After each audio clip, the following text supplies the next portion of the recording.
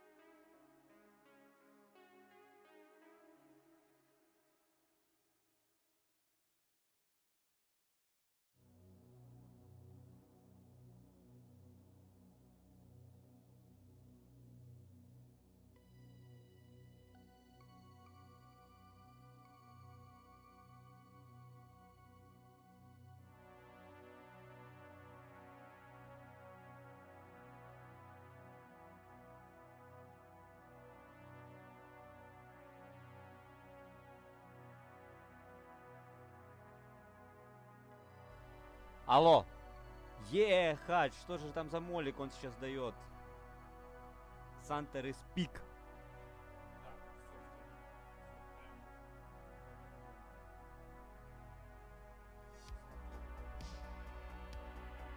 Боксик смотрит нас. Так. Мажор заходит на сайт Б. Пропейте. Хотят попробовать зайти Б. Ага, ставить пачку на А. Все, есть инфа по перетяжке с рампы. Сензу убивает одного, есть инфа по второму.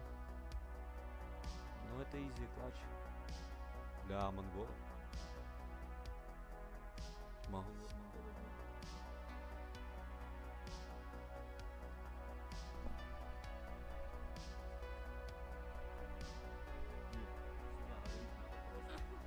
Сюда просто надо говорить.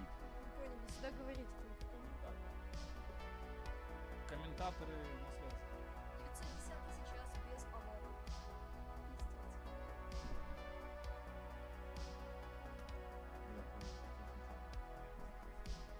Тихо слышно, надо микрофон подносить, наверное, ближе к рту все-таки.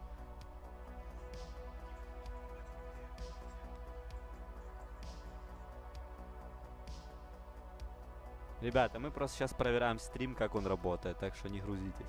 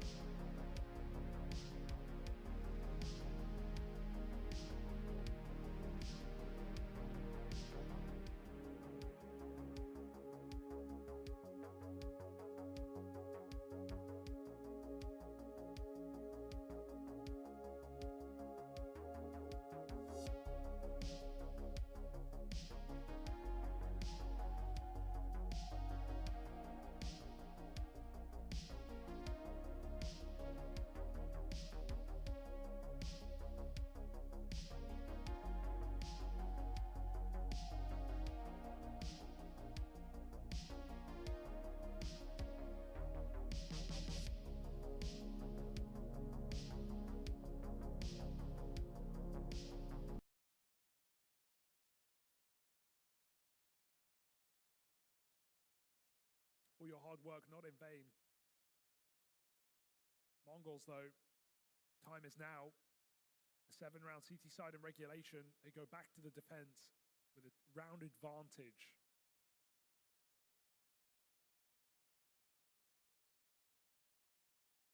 Mongols looking to finish what they started. Toxic, AWP. the same.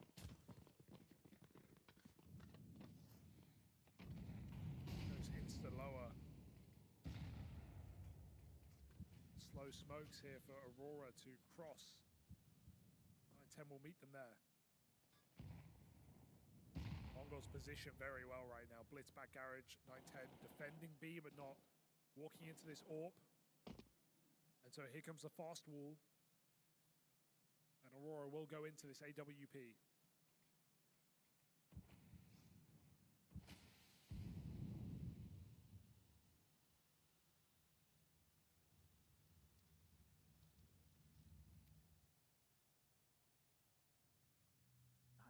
Doesn't often miss these. He's got a Xantares peak to try and deal with, and that jiggle. Saw the AWP. That's enough info for Xantares to know he wants nothing to do with that secret control. Instead, they'll be forced into blitz at back garage. He would do well to get out with another here. He's crushed on by 3 from Aurora. Find that 4-on-4 again. The AWP actually scales up through the vents and departs the secret area. There's the Maja backstab to reel it in, but it won't get any easier. There's waves of defense in at A. Double top Jota scrambling down into lower. Will he be able to beat the rotations? Because the Mongols are already moving in. And in fact, they're down here with 2. Not just a one-man hold. Maybe you're prepared for the first, but not even that for Jota. Bomb pulled, and Mazinho catches him out in the open again. It's 2 chances for the Mongols to close. A quiet game from Mazinho, but that's a big 3-kill round just to save the bacon of the Mongols. The double top hut play to stop the A split, and Mongols are so decisive in their rotate there, putting everyone on the top side, even the AWP up the vent. Just another body for the problem here. And Aurora, this is the brick wall here on the CT side they're running into. Blitz has got his AWP out. 9-10 back to lower. Blitz holds from the garage. We'll have to break these smokes open, but it's all a bit of a ruse right now. Perhaps a second wall for Madra again, making it look the same, but 9-10 can confirm it. It's going to have to be another example of like calling from behind for Aurora. The problem here, right, is when they were in this position in regulation, they were able to break the money of the Mongols, and that helped tee them up to make this an OT game. Well, that's not going to happen in overtime. And you're on your weaker half. You're on the troublesome T sides. Now you're screwed, man. You hope that the second wall of smokes would have drawn players away, but you've missed a smoke on main roof. So Senzu has the yard cross info. Blitz didn't need to leave ramp. Mongols have been gifted all the information here. They're ready for this hit. You've also got to play this final round without Xantares, the guy 31 kills deep, the one that has offered salvation in rounds for Aurora. You're screwed. A lot of damage done as they try to make it out through the door. Attempt at the vent drop. Bomb will make it. Gets past the 9-10 AWP. Oh my. They hear him in the vents. Going back to fight is Wakadia. Trade at least found. Jota spotted over at ramp. 3-on-3. Aurora have scrapped their way to an even odds fight, and Jota will extend it. Not a round you're supposed to find success in. Everything right off the top went wrong for Aurora, but in amidst the chaos, they found a way. Techno and Senzu, worlds apart on this retake. One man from ramp, the other in through secret. Out towards the single door. Will Techno play first? Door swings open. Senzu now looks to play his hand. Spam connects as well. 2 versus 2, but a lot of time ticked off this bomb, and Senzu needs these kills, and he needs them now. Time is not on his side. First shot connects. Oh! Is there time for this? Senzu, milliseconds off the mark, just too late. Stellar shots, but it matters not. Aurora lock in one more round. You just know Aurora's heart sunk in that moment when he hits the one tap on Madja. Still not enough. We play on. One more round, at least, of this overtime, and Aurora somehow surviving in a man deficit with that desperate vent drop with 9-10 already secret. They have no right to win that round. Aurora will. Look at the roller coaster of emotions here as we go on. What a banger. Only Senzu can hit that shot. Dude, some of the rounds we've had, especially here in map 3, have just felt crazy. You know, if the other maps were about some lows for these squads, Nuke has been all about the highs. Let's see if Aurora have got any more overtimes in them. A chance to pull it back into one more OT. Just insta first smoke here on the Na'Vi wall. Seconds. Oh. Landed in the middle of nowhere. That's not gone perfectly, it looks like, but still going to be able to cross behind it.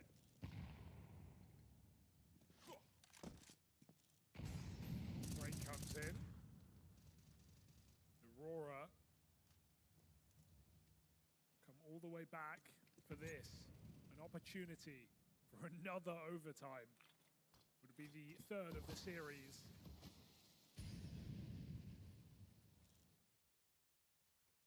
Waiting for the spam to stop and they can cross down, but Oh God, don't lose this to spam. Look at them go. They're all getting chipped away at as they try and walk across. and it's the first time no one's secret as well. 910 hasn't started here. He had his rounds almost wasted down on lower back-to-back times here in overtime. So Aurora actually walk down. They actually get the space. There is no one here to stop them.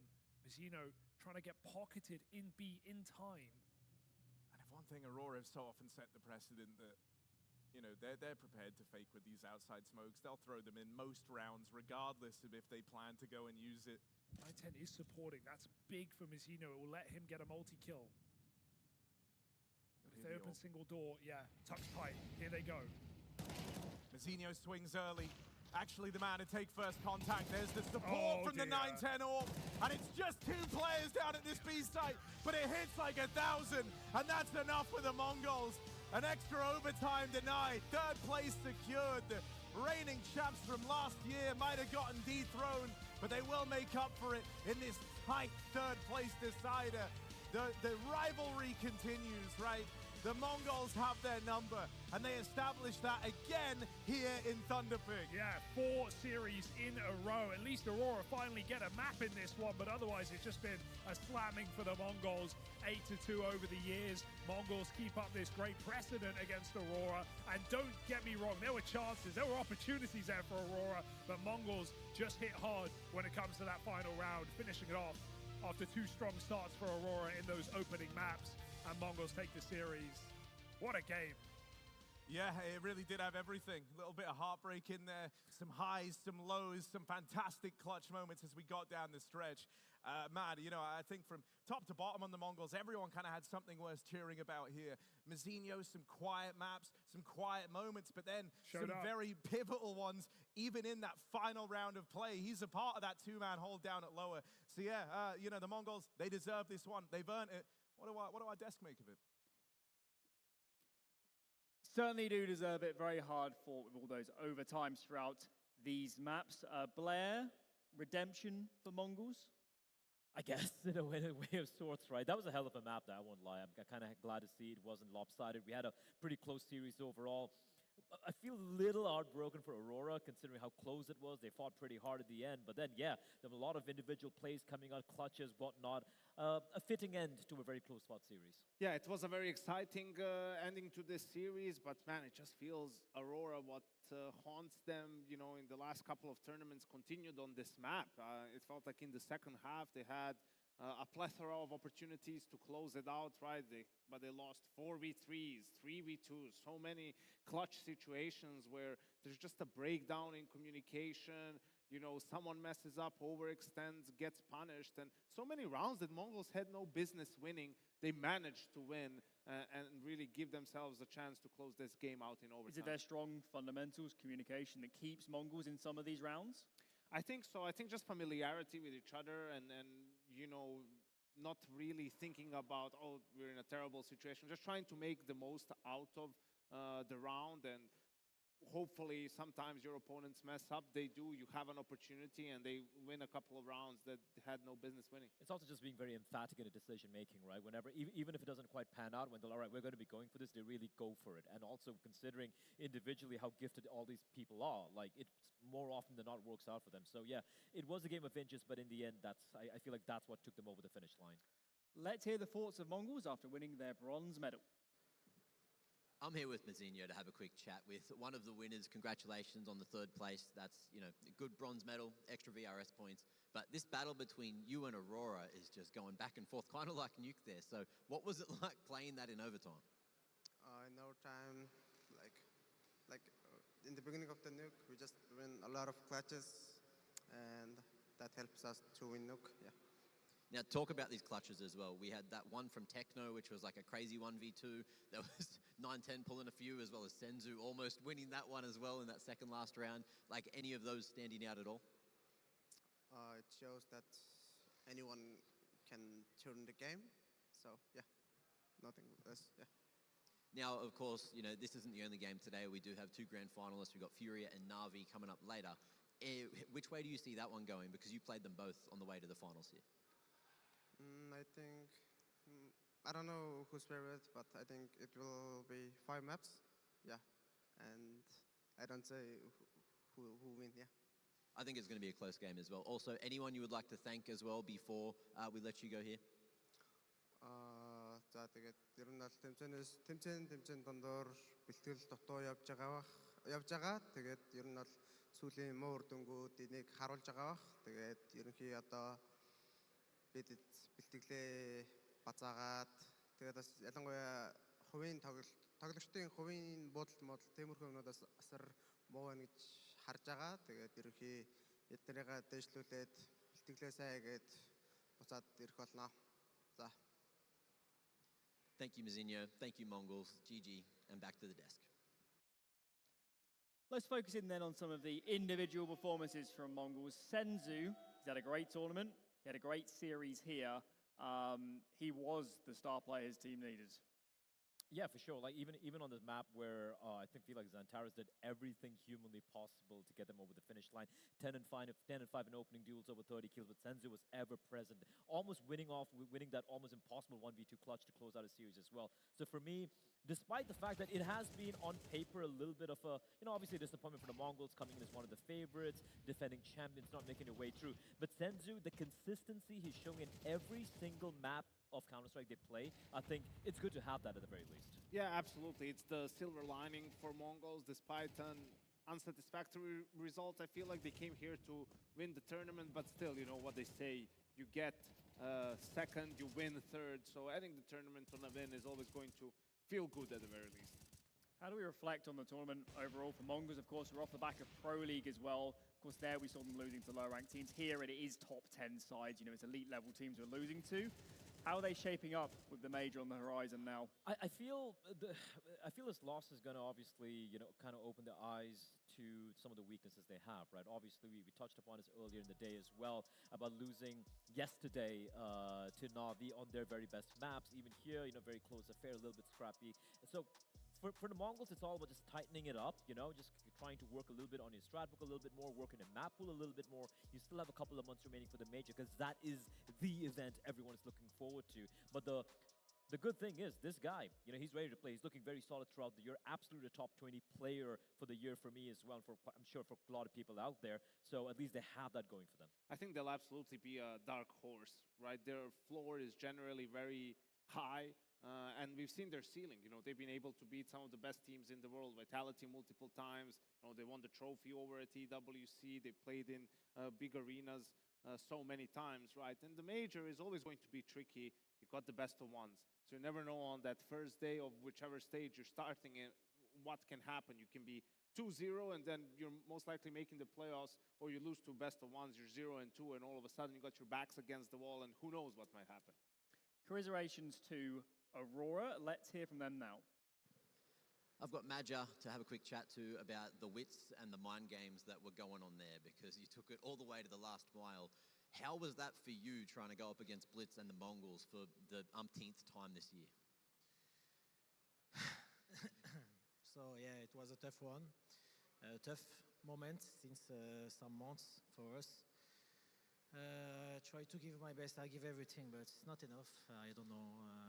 I think we have some difficult things to fix, and we try our best, but it's not enough. And they play well. It was really close again. Some small details, but it's Counter-Strike nowadays. a lot of hate everywhere, but I think I accept that because we are not good. I think when you play good and everyone love you, you accept that, and when you play bad and everyone criticizes you, you have to accept also that. I think this is important also. So just trying my best, just don't let my teammates fall down, trying to give them the maximum I can. But I think as a team, since some time we are not in good shape individually. And unfortunately, when you play good teams like that, small details make the difference now in Counter-Strike. Well, look, that's it. It's going to be extremes one way or the other, but I think you guys did a fantastic job to get to this point. It got so close, and one day you'll get over the line. But that being said, look, anyone at home you'd like to thank as well, because obviously you've got people back in Turkey watching all around the world. I love my family, definitely Aslan, Jelen, but losing is part of the job, and like I said, there is a lot of criticisms, a lot of hate message from everywhere, but this is life. I'm sorry for all the fun, and I hope we can bounce back. We have the major and Bucharest in 3 days, so we don't have also a lot of time to fix, and it's just a train going on, and the train, I don't know how to say in English, but the train is not good, and we have to control this train, and hopefully we will do it because we have to do it, and I believe that. Yeah. And look, I believe in you guys as well. You got a lot on your plate up until the major, so congratulations on going forth here. Also, good luck in that prep. Back to you guys on the desk. Clear disappointment there on the side of Aurora. Guys, if you were in their camp in the next few weeks, what does that practice, what does that, endeavor for changes look like? You know what I think they need? No joke, no cap. They need a no PC boot camp for a day or two. They need to start their next boot camp or practice, but just like talking things through, emptying the backpack, as those sorts psychologists like to say, because I think there's a lot of pent-up things in the therapist team, would help in that, the team right now. Not your therapist, Jesus Christ, anything but that. But just sort of being open about what all the players think the issues are, right? Coming to together on a plan. How are we going to address those issues? Set an agenda moving forward, up until the major. What are the goals for these tournaments? Are we trying to win them? Are we just trying to change some of the things in our game and test those things in these tournaments? Because obviously you want to peak at the major. But I think there's a lot of obviously unhappiness in the team. That's when you're struggling to achieve results, but you can't just become passive aggressive and just like, what did you do that? Like, what are we doing? Like, you're in this together. You have to figure it out together, or things are just going to get worse. It's also like, if you just look at the results, right, although it's kind of disappointing, look at how close it was here against the Mongols, 2 maps going to overtime. Even yesterday's game, for example, apart from this overpass Storm, the other map was a close affair. And Na'Vi as well. They should have had that in the back. So it's just been these game of inches, unfortunate, and also unfortunately for them, they are coming into Bucharest in 3 days' time, where they are one of the favorites, right? If you look at the sort of teams playing there alongside 3D Max, so no rest for the wicked, I guess. It's like you look at the results. Sure, it could have been close, but it's also they were the worst team in all those games. You also had the Furia game where it was a non-contest, right? So I think, sure, I don't think they're at the point now where they can do that and say, yeah, but we were close, guys, look at this. I think they know they've regressed and they've fallen off, right? So you need to be honest about it. You need to pinpoint what the reasons for that are and try to change them. And also the issues are very, at least some of the issues in the server are very evident as well. Like some of the T sides, you got to decide what your map pool is going to be. Work on that. You still have time remaining for the major as well. So some homework to be done, but they do have time to kind of work on it right now. Let's take a look at that playoff bracket and see how we're shaping up now that the third place game is done. Only Furia Na'Vi remains, guys. Best of 5. Of course, we'll get into the real meat of that pre-game a bit later, but these are the 2 best teams to me at this tournament. That probably should be the best game. Oh, yeah, absolutely. I think Furia easily the favorites right now in the tournament, and for Na'Vi, they've punched a little bit above, honestly. Really impressive stuff coming out from them yesterday against the Mongols as well. And this is a matchup we rarely ever get to see. In the past 2 years, the core of these 2 teams have only played each other 5 times, Yanko. And considering how busy the calendar is, that seems like an anomaly. Yeah, and they're yet to play with Tekinder and Molodoy on the roster of Furia. So that's going to be interesting. Furia doing it for Malta, apparently, and Na'Vi finding some of that mojo, from last year. I think we're in for a good one. Yes, indeed. That wraps up our third place game. Next up, Furia Na'Vi, best of 5 grand final. Do not go anywhere.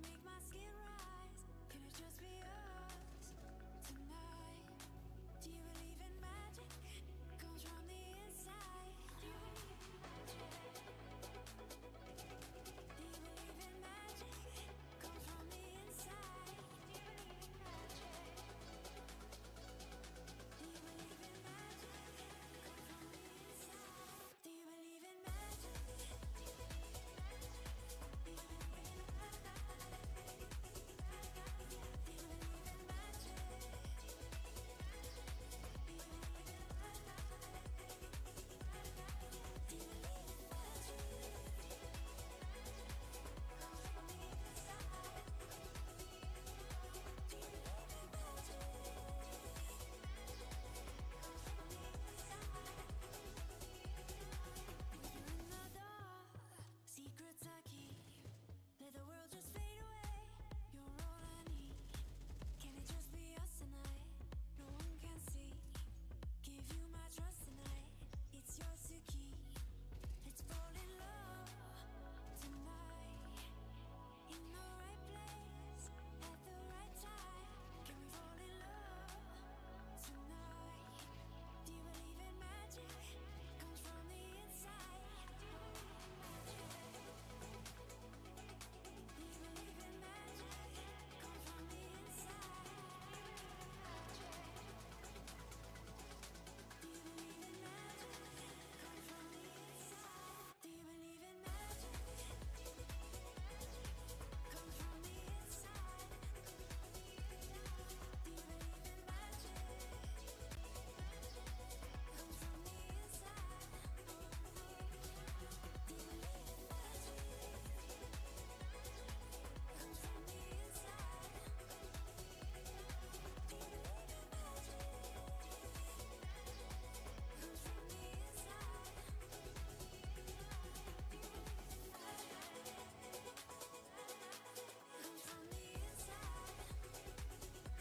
Do you believe in magic?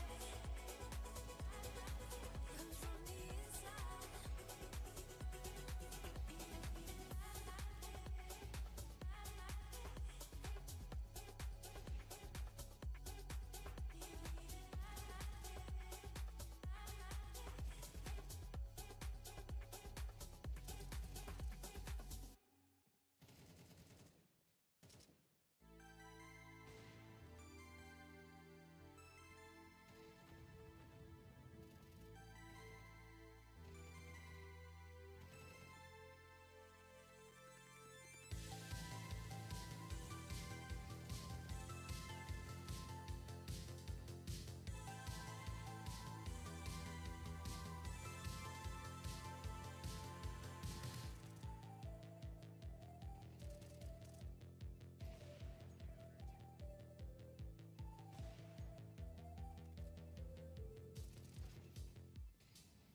believe in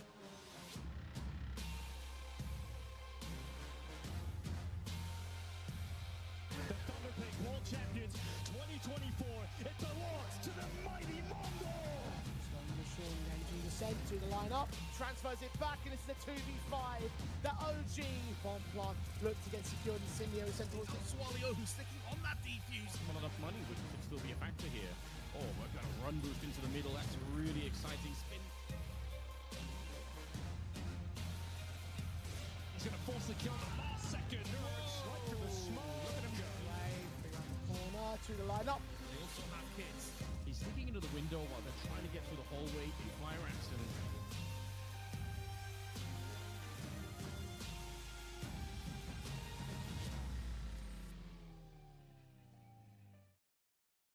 It is grand final time here at the Thunderpic World Championships. We've got Na'Vi and Furia, best of 5, battling it out for $200,000. And that trophy sat behind us on the stage. Chaps, let's start off by talking a little bit about Na'Vi. Previous results coming into this one, they do have a title in their belt, but this is a different order. This is a different scale of final they're in now. Absolutely. I mean, you look at the results, you know, after JL left the team bench himself, you have Makazi coming in. It's been a bit of a rough ride, so to speak, but then it's been a slow but gradual ascent for the team, winning a solid event, obviously going to be injecting a bit of confidence, making it to the playoffs of APL as well. But this win over here against Furia looking this good would be a real validation of what Blade's trying to do with what is a new lineup, basically. Yeah, absolutely. And it's been a bit of an up and down season. Started off great with making the semifinals at IEM Cologne, right? But then in a couple of online events, they couldn't get to the LAN stage. EWC wasn't great. Obviously, Star Series lifting the trophy there felt like a must, considering the competition, right? So Pro League making the playoffs was good, but here you're really hoping for, you know, lifting this trophy and then boosting the confidence of this team. And let's be honest, Na'Vi has more experience when it comes to playing finals and playing best of 5, right? 4 of the 5 players were part of the team of the year last year, right? Major winning lineup and so forth. So yeah, I think this is where you might see them get a boost in performance. We caught up with Alexi B after yesterday's semi-finals. Let's see how they're feeling coming into this game versus Furia. All right, talk to me about that game with the Mongols. Playing against Blitz feels like it can be a nightmare at times because it feels like they're just, like, protocols-wise, they'll just get a random pick and then run a completely different direction to what you expect. We played against them plenty of times, so I think there's also some mind games going into that. We played these maps before, and you can't play the same style over and over, so we see that both of us are changing things and changing on the fly as well. Overall, I just think it's very brawly CS, very like first stage heavy, meaning that there's a lot of fast-paced rounds and rounds are over in the 30 seconds. And I do like their style, and I do like to play these kind of matches. It's a different kind of feeling playing CS like this. Yeah, it doesn't give you a lot of room to think, right? Yeah. And look, you've got another big name IGL with Fallen on the other side of the server tomorrow for the grand final. How do you expect this one to go? Because you said you played Mongols a lot. There's lots of mind games, but with Furia, there hasn't really been much going on between you two teams. So I feel very excited playing against them, especially on a best of 5 final, considering we didn't play against them for a long time now. And I consider some of their guys to be our friends as well. So yeah, they have some legendary names, and I feel like for us, playing a best of 5 final and playing against a team like that is a very good thing for this year. And we're all excited to do it, and yeah, I'm excited for tomorrow. And look, I know with Na'Vi, especially with yourself in particular, you've always been focused on the major, on the end goal, on the end of the season. So even though this is just another step on that road, how much would the trophy being in the Na'Vi camp mean to you? As I said, the whole year has been pretty underwhelming in terms of we played 1 final thus far, and it was a tier 2, maybe some would consider a tier 3 tournament. And, you know, we're aiming higher. And now it's a good chance for us to play against a very solid team in a best of 5 final and lift this trophy and be 1 step closer to the biggest goal of the season, which would be the major. And hopefully that keeps going well for you. Good luck tomorrow, mate, and we'll see you then. Thank you. Now, staying on the topic of these two teams not facing much before, we do have a quote from Fallen from a HLTV interview from yesterday. He said, when it comes to Na'Vi, we've got to do a lot of research, check how they're playing some maps. Completely new because we've never really prepared for them. Guys, how do we reflect on this sort of chat going into this game? Yeah, I mean, they just need, because they haven't faced them recently, you know, unlike the games against the Mongols or the games against Aurora, you already done a lot of prep previously. Now you're just rehashing some things, see if they change things. They haven't had to play Na'Vi, so they have to start doing that from the ground up, really, in a way. Yeah, absolutely. And it's so strange as well, because you're looking at, you know, modern day Counter-Strike, how many events we have right now, and it's a VRS era of ours, and we have, like, matchups like 5th time, 6th time for a lot of these teams, and the fact that these two, especially with the new line with Furia, they haven't played each other 7 months, basically, which is forever in Counter-Strike years. So I agree with Fallen. You might be when you play a team, you really get a feel of it as opposed to just watching demos and whatnot. So it's going to be a very interesting matchup overall, not just for Furia, but also for Na'Vi. They have to prep for these guys as well. Let's focus in on some of these players. The AWPA matchup going into this grand final, guys. There's a legitimate case that these are the two favorites as well to be MVP of the tournament right now. Yeah, for sure. I think, enough has been said about Molodoi, right? Potential Rookie of the Year. He's been phenomenal. Lights out, finding crazy impact. T side, CT side, even with the rifles, doesn't really matter. On his other side, wonderful, had a few brickbats being hurled his way by the community and the fans and all of that. But so far at this event, he has been pivotal in Na'Vi making it to the finals. Yeah, he has had an insane clutch yesterday. I think Molodoi has more freedom than Wonderful does, right? He has to do a lot of supporting. I think he gets to do most of his work on the CT side, really, it feels like. But for Molodoi, we've seen it time and time again, right? Whether it's T side, CT side, clutching, opening, like, it just feels like he can do it all at the moment. Let's talk a little bit about the strengths of Furia. We've seen them at this event look pretty formidable throughout. Where do these guys find their advantages? I feel like it's just that they've been tested, I feel, on some of the better maps against stronger opposition, right? Like, they've been really tested, and they've had more reps, and they just overall do just look like a better team. For the side of Na'Vi, it feels like they still kind of find their groove. Can't also forget that, Makaze, for example, is still in the process of kind of integrating him into the system. And I think a fine example is yesterday's map against Mongols. When they picked Nuke, they're like, we should have this one in the bag, but they kind of got completely dumpstered there by the Mongols' side, which is not something which has happened to Furia yet. So I think that's just a little bit of experience, I guess, for this Furia team right now. I think team play for Furia is really strong as well. They're on the same page now when it comes to situational Counter-Strike, those post plants or just mid-round situations where it's 4v4s, 3v4s, 4v3s, whatever it may be. They always have a good idea of how to approach those rounds, and oftentimes they have a chance at winning rounds, even if they're playing from behind. Vito coming up on screen. Of course, it's a best of 5. We expect, the permits out the way, and of course the remainder are going to be in the pool. But Order, Blair, any curiosities here? I mean, Overpass Ancient's going to be going out here. Look, it's actually one of the harder ones predicting which way this one's going to go. I feel Na'Vi have to take, I wouldn't say the risk per se, but they might have to go for some of the more wilder picks. I'm expecting Train, perhaps start things off to make things interesting for Na'Vi. And for the side of Furia, I think Inferno would be the first pick, in my opinion. It's a comfort map for them, right? I think Furia might pick Train. I don't think Na'Vi... that could happen as well. I don't think Na'Vi necessarily will go ahead and do it. We see Na'Vi go with that Mirage pick, which teams have actually started picking against them. A couple of teams got burned doing that. We saw just yesterday against the Mongols, how good their T side can still be on this map, and they're going back to all reliable in that sense for Na'Vi, and Furia with that Inferno pick, and Na'Vi choosing to start on T side. So 2 of the first maps Na'Vi will be starting on the T side. You reckon they're gonna just allow Nuke to be the decider here? I feel like neither of these two teams really wanna, give that a shot. You're starting on the T side or whatnot. Na'Vi, especially after getting burnt yesterday, never mind. They're gonna go for it.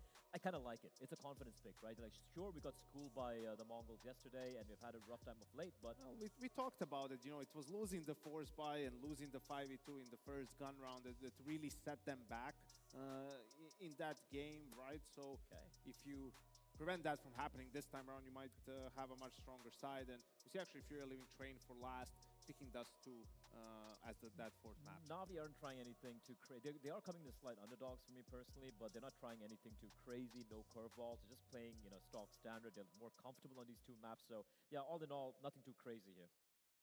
Okay, we've seen the maps. We've got this shaping up now, guys. For Furia to win this grand final, what needs to go right for them? What win conditions are really important for them in this grand final? I think they just need to not fall off from what we've seen so far in this tournament, right? They got a bit of experience in Belgrade playing a best of 5 against the Mongols. It went the distance. They were able to come out on top, and they've just looked the best out of all the teams in this tournament, right? So unless the pressure gets to them and they start making mistakes and start floundering around, I feel like they have this. I mean, we haven't really seen them flounder at all, right? But I mean, if you look at the best player for them thus far the event, it's Yuri, who's been kind of quiet, just not really getting a lot of frags. When you have K-Serrata, you have Yakindar and Molodoi popping off. So everyone's at a, like Yanko pointed out, it has to be an absolute capitulation for them to kind of lose here. Okay, the stage is set. Trophy beckons. Na'Vi versus Furia. It's time for the grand final. Right into that season, K-Serrata! He can't find it in time, Killer gets on it! There's still going to be He's got time, the but kit. Flay needs to hurry up. Oh! This is the arena where it all happens. The time to perform starts now. Welcome to the 2025 Thunderpic World Championship. Vomits the full commit. Yuri's going to close the distance somewhat, but they're losing health, losing bodies, and there's Molodoi to close. Fast up into Banana, right into that. Caesar, Quesaroto! And Furia have the read. No win in this as they charge down OG. But he's going to try and deal with Nazinho up close. That is a crazy shot. No one's looking at this. They think it's the solo B-hold. Molodoi, that's the orb now found. Yuri remains elusive. It's hanging out Molodoi to dry, but it won't matter if he clutches up here. Gotta stop Yuri in this clutch, or else Furia lock in those playoffs here and now. And it's on the back of a Yuri clutch that they get there. Yakindar. Two taken back quickly, and this advantage disappears as Yakindar goes on a tear. No! Oh my God! A decisive victory over Aurora. Molodoi repeats every step of the way. Furia book their spot in the grand finals. It's hard to deny it. They look like the best team right now at this tournament. Oh, absolutely. For bit, how many more can it be? 3 before the pistol comes out. Wonderful. Hello. What? The Eagle of Makaze just swings open the door and slams it shut. The plant, but he can stop every single one. It needs it. Oh, more than a flash, it's a kill first. Now they know where Bit's at. Jota gives him a free tap. Nice headshot. It's Na'Vi. High alert. Bit about to be tested. Centaurus is going to run it at him. How many does he get? Falls back off. Okay, beautiful from Bit. The multi-kill massacre in the tunnels. Attention, but they will clear him. Messi. Oh, and that's going to tilt him. Oh, I think he gets it. I think he gets it just in time. Wow, wonderful. The man's got the back turn. Spray and pray. It's still going to be theirs. How did Na'Vi pull that off? Techno next challenge. And him has handled it at one-on-one indeed. 34 HP for Emma, but he just needs the one. Crazy. Oh my God. Wonderful. He's in trouble now. Still tracking. Can find Mazzino. Ahead to Kaze. Oh, and he just taps him out. Lexi still has vision. Holds fast. Lovely work from Na'Vi. 9-10 is going to be the last piece to fall into place. It's Na'Vi's turn in the sunshine. Indeed, Na'Vi book their spot in the grand finals. You gotta be ready for the threats they can have in any map because the game can go very fast. It's gonna be a tough game against them. Furia lock in those playoffs here and now. If we win this, it also proves something to ourselves, right? I think nowadays every opponent you need to treat him pretty well because they can surprise no matter what the opponent is. As soon as we underestimate them, they become stronger. The reload gets the transfer, multi-kill again from Ima.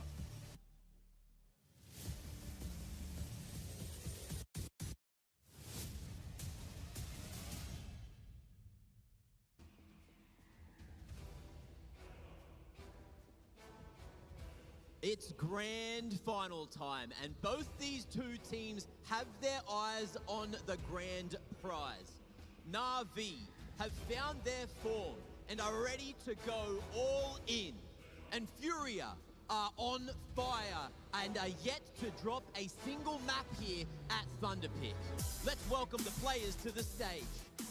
You know him as Na'Vi's reliable rifler. It's Bit!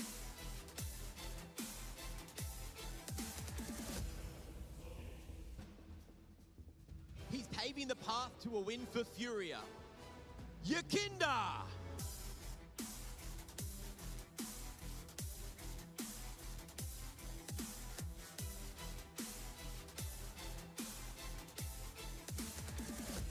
It's Na'Vi's resident Cupid. Please welcome Wonderful!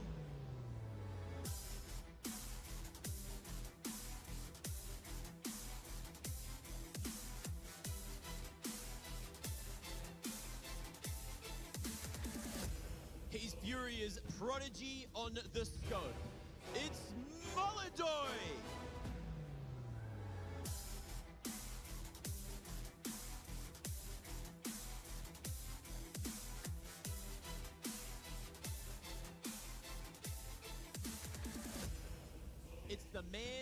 master plan for Na'Vi, Alexi B.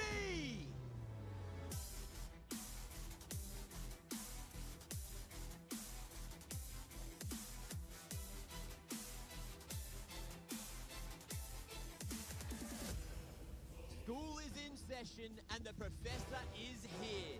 You better welcome him. It's Fallen!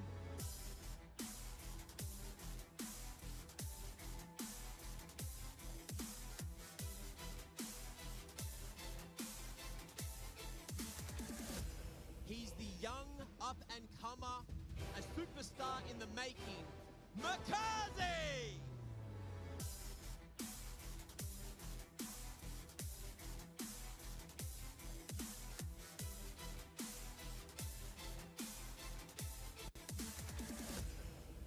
He's the long-standing rifler, the superstar shooter star for Furia, Caserado!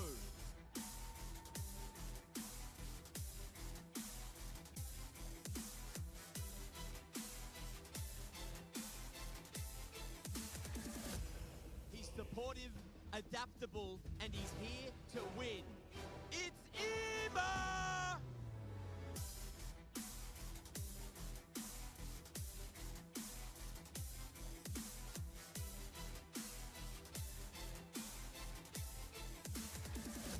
Make sure you don't underestimate the last piece of Furia. It's Yuri!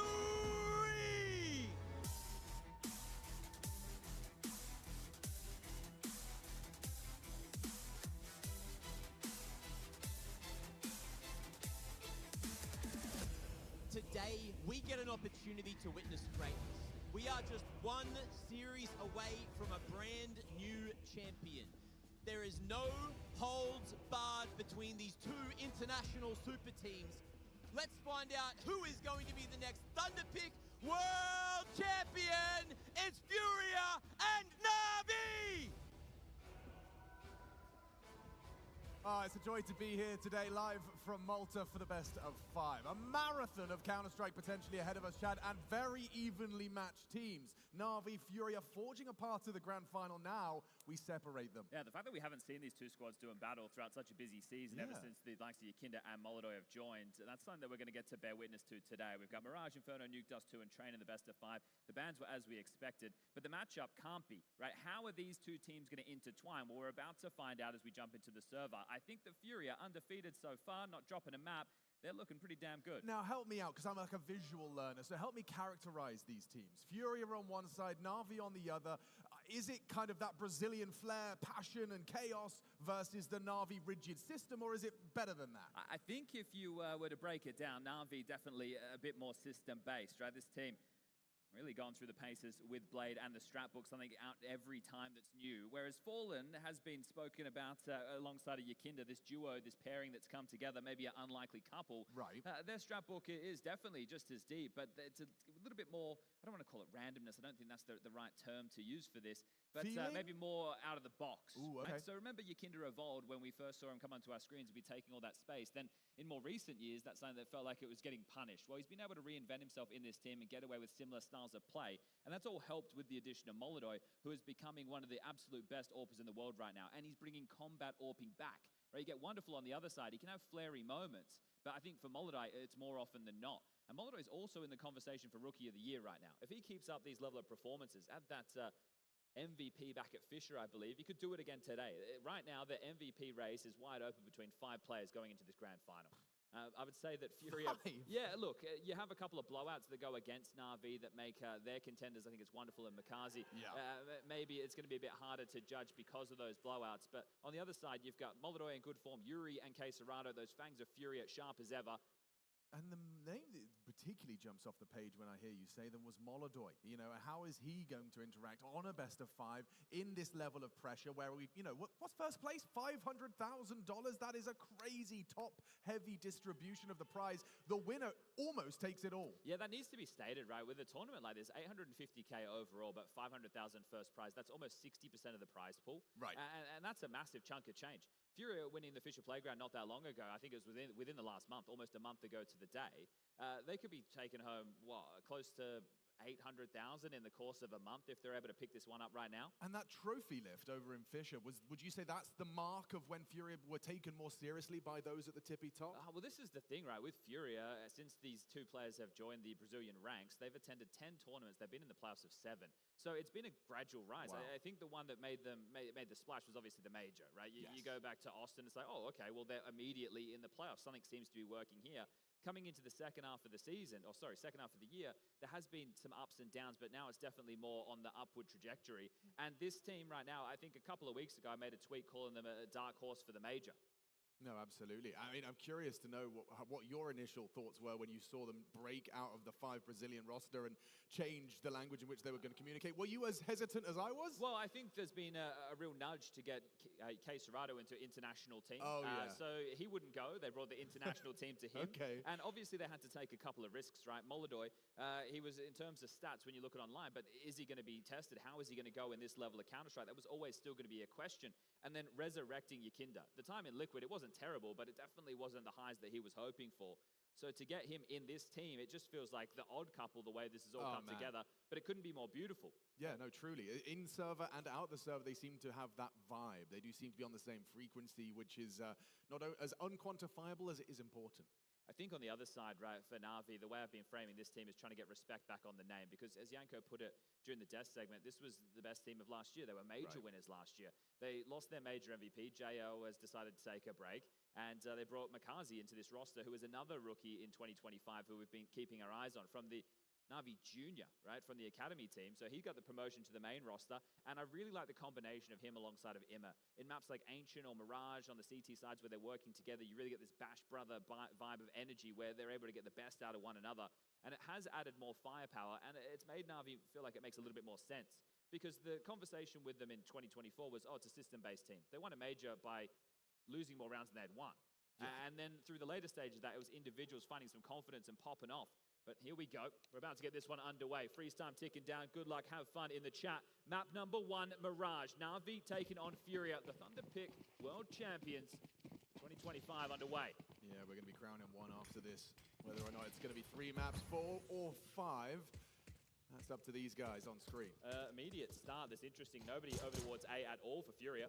Yeah, in fact, a heavy lean and a heavy headshot. Wonderful, doesn't get much use out of his P250 before K Serrato sits him on his ass. Progress through under, held by K Serrato. Yakinda freed up to maintain info on mid. This one might just be pitter-patter out if these kills continue to come one by one. You can see Imma wanting to try and get some space and information back. Blocked towards B for now. Alexi had that util. He's top mid, wants some support. Makazi drops back with the bomb to join him. So, initial plan didn't work. They're making a new one. Yeah, let's see how they choose to progress, because Yakinda's been here for 30 seconds, and it's this fight he was waiting for. Doesn't overextend, spots bomb on Makaze's back. Knows the pressure's on the T side as they start to deploy their second wave. A smoke towards the con, volley towards window. Я только вернулся вообще, и буквально вот стрим уже начался, они уже начали играть первую карту.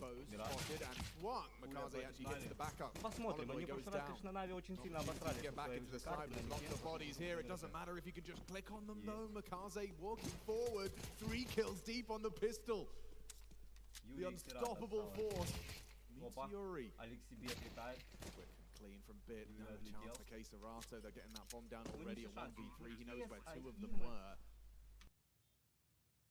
Probably a safe assumption, all 3 residing on that side. That potential for a double swing. He's hoping they put their heads in the crosshair, and they have obliged. A quick tap of Makaze. Another one of the 3! K Serrato, a threat! And he demonstrates exactly why in the pistol. Close, but no cigar. If I'm Blade, I'm very happy with how that kicked off. Maybe not the initial exchange going against you, but how Alexi was able to call you back into that round. So they rerouted, they mixed it up, they brought Makazi back. He picks up the P250 from Wonderful's corpse and is able to break them into the round.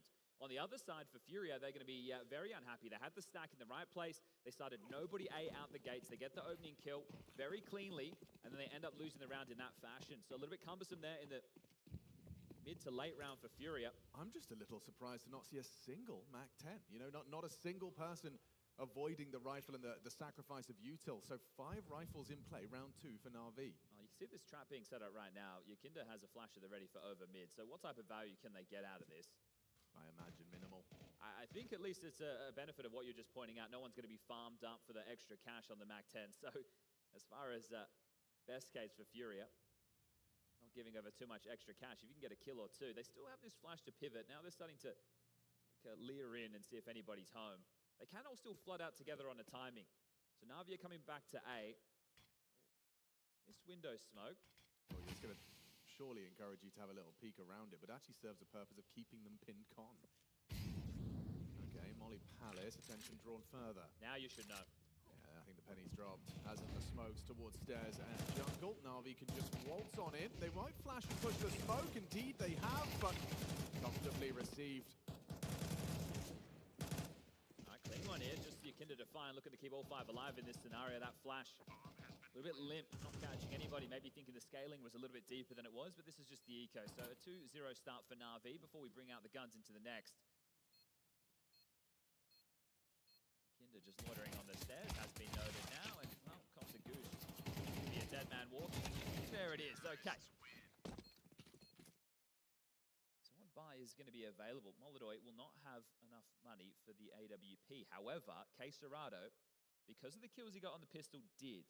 So he's able to hook his boy up. Molodoy will get out the AWP going into the first rifle round.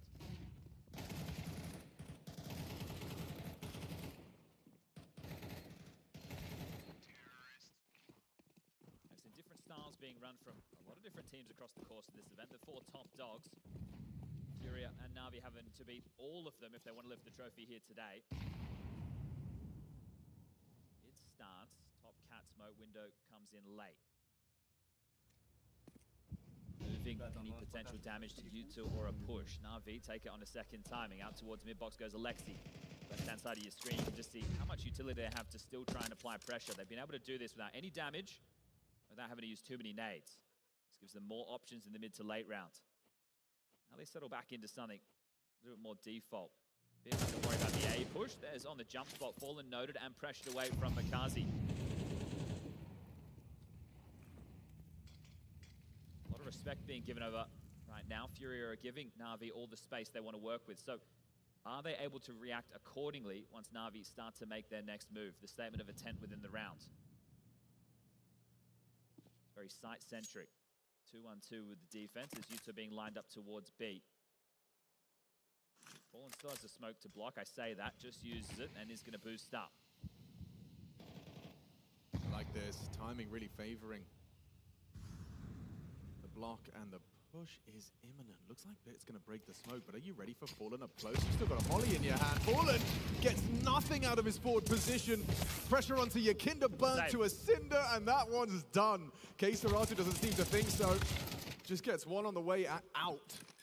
Okay. No chance for a save. Yeah, this is going to have to be Molodoy and Yuri backing off, and I wonder how the pace is going to feel in that type of round. If you note, okay, it's going to be an eco in the second, third round by, it won't have everything. So just making sure that if they did go for something aggressive, Furia would be exhausted off that late. I'm still impressed that Bit gets both there while throwing the util as well. Like, he's done everything for Na'Vi. He wasn't one of those names in the MVP discussion, but I think if somebody pops off and has an amazing final right now, I'm not the stats guy. You're going to have to go find Striker in the room and have a chat to him, but I feel like with the way that Furia have progressed, they haven't dropped a map so far. Na'Vi, you can't say the same, and some of the maps they've lost have been blowouts, but if you have a gargantuan performance, I'd say with how open the field feels right now, anything could be possible. Yeah, I think my expectations coming into this one were that I had more faith in Furia than I did Na'Vi, and I'm more than happy to be proven wrong, that we get a reminder of what Bit truly is capable of. I remember Bitferno. You know, there was one game. It took one performance from Bit on Inferno that changed my whole perception of how good the map was. That's how exciting of a performance it was. What is this? Buying a little bit around it. Yeah, okay. Well, lost bonus going into the next. We'll be able to get the full guns. So, top mid presence. Yeah, but they've got Molodoy with a saved AWP. Yeah, needs to look for a fight, right? You want to insert yourself in the action early. And insert he has. Post up on the line and not going to be given a little peek from the progressions under. Well, this is where you'd expect a Blade coach team to be very well drilled. You know what they saved. So what type of options are available to them? And now that he sounds off, is there a reaction immediately? Does Alexi call them into motion? Block smoke to Con. And again, it feels like this entire series might just have a slow-paced brush to it. Molodoy searching. B apps now to short. Yeah, hoping to catch this Mid-occupation, Alexi B, wonderful, and a boost window. Navi will park Makaze for the second piece of this.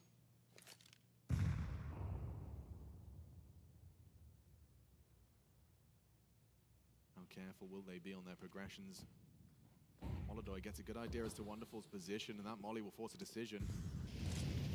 They've progressed up, he's hoping to get the one, spanks Wonderful. Makaze finds Fall in that boosted window position, now activating their trap card. This forward position of Yakinda, they're hoping to bait Yuri in. Do they get overlooked? Not anymore, they won't. Yep, it's worked out. The team plays on display from Yeki and Yuri. Molodoi position noted, whereabouts there. What's he supposed to do with this one? He's in two minds. He knows he could isolate him, run at him. Simultaneously knows he's got to close the gap, and with 10-second defuse ahead of him, Molodoi's options is severely limited, accelerating to maintain pressure, to keep this conversation of a potential clutch flowing. Okay, now he's worked it out. Knows where they are, and not a bad pot shot, but realizes time against him.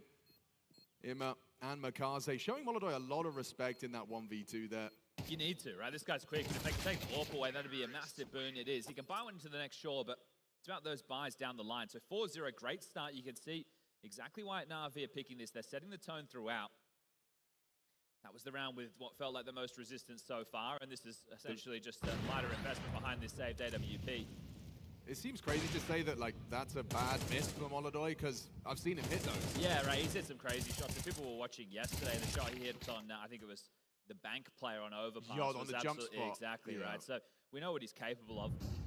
Okay, back into the buys. Double AWP setup. All are bringing this one out very early into the piece. Does this force the hand of Na'Vi? We know that Fallen, the old master, fantastic on this weapon, adding another chapter to the book of Fallen's career by now.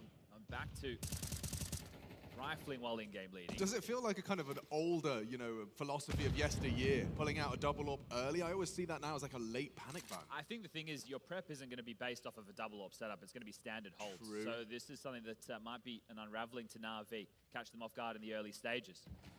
It's almost like Molodoi's in two places at once. What a lovely flash for the sequence. Imap set up to progress. Flash from Alexi gets him up. Bit starts to apply pressure. Sandwich now feeling under scrutiny. Molodoi gonna have to go for a combat. Oh, shot, can't hit it, baits in. Yakinda's there. It's Alexi. Oh, doubles up. Yuri hoping to be overlooked, but good find from Bit. Still gets his progressions. There's Makaze, and that's the round. Fallen. His AWP doesn't even see action.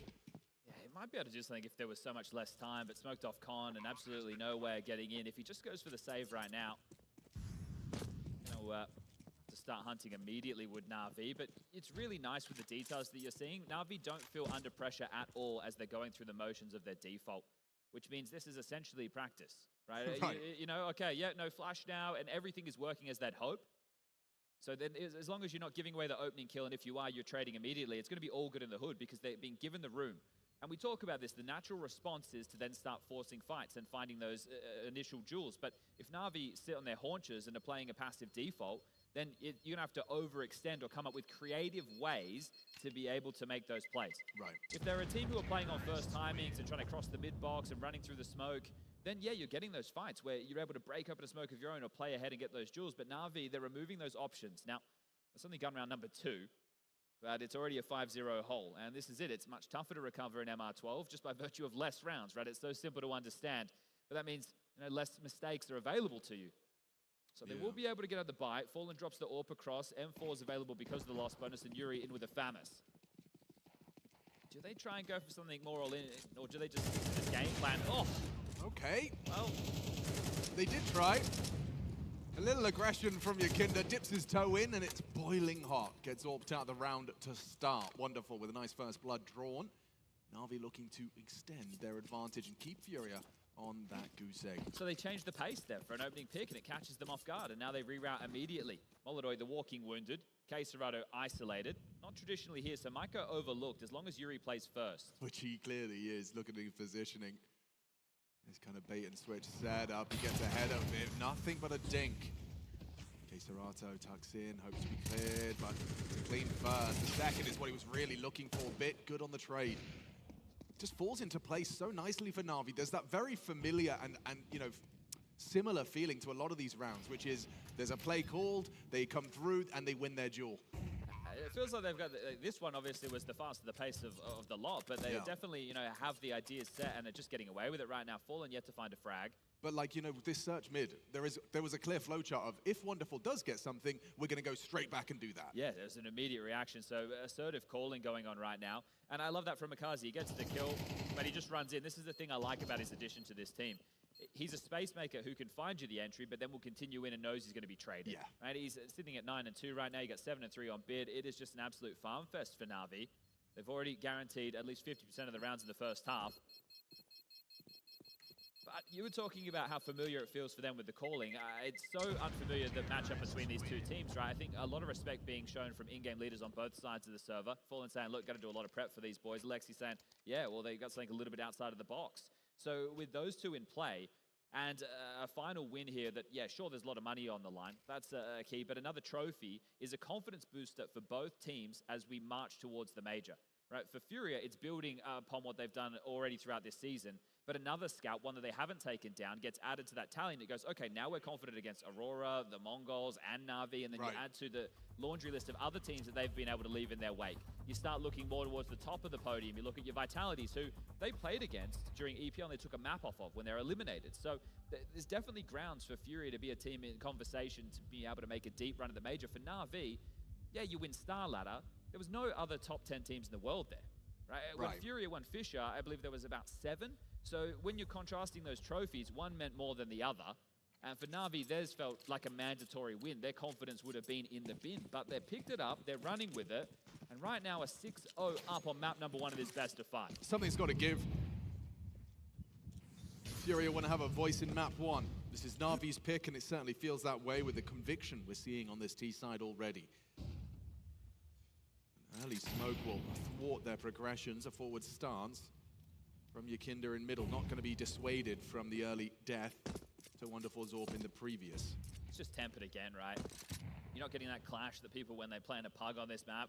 It's just everybody running and fighting for middle. They take their time, they remove any early risk. Just go through the system, and again, Furia are allowing it to happen. They don't even have a mid-round move available. Normally, if you saw multiple players close con, you know, you sell A, your B guy comes close short, maybe you get the boost going on. They're just playing site-centric, not fighting middle, not doing anything to be jarring. Now they're getting faked upon. No rotations coming in.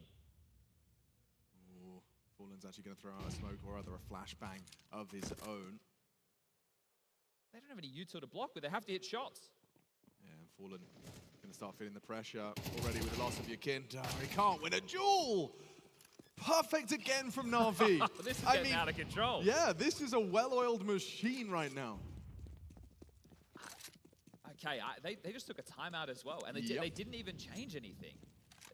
We have, what do we got? 9, 10, 11 kills in 7 rounds. Fallen yet to find a single frag. Molotov, who would love to be in the action 1 and 4. Yakinda, who'd love to be in the action 1 and 7. Yuri might lose this. Oh, he will. There's nothing they can do right now. It feels like their hands are tied behind their back. Molotov hits his second contribution, and it's just to try and save his AWP, which he can hear is being hunted. Yeah, you may as well. You got so much cash. So they're the body's on the line. Flashed off. Still alive. Wonderful. Did he clear him in time? Just about brings the orb through. Okay, well, I'd still have the smiles on my faces right now for Na'Vi. 7-0. You let him have the orb. It doesn't matter. They can have whatever guns they want. We'll give them 16K. I don't think we're going to have any dramas with how this one's going. Bizarre. And you can't really take another timeout off the back of that one. So they fake over towards A. Alexi able to get the initial kill as part of this mid-layer. Furia just have no information. So essentially what you're doing with this type of play is saying your individuals can go toe-for-toe and get you a multi on a site hit. That's what you're hoping to get away with right now. So it's same old, same old. Not for Na'Vi. They continue to show different flow. They're taking a fight on mid this time. Yeah, they actually want to take a bit. No AWP, at least not from the CT side. Wonderful posted top box. This is what I was talking about, though. Play close con, play close short, clamp down on middle on the timing when they try and go through their progressions. Now they're actually playing together. What's their cue? What's their go? Who leads this engagement? K Sarato looks like he's going to have a collision course here set with Alexi. Oh, we can't even get the opening. Expected the trade to come through. There's Yuri actually chipping in. Fallen as well, hoovers it up. So 3-on-3. Yukinda surely got Wonderful booked here. Oh, ooh, he's alive somehow. Wonderful still breathing. Only for a moment, though. You'd have to hit a quick scope reaction shot, and he does. Nice shot for the first. He's been informed, 46 seconds. Yeah, low HP on Yuri. Oh, he might get the reaction. Oh no, gave the sound cue. Yuri's ready for you. I like the ideas from Wonderful. You can see it taking shape before our very eyes.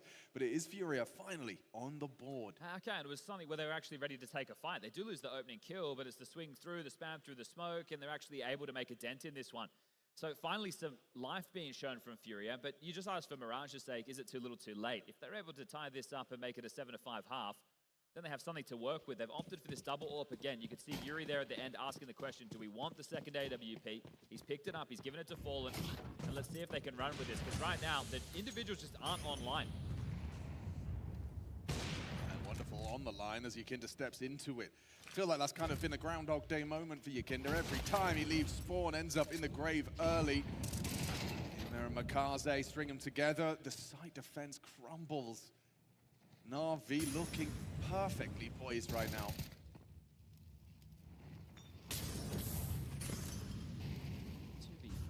Again, it's not a situation I feel you can give a look, but No at way. some point you're going to have to, right? With so many rounds against you and so few left to play, you do have to hope that maybe there's an overstep of the mark, but I think something else that on this pursuit for Na'Vi to put respect back on their name, they're going to play a type of Counter-Strike where they should be restrained, even with this type of lead, right? We know how long a best of 5 can go for, especially if we see all the maps, and if you can make your first an absolute drubbing, you can carry this momentum into the next as long as you stay restrained.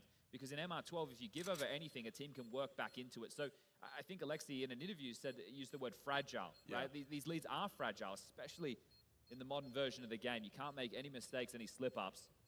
Yeah, I saw that interview with Alexi. And just, I think it took a lot of the pros a moment to kind of process the way in which things had changed upon the dawn of MR12 from MR15. The force buy conversions, you know, these buys, for example, Na'Vi securing themselves a spot in the finals off of a hero AK up against Mongols yesterday. Yeah, I think the ability to recover late, it's been taken away just by that lack of rounds, right? That's what you would hear in the early stages as we moved across to CS2. It's like, oh, you don't have as much time to recover. I think the framing that I put on it is your mistakes are amplified. Yes. Your little mistakes in every round. Here we go. Okay, you have to fight. Not the best at moving through the vent, but here we go. Yeah. You got to take a duel. You got to get stuck in, boys. 4 people crouching and crab walking through the hole might mean nothing if Wonderful has his way. Posted on the line, Nade with his name on it. Wonderful still has vision, not burning, and gets that opener. Wonderful delivers. Openings on openings from Na'Vi's sniper. All right, well, the rifle's going to continue to biff mid by the looks of things. Fallen wants the space. He don't want to back down. And that's a fight. Him is ready for. Nice work from Fallen. Dinks him off the line. What? Yuri couldn't finish his meal. Fallen straight up served it on a silver platter. Now Molodoi on a long-range pixel gap loses out to the AK of Bit. It's Fallen. I'm finding resistance right now. This is what he wants his boys. He's trying to set an example. I think you're bang on there. Trying to be everywhere at once. Eyes will have to be on the likes of K-Serrato right now. Fallen has done enough to put the chaos into this round, and K-Serrato is in a strong position to deliver at least one. Yeah, I mean, this is where you want K-Serrato with that composed first kill. Gets the info. I think he's got a good idea. Does he have the shot? Doesn't finish off Alexi. Oh, a quick flick to Makaze. Attempted trade. That's what I'm talking about. They know where Bit was. Okay, he's only got 35 seconds, so the bomb very difficult to retrieve. It feels like it may be too much to ask of Bit, but he's going to give it everything it's worth. Creeping on, maintains that silence. Fallen joins K-Serrato upon vision of the bomb as a smoke as he rounds this corner. 20 seconds. Options so limited for Bit, but progressing nonetheless. 15 and counting. He can't even pick up the bomb in time. He knows he's going for the kill, so Fallen's just going to knife out. Hide in the corner. And there we have it. Furia getting themselves another one on the board.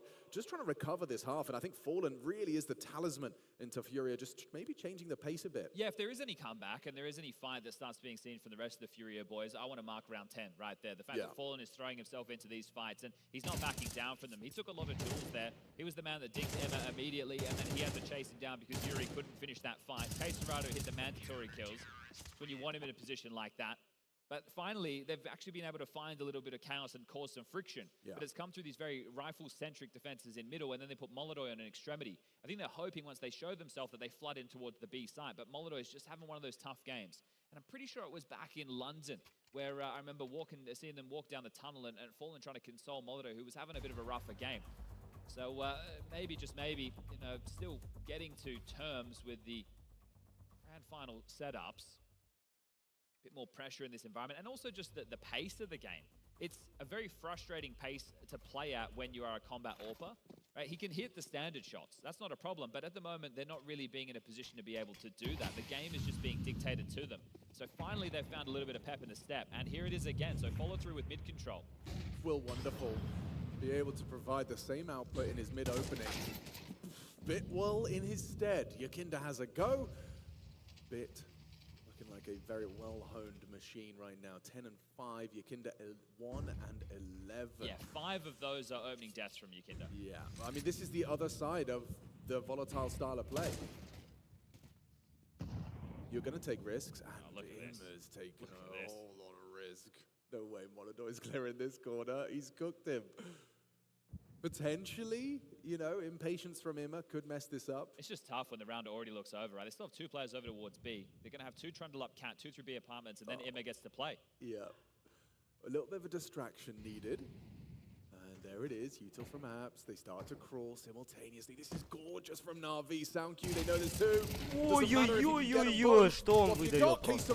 Delivers. There's Ай-яй-яй-яй-яй. with the backstab. Molodoi a jump Всё, scare. последний No Юрий. idea that there was already a flank coming in. Ой-ой-ой, что K-Serato делать? gets his second kill, but Yuri Molotov'd out, and a retake that he's got to go for. Неплохо, неплохо. Пока мы Probably все have a look. им и должен. А если он сейчас... Ready to swing on the Smoke. smoke push. He's not going to be looking. It's too Сюда. easy for Na'Vi. Хорош. A 9th already. Their map, and it is flowing. Lemon squeezy. Obviously, there's plenty of time to recover in a best of 5, Да. As opposed to one map of MR12. Чё они так далеко друг от But, друга they сидят? don't even look warmed into things. They're looking very, very flat. Even when they have been trying to insert themselves, it's Yakinda, the man who's been going down an awful lot. So opening kills just been flying in for Na'Vi. You've had 3 and 0 for Bit. Они сейчас... Wonderful. Нет, пока еще 3 не and было 2 in смена that сторон. Вот department. You've got если 2 сейчас for выиграет Alexi. Фурия, это будет Makazi and Emma haven't очень needed to be печально, the но ones to если get these сейчас opening возьмет kills. Нави, для них это будет очень большое преимущество для Нави. Очень огромное. Especially when you're more aggressive. Oh, here we go. Talking of aggressive. Да. Need to do something. Опа, опять такая же картина, вдвое, да, там сидят, они не видят, а он про... А им... Такое чувство, будто им их читает, я отвечал. Сначала Макес прошел мимо, потом им и прошел мимо.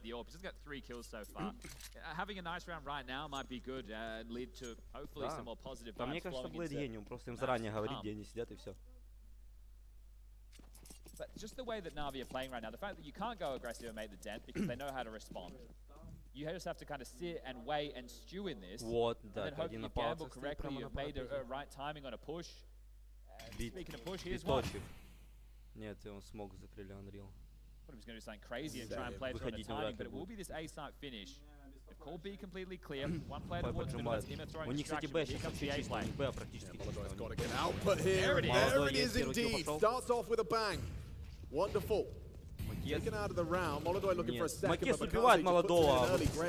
Ой, Има зашел в спину. Под палцами убили, бит хорош. Коннектор, коннектор. Into the A site leaves them wanting. Yuri and Fallen giving it a go. Last round, give it everything you've got. An MP9 and a FAMAS. 2 on 4.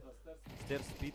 And Yuri getting out. Ребята, у вас There's the flank. They strike at the убили. same time. Стерс убили, бит. Да, это старичок Полон, но он может, кстати. Ой-ой-ой. Ай, хорошо, но я беру 10-й раунд, ребята, это очень хорошо. Yeah, and in hindsight, the pistol round where they found the opening kill, this being Furia from K-Serato onto wonderful top mid, a 4v5 number advantage. Всегда стабильный, хороший у Нави, поэтому с этим проблем нет у них, по идее. А какие карты... Да, сейчас покажут, какие карты пикать. different looking half. Так, ребята, мы Because in вернемся general, you буквально saw that через first rifle round паузу. after taking a full eco. Через You 2 find минуты. yourself without full util. They were fortunate they had the AWP, but it's very, very infrequent that we even saw Molodoi insert himself in any plays. Wasn't able to. They've just been dictated through this entire half. Fallen, the man on your screen, the only one to try and bring some life with some ballsy plays. But this right now is an absolute paddling. 10-2. Blade, the mastermind, just calling through those notes. I think Imma as well, very successful with his lurks. That shows you just how well the playbook was working. There in the last round, coming through behind as they're making the A play. The window boost as well. I mean, how often do you see a player in that nook by kitchen door? I mean, that's a rarity.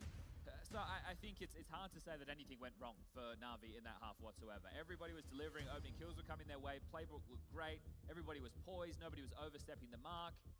So a great start. We see jackets on for a few players there. We see coffees being sipped, so maybe they're just letting Na'Vi a handicap for them. It might just be one map up, because coming into this, I think you ask 10 people, 9 of them probably saying that Furia should be the favorites. But again, we will remind you, this is the first time since Molodoi and Yakinda have joined the Brazilian squad of Furia that these two teams have clashed. And that seems crazy in the climate of Counter-Strike we have. Back in the open circuit, events all the time. I tell you, you want more crazy as well. If you were to look at players that have played in one organization and one only, K-Serato is one of the kings of it. Thousands on thousands of days of play, just the Furia team on his team history. Man is dedicated to the cause. Let's see what he can do to try and ignite a way back in. Jumps out the window, creates space for the rest of his team. Wonderful. His position noted. That should thwart him, but it's just blowing again for Na'Vi. There it is from Yakinda and Fallen. Imet still on the site. Makaze low, catches a bullet with his face. There's Molodoi with a quick clean tap to Imet. It's a 2-on-2, very even stakes. Makaze going to be dancing with the pillar as Bit progresses. One bullet would have done it. Does hit it eventually. It's only Bit.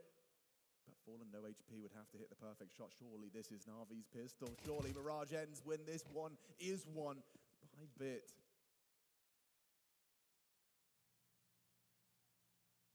Time to reset. Fallen backs off. Still, just under 50 seconds left on the clock. If Fallen could even just get a plant out of this, I understand that rounds are so minimal. Actually, I take it back. Even if they get the plant, it's not going to propel them forward. He needs to win this round out. It's going to be tough. Time now. 30 seconds. Needs to pick his poison on the site. Is Bit starting to doubt this? Does he think that Fallen has evacuated the premises? The mind games. 20 seconds. Fallen's going to give Bit the sound cue. He'll still be within earshot. Bit starting to ask a bit further forward. Jumps through the window. Oh! And Fallen sneaks in!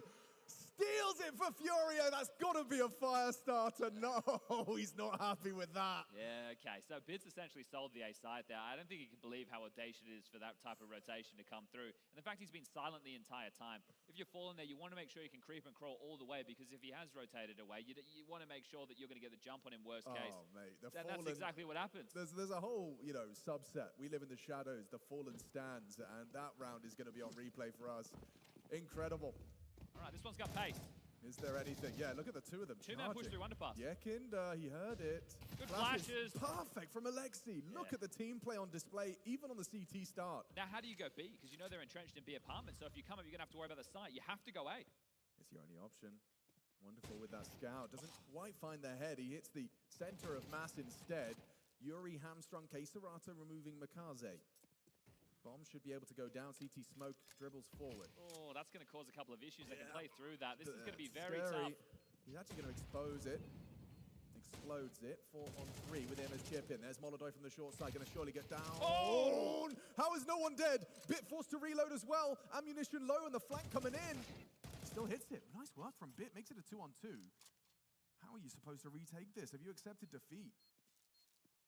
You're right on the bomb. Fallen playing ramp first contact. Hear that diffuse sound cue made. Yuri holds away. No chance. As Fallen's clutch in the pistol. Yeah, not easy though, huh? You No, lose four players in that. Luckily, Fallen will walk away with an AK. Very dicey. Love that little move right there. So Alexi throwing the flashes over the top from B for the underpass push. Yeah, I haven't seen that one before. Works perfectly. Yakinda just still having a rough go of things, isn't he? That's going to be another opening death to add to the tally. It's been a miserable half for him. Now, I don't know if this is, a mischaracterization, but Yeki always strikes me as a player that isn't bothered when he presses tab and sees the scoreline of 2 and 14. Next map he could be dropping the opposite. Doesn't seem to let it affect his gameplay, but he knows that his gameplay there is a potential for this to be an outcome. Yeah, I think if you're going for... Oh my God, okay. The Image Eagle back in business. So again, another round with an opening death. This time, at least it's not Yakinda. Okay, yeah, good point. I think that, giving away opening deaths is fine as long as you're getting traded, you're taking the space. Or the information is extremely valuable. In that first half, I don't think you could say that for the unfortunate deaths he was having. They were just going to absolutely dismantle piece by piece. It was systematic from Na'Vi. Again, they've got the opening kill that is going to apply pressure. This isn't just going to be a walk in the park. You had a 1v1 in the pistol. It got damn close against the Force. Now on the partial, you're still having to work out this 4v4 situation where you could be going into a stack. They've regrouped. They've got util. Looks like they're going to try and contact this. Could throw out the util set here, close ramp. You're going to get the smoke and the molly, but they are just... Oh, no, there it is. Okay, that should be followed by a molly, and away they go. Another tag. He's doing great. Don't know what he's going to be able to do with the finish if they get up close and personal. Pathing forward now. Irmer trying to cause a stir. It's Molotov and Yuri good for the cover, and the swing of Wonderful gets nowhere. Lovely finish. A dunk from K-Serato. Just the one casualty for Furia. Okay, so that one a little bit neater. Now we do bring out the guns. So the rifles to be invested upon by Na'Vi. We'll be able to get Wonderfully's AWP. And the same not to be said on the other side of the server. Tactical timeout being called. So Blade, wanting to get on the mic before this one, gets a little bit squeamish. You just had a fantastic first half. You do not want to allow this to get to a point where your boys start feeling pressure. We're just talking about having the momentum, running away with map 1, putting it in your back pocket. Yeah, just one man's 1v1 clutch at 10-2, change everything. Tell a lie, they have been able to bring out the Molotov AWP, so just some chopping and changing of guns that were invested upon there, and maybe these extra 30 seconds have given them this moment of poise. So the mid-trio that we'll be keeping our eyes on, it's going to be Makazi Shaw, Imma Connector, and Wonderful with the AWP, right? He can start here, there, or anywhere. But I really like that cluster of players on the defense for Na'Vi. It's a common theme across a lot of maps. You think about it on Dust 2, Ancient as well. Alexi to anchor down the B side a bit. Going to do his best over towards A. They will start the AWP on B. Going to boost Wonderful up.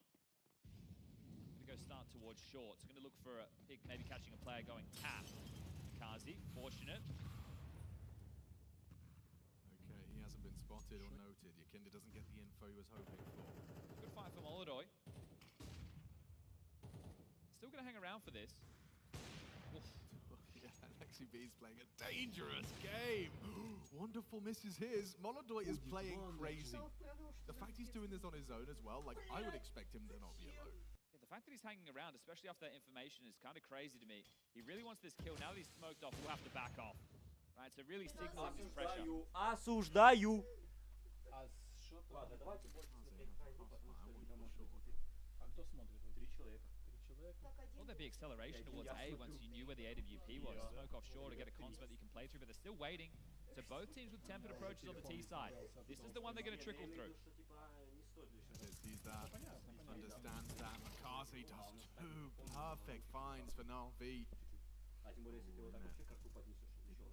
Не, ну ты когда говорил, я слушал. Ого, Вандерфул нашел. Потому что молодой. Не, ну сейчас, но они должны уже взять этот раунд, если они сейчас уже провтыкают. Starter, isn't it? After that B pressure earlier, you felt that there might be a little bit more pace in this one from Furia, but it just tempers out. It was like players maybe a little bit scared to make the play or go for the risk. В этой катке себя показали, кроме Вандерфула, еще неплохо другие ребята. So if you're Furia and you spend a lot of time trying to work out how we're going to beat them in the macro game, your individuals aren't playing the micro game, right? They're not getting stuck in and back in their aim in these fights. Хотя, по факту, бит тоже дал they go in and they try and shake off. 16 киллов дал. 16-8 счет вполне себе, так у него лучший счет, по факту. So coming in there a little bit stiff, they're like, oh, we Но expected иногда this to happen, какие-то it didn't happen. And right now, that's back to regular scheduled programming from Na'Vi. This is beautiful. I can't do anything but commend them right now. They are looking absolutely phenomenal on Mirage. And to think we were asking questions of, you know, where Na'Vi and Mirage sat. Макес, шот. Ой-ой-ой. Massive melon. What are you talking about sticking out? Хорошо, хорошо. Disadvantage in that AWP head-to-head, but yeah, no, Na'Vi, yeah, nothing but praise to be levied towards them right now. 2 rounds away from taking their map pick.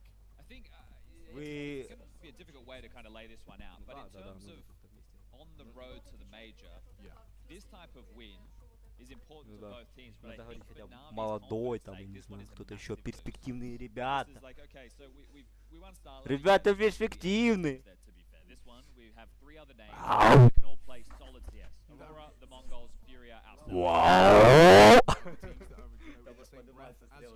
Yeah, so to be able to get past them and playing against all of them, right, in your run here, that is going to be massive. And it's continuing to show that what Blade was talking about 415 в ответе. this best of 5 assignment, he's still got a decent idea of the curriculum so far. Yeah, but even we've got a very quick 9 чи 10? starting strong again, round 17. Yakinda knows he's got to be the hero. Bit, how do you replace this? No. Yakinda just looked away. Bit is in trouble. Не, самое прикольное, то, что я говорю сейчас, там задержка будто бы в 2 секунды, в 3, а там в целых 6.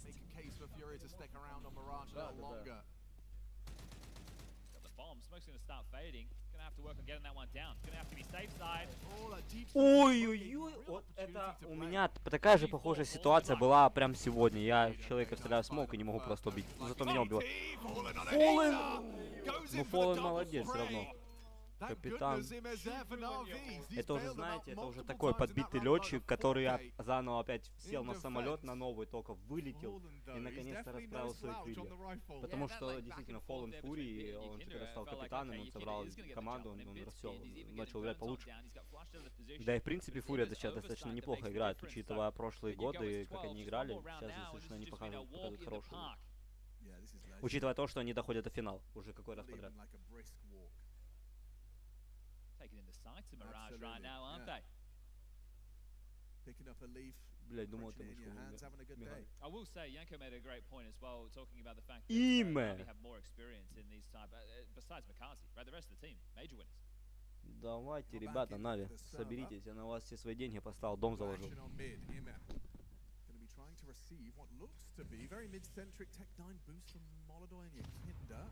Still trying something. I like the idea. Feeling pressure, Ime committing to a spray and backs down. Ooh, that nearly went wrong. Holodoy, are you trapped? You should be dead. But a little flash and a knife out maneuver, he gets away and Yakinda's got the flank. Alexei B's a dead man. This is what you're talking about. This is that Fury of magic. Constant, just disarray, chaos manifest. Bit trying to handle it, gets rid of Yakinda. Ой-ой-ой, как бит вообще на таком тоненьком просто его. Молодой, wonderful. Иксирад. Ну, чтобы, скорее всего, врагу не дать. Скорее всего, знал, что проиграет.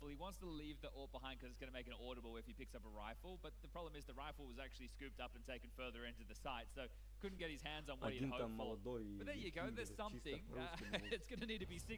общаться между собой.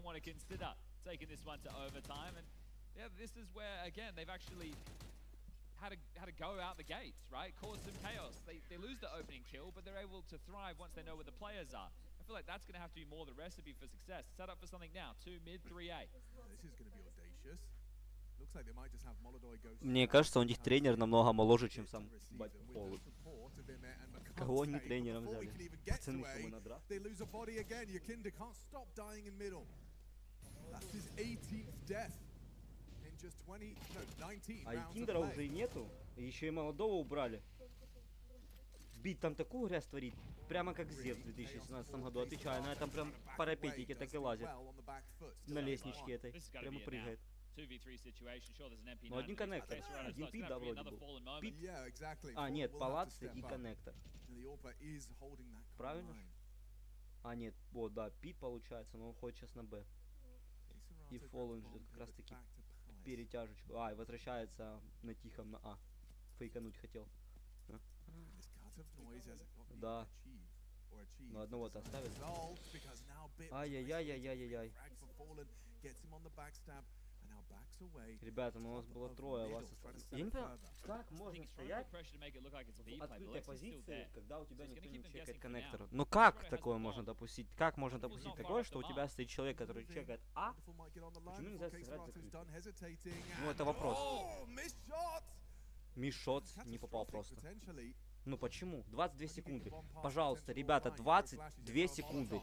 Там ему осталось просто, ну, у него пару хп. Делик себе... А, вон он, в коннекторе. Его не видно почти.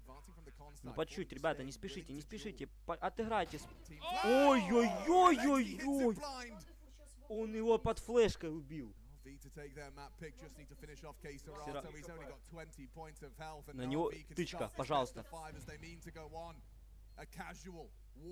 Время, они не успеют, если... Под тобой, Алексей. Ай-яй-яй! Лучше. Но они не успеют вроде. Пожалуйста, Нави, пожалуйста. Успели. Лучшие красавчики. Нави забирает первую карту, Мираж. Чем мы их успешно поздравляем.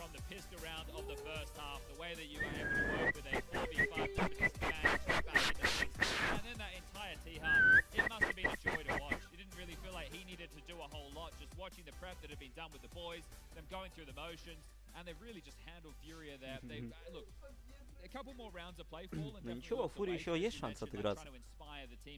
Но мы, конечно, бы хотели посмотреть финалочку Нави и Монгол. Это намного интереснее.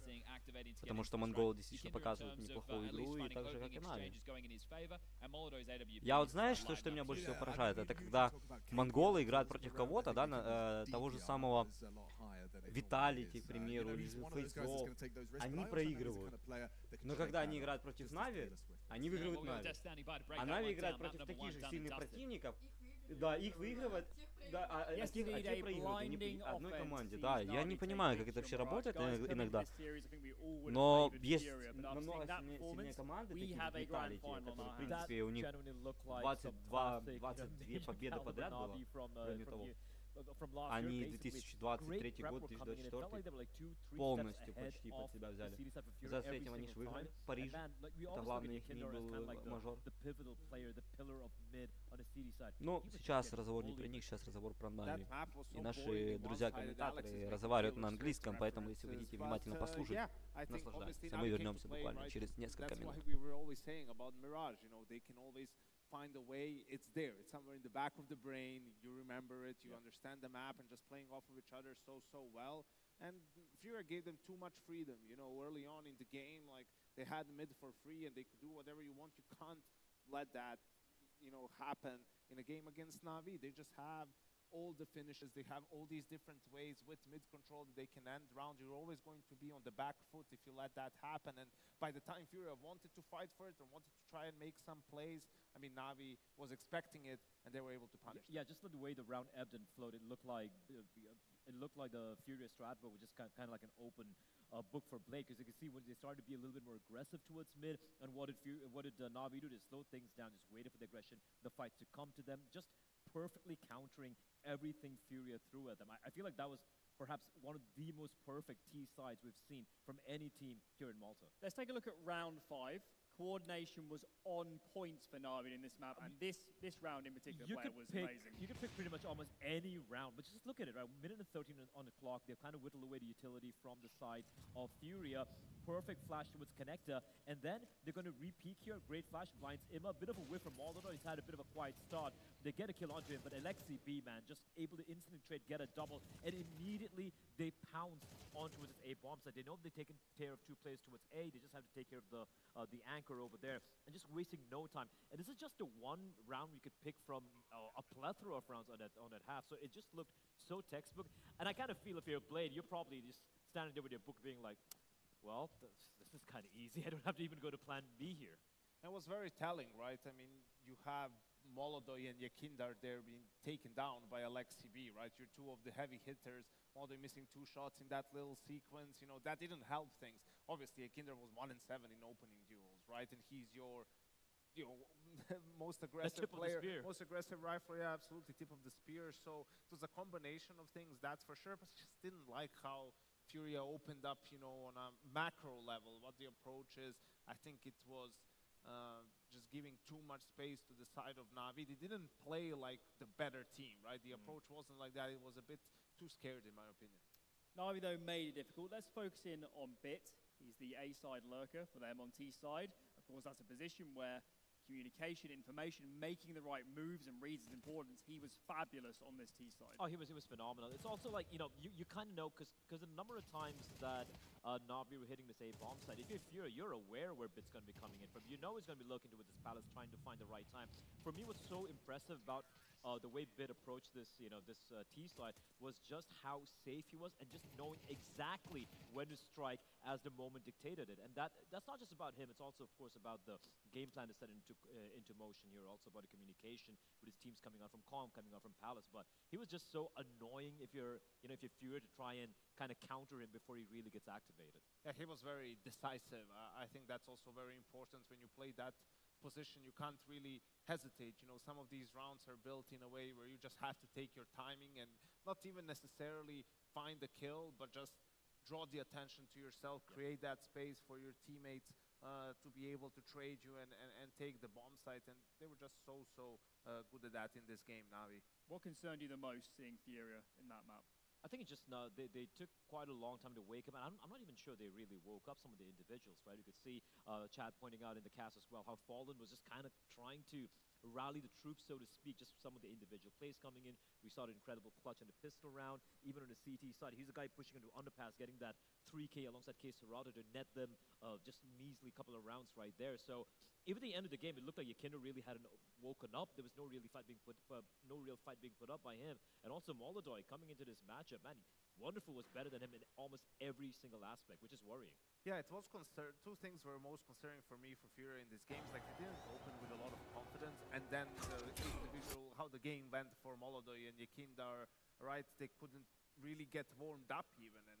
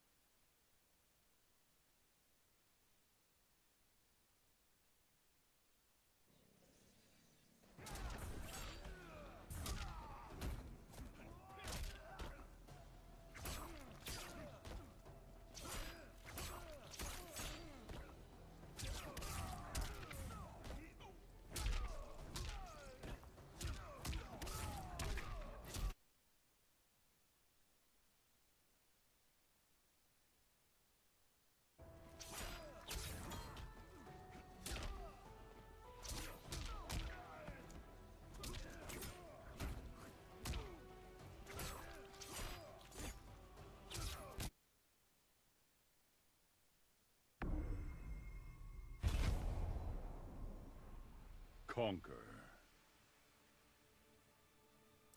Conquer. Fight local. Furious.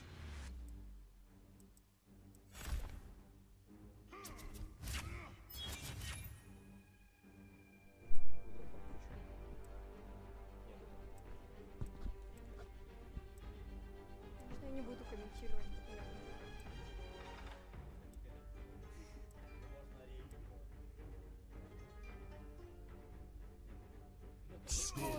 Кода. О, да. А? Когда я? Давай. Первая начну.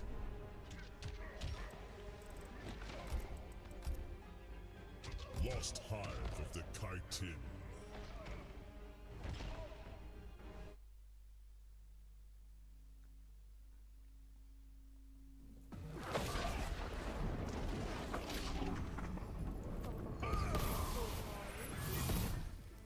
You escaped the sea of blood. I became food for a passing leviathan. That was the end of your luck. Round 1. Fight. Подожди, мне надо разобраться. Стой.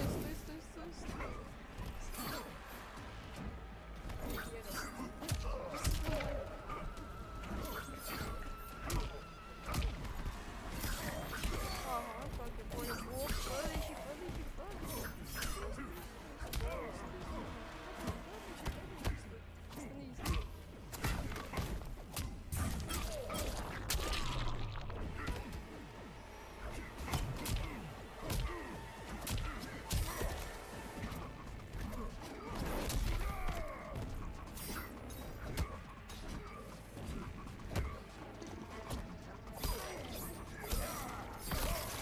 Just a scratch.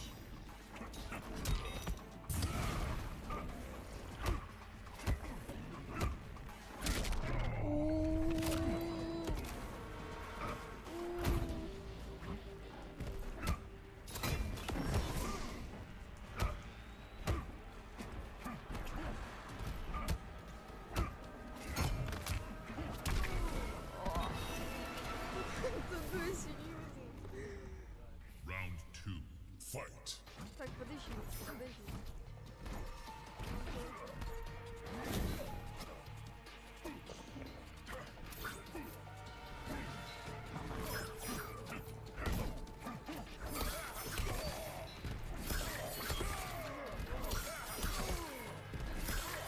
Все это расизм, понимаете? Я чёрт, подожди.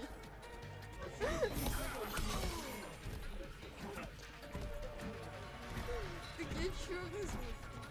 А мне не дает даже ничего сделать.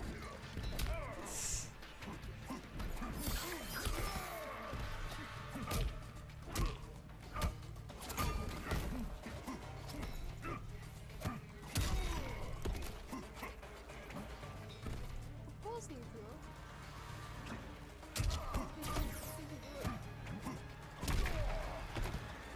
Я поняла, на тебя нельзя прыгать.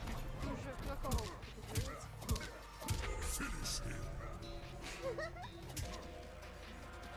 Ну, короче, это фатальная была ошибка. Сейчас мы начинаем обратно матч.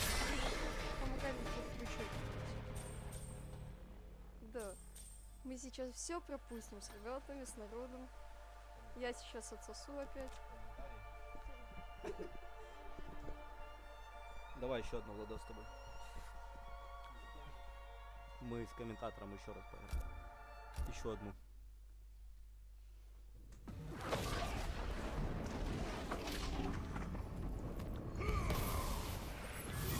Да? Here to die again, get us. With each one, your defeat. Round 1. Fight.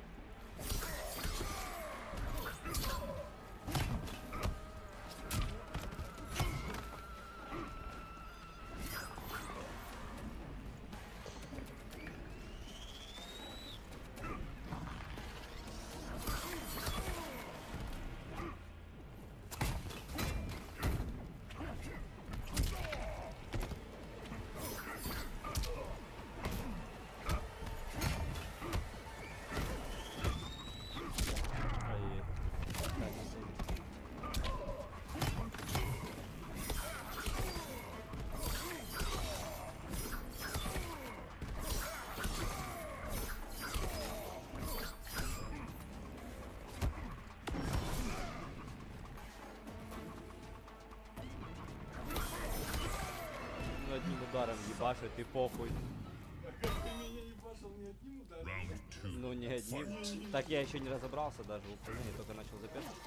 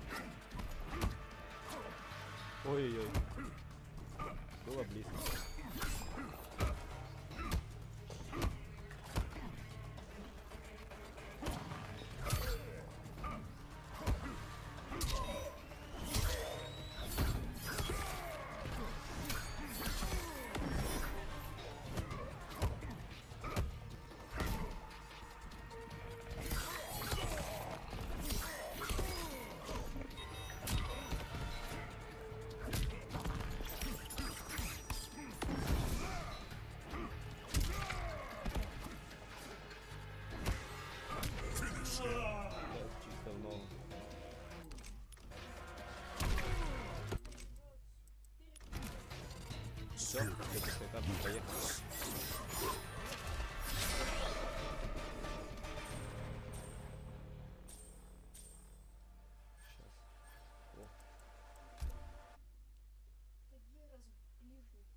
Да. А тут же еще зависит все от разных пиков, типа этих стилей боя. Да-да-да.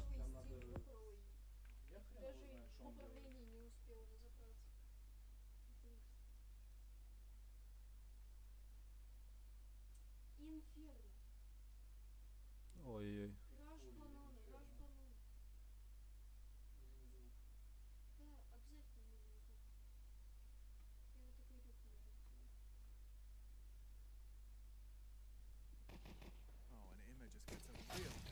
One. How has a headshot been hit onto another as well?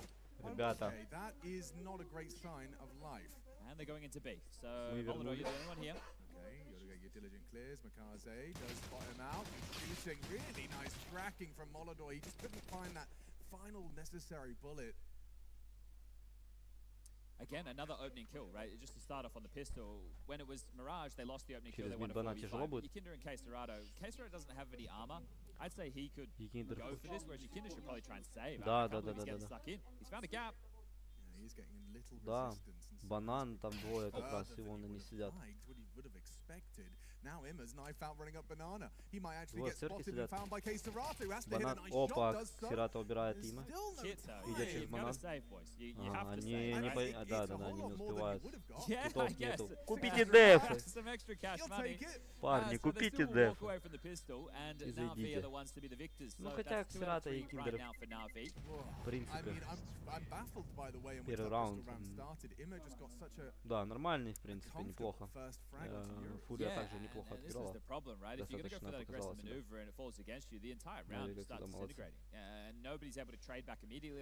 Ну, а что я могу сказать? Они, в принципе, они все делают правильно. Им не нужно пикаться, они играют закрыто. И чрезмерно не спешат, как раньше. Раньше они больше играли, они больше спешили, сейчас они больше думают. Битс, конечно, иногда выдает очень сильную игру. Прям максимально можно подгореть. Но остальные ребята его поддерживают. Алекси Би двоих может убить. Алекси Би может двоих убить. Макес тоже там первого, второго на коце. Там Вандерфул еще, Имы. Так что ничего страшного. Имы тоже может дать очень сильную игру. Да. Молодой дает диглак, Серрато убивает его. Еще килл. Еще и две. Ребята, это сильно.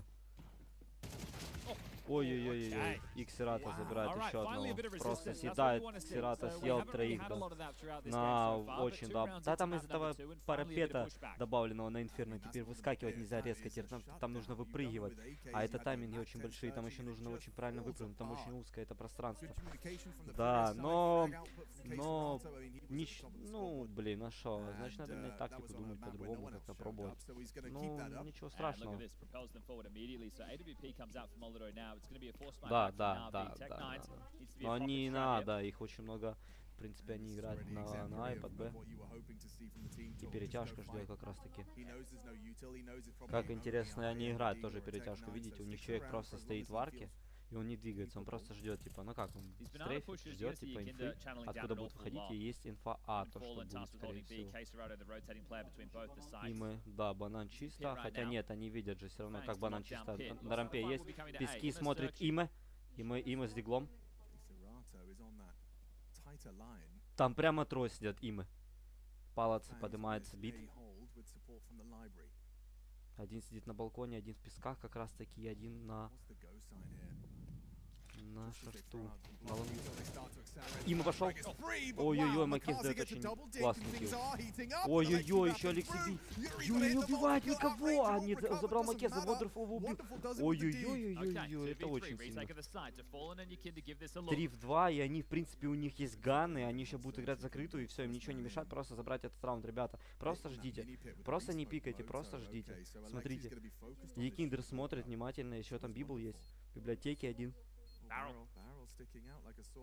Wonderful kill есть, все. Ну, Фолл вряд ли уже пойдет, он понимает то, что, скорее всего, уже, да, не получится. Скорее всего, я бы на месте Фоллана пошел бы просто на мид и стоял бы их чекал бы, пикал, чтобы они не выбегали. Они же сейчас будут убегать. Ну все, они сейвят. Вон.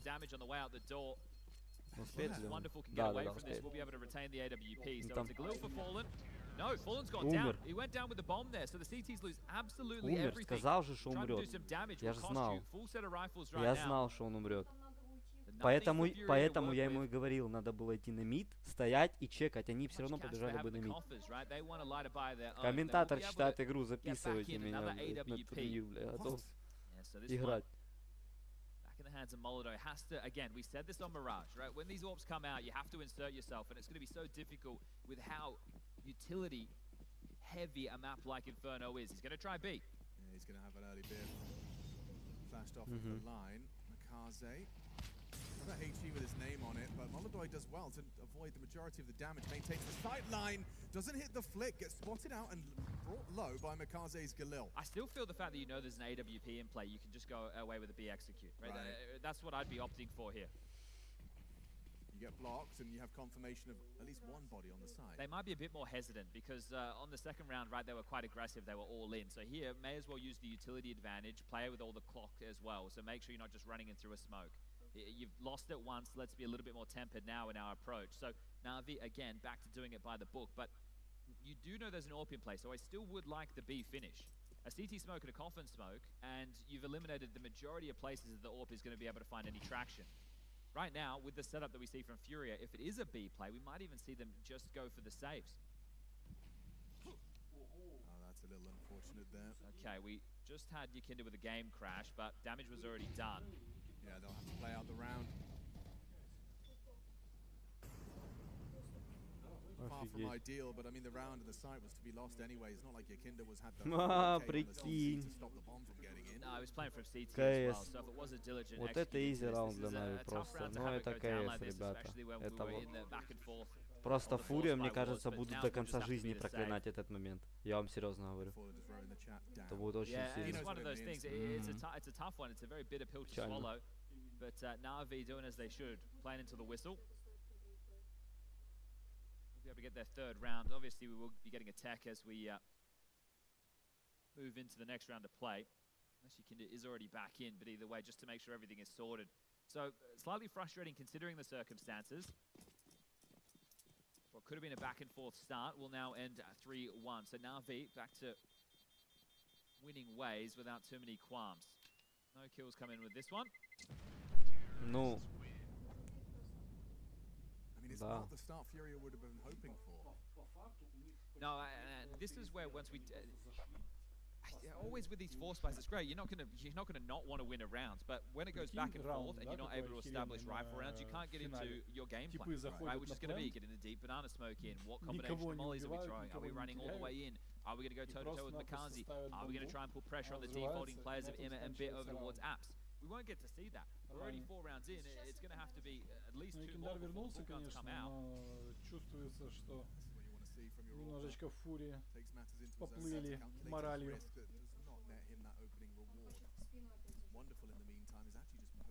Бля, ну если честно, смотрю. You're able to keep finding the openings and make sure that you're not the one giving them away. And if you do, you're trading them or taking space. You were in such a strong spot for Na'Vi. This is it again. They're just going through what they're practiced. Да, Бит раньше достаточно неплохо, в принципе, играл. Combination of flashes, sure, that's virtue of the buy right now. Да. But they're not doing anything silly. Right? They are keeping it to exactly how Blade and Alexi want. Go for another B execute. 3 players here. One flash held by Yakinda. So really it is just a question, a matter of timing, and there it But that's it, right? They throw a little bit of util, they peek out, they make some steps, and that immediately says to Furia, all right, we have to block. We need to counter-respond here. So it's light pressure. And look, okay, Na'Vi, all right, we head back. We have other options. We're going to go elsewhere. And they're not just running, everybody holding the shift key. It's not just panicked, but it might become that soon. 40 seconds, still a lot of util for the finish. Trying to wrap. AWP and Molodoy has to light the server up. Yeah, he has an opportunity to do something pretty spectacular here, but instead, between the wickets, Molodoy's AWP falls into enemy hands, but this site is stacked, and Yuri's MP9 potent. You're not ready for two here. Not clearing your corners. Okay, the whole site's stacked. They get the info, they get the kills. Only K-Serato, and he's forced to assemble a new CZ75, and therefore Na'Vi just fly high for 4. Okay, now the rifles will come out, but we have to see what type of emissions there are. There'll be no Molodoy AWP. So what they just had as a boon in the last two is gone. They are going to be able to bring out M4s, but I'm sure somebody might have to consider going with an MP9 for at least utility's sake. So here it is, he's playing on the cusp of the library smoke, misses the shot, he's going to be punished. This kill comes in from Yuri, but because the teammates don't start lighting it up, then all the trades just fall in favor of Na'Vi, and they are just running away with this now. Okay, Makaze entering the smoke, gives himself time to play around, and not only that, nearly sprays down two. Yakinda's bleeding out, but does win it out. Now it's going to come down to, do you gamble the sides correctly? Because seeing reaggress coming from the CT side when Bit and Imma already have boiler and halls control, that's going to be extremely tough. So right now it's a 3-1 split. Yakinda, the low HP player, over towards B. Makaze calling at least some damage was done. Alexi calling his troops into battle as they do start to group up. Long smoke to keep K-Serato guessing. He'll be on the line between both the sites as the rotating player. And it feels like in this scenario you need to back your individuals and play a 2-2.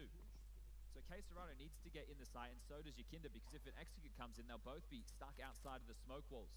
K-Serato at least has a HE, I was going to say to break, but it's for damage. Just shy of the mark, broke the glass. They're in. And just crossing through, yeah, covered perfectly. K-Serato maybe overlooked here. He is, gets the first onto Alexi B, but Imma quick to the trade. The trade works great, right? It's always there. Unless there's a multi-kill coming back, you're not going to have these rounds spiraling out of control. So this is so calm and collected from Na'Vi. You can't put lipstick on a pig, right? I'm not going to sit here and tell everybody this is the most electric game of Counter-Strike, but you're going to take away what you can from it, and it's Na'Vi being able to be a well-oiled machine up against Furia, a name that's at the tip of everyone's tongue in the Counter-Strike world right now. Sure, you get your vitalities, your spirits. Furia was starting to climb up that ladder. I think as far as VRS is concerned, they're up there in that conversation. Mongols struggling here, struggling at EPL. Aurora on a downturn. I mean, just trying to hit the peak of your ability at the right time is... It's an art form, you know, don't want to overplay, don't want to underplay. What on earth, you know, who has the perfect remedy or perfect recipe for coming in at peak form for the major? I'd look to the recent champions, you know, I'd take a look at the recent trophy lifts and I'd start studying. Yeah, well, with Vitality, the thing that they did so well in the first season of this year was the events that they picked and choose, right? They were winning all the events they were going to, other than Bounty to start the year. They didn't overload the schedule. Whereas in this second season, things started in a bit more of a burst. They've been in a lot of playoffs. They haven't been lifting all the trophies, but you bang on, right? And we were talking about this throughout the first couple of days of the tournament. In a few years' time, if we stay with a similar system, the way that teams navigate the VRS and what events they choose to go to in the lead-in is going to play a huge factor. And coming to an event like this, you know, you have 4 top 10 teams in attendance right now. Батя Фоллен, ему уже, он такой старенький, но пытается вести команду вперед, ебать сюда. It's a confidence booster. Да он, with я не major, знаю, what, сколько about ему лет. 35 days away? Приблизительно It couldn't come at a better time. A confidence booster that's simultaneously also pretty nice for lining your pockets as well. You know, confidence is one thing, but also the trophy, actually lifting the trophy, being on the stage in Championship Sunday and being victorious, that's worth more than value. Yeah, the experience factor too, right? Getting some more reps in best of 5s or in more pressure matches. I'm curious what they're supposed to do when they get what they wanted, which is deep banana control with behind the smoke. Well, with the pace that Na'Vi play, nothing, right? This is the problem. Think about how many smokes that you'd have to funnel to bottom of banana to make this a massive threat, and it would be most of them giving you block potential, really nothing elsewhere. So they will exchange. Yep, there you go. Flames come through, has to drop it. You know there's a player close. And Na'Vi have no reason to push through the smoke, right? There's so much time within the round. Yakinda likes to play aggressive, get all the way down here. It does free up rotation. You know, their A defense on high alert, and also can get some really good flank timings. But Na'Vi are going to be very well aware of that. Мне нравится, как играет Алексей Би. Это вообще удивительно, что капитан так играет. Это очень сильно. Вы знаете, вот я бы выставил бы в Нави такую стойку, типа самых легендарных капитанов, типа в истории вообще, блядь. Да. Типа легендарные для меня капитаны в Нави это Зевс и Алексей Би. Это хорошие капитаны. Они даже чем-то похожи. They're not though. Alexi's actually pathing straight towards the remaining two CTs. He wants to lend a hand to his teammate. 20 seconds. What are you supposed to do? Queserato drops the smoke, but Imid drops on him, sprays him down. Double from Yuri demanded. Can he get a bomb? Yes, he can. Furia. A clutch from the fangs. It's Yuri, the sharpest tooth of them all. He gets himself started. A second round for Furia's defense. Okay, the 2 rounds that they've won so far in this first half of play on the second map have been either a force buy or a light investment, right? So we need to see how it goes once the full guns come out. I think there was time to rotate towards B there, but maybe they didn't feel like they had all the information necessary to make that call. This is going to be a tactical timeout. So a round that could cause a bit of chaos down the stretch. Blade just going to get in either. А это знаешь, как называется? Я бы это назвал Blade тоже гений, пиздец, который тактический типа этот, блядь. Дизмораль сразу же навести. Потому что, блядь, они только собрались с духом. Ставишь паузу, и все, блядь, у тебя пропадает эта мотивация, этот огонь быстрый. Вот заметь, любой катки, вот я лично по своим даже играм замечал, когда ставят паузу, вот я на пике, ставит паузу, все, сразу упал, да. Рич, да. Ты ждешь, что сейчас будет игра. Получается совершенно другое типа, ощущение удовольствия. Это по сути своего тоже азарт. Ты кайфуешь от... Бля, смотрите, как Вандерфул смотрит. Четко смотрит туда прямо. Якиндер. Макес, 57 хп, это как-то...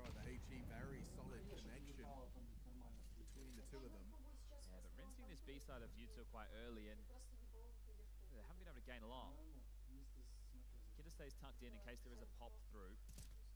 Queserato on that string again was pulled over just in case things did start to get out of hand, dropping a little bit of extra utility across the fall and to help block. Да, молодой 3-5, фол 24. Юрий 6-4, Ксерата 6-4. Но у них Ксерата и Юрий очень хорошо играют. I've seen them throw the long swim before and then use this just to go towards B. They know at the moment Fury are in the darkness of Banana. They're trying to get some space back now. Haven't really gained a whole lot, so A could be under an onslaught in a moment's time. 3 here to defend. Yuri, though, his reward from his 1v2 clutch is an AK-47. He'll be putting it to use towards the balcony. Да, ой-ой-ой. Забрал его. А второй еще ползет. Трое. Имя. Молодой смотрит пескипка, слышит апартаменты, не может... И потерялся. Смотри, он потерялся. Что такое, молодой? Молодой, что такое с тобой? Чего ты потерялся вообще? The trades, chat. The trades. Right now, like fundamentally, Na'Vi are playing great Counter-Strike, and their players are hitting, right? Видишь, да, как происходит? Это про то, что я говорил, паузу ставишь, и все. Pretty calm right now. They might get erratic in a certain comp scenario, but it's looking so clean. They're not feeling flustered. В натуре, он шарит, play out блядь. these scenarios and just getting the Он better of Fury в своем роде, я бы вам сказал, психолог, блядь, еще тот. Another one from Na'Vi, and you see with Queserato gets flashed across, but they think, okay, well, we killed Bit. If he's just in apps on his own, maybe he's in boiler, maybe he's not peeking it, but no, he's been able to push through, get that kill. That's the first weak point. Comms at that moment get erratic, because that was your long, right, your long player, and now your AWP is like, well, now I'm stuck in the site, I have to worry about everything. Yeah, he really put him in a horrible place. So I think that, like, if we wanted to really get to study decision-making in Counter-Strike, Na'Vi are putting on a class right now, and I was talking about Blade using the verbiage of exam before, and I'm calling this best of 5 assignment. И такой, опа, флешбэк, где-то я уже тут был. Да. They are able to keep their head above water and play the way that they want to. And think about the amount of gear shifts. They've been few and far between, but when they've come in, they've been great. So maybe we get one soon. Buy back in from Furia behind the saves. This time they take Banana off the first timing. So Yakinda is up to his usual antics, and that is his usual Ай-яй-яй, result. Киндера еще убили так. Mirage haunting Yakinda and opening death. Как так, и Киндер подставился, еще прямо под гранату вышел. Ну, Има смотрит, тут все под контролем сейчас. Ай-яй-яй-яй-яй, Има, да как так? Ну что ж ты делаешь? Как ты опять? Так как так, и Киндер?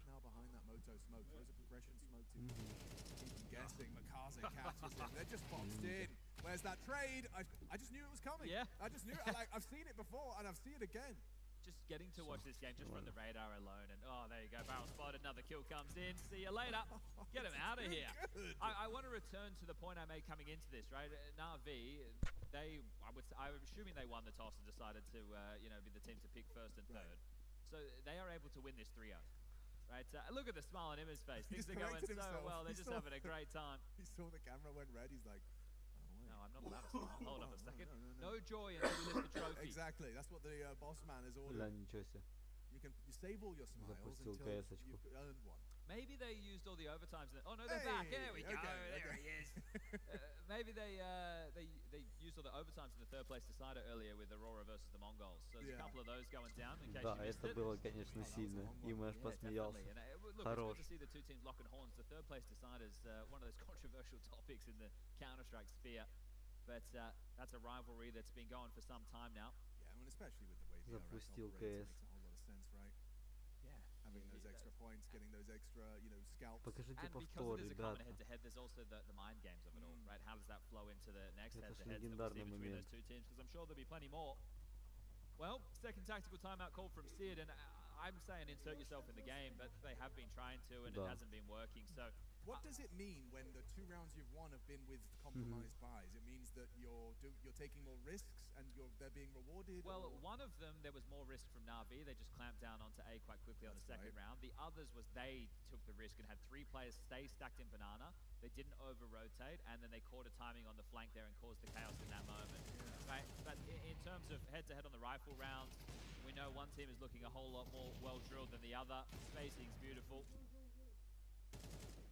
I was talking about that MVP race, so I think we're going to have to check in some stats soon. You might have to give it to the whole team because it's just feeling like a team effort from top to bottom right now. Yeah, I'm very pleasantly impressed with Mikaze's output. Yeah, and he could be looking for a first-timer at a big boy event. Yeah, I mean, you want to talk about rookies, Molodoi and Mikaze. Okay, a mid-stack. It's an idea. It's something. We're looking for something right now from Furia. Now, this is a T-sided map in modern meta, so 7 rounds for Na'Vi is good, but it's not great. If Furia get 5, they'll be content with that. So this game is still on. A round like this could spur them into action. Опа, аж достижение получил. If it's 3-out apps, Alex, they're screwed. Because you just get pick control, then you're piped in. They want to punish Alexi, he gets a bit of a jump scare, spots out the majority on the short side. That's good output from K-Serato. A miss on the combat AWPing from Wonderful. K-Serato having a field day and the rest just falling into place. All right, new rule, Furia, can't full buy. Never buy 5 guns again. No, you're only allowed to have a couple of pistols, SMGs with a few rifles. Okay, there's the third. It doesn't matter how you get them, just as long as you get them. So this one is still on, truly. 8-4, 7-5, they can work with this. It hasn't looked great. Na'Vi have definitely looked like the better team throughout. But in map 1, we tried to keep the hopes alive, and we're talking about the fact that MR12, a couple of slip-ups, and you can work back in. Well, you lose this one, your money's broken, Na'Vi, and there is a real chance for that 7-5 scoreline. Full guns, let's see if it can finally be consecutive rounds for Furia. Ну ничего, 7-3, неплохо еще идут, 7-3, нормальный счет еще.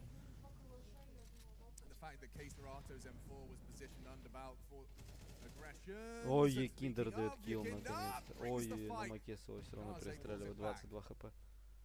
Да, разменял его. Нави немножко подбитые есть. Да. Не.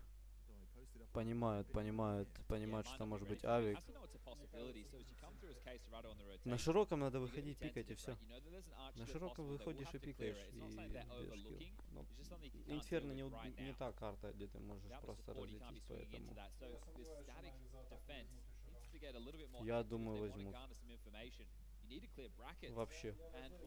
Вполне уверенно даже. Что-то думаю, что они вполне возьмут даже 8-й раунд.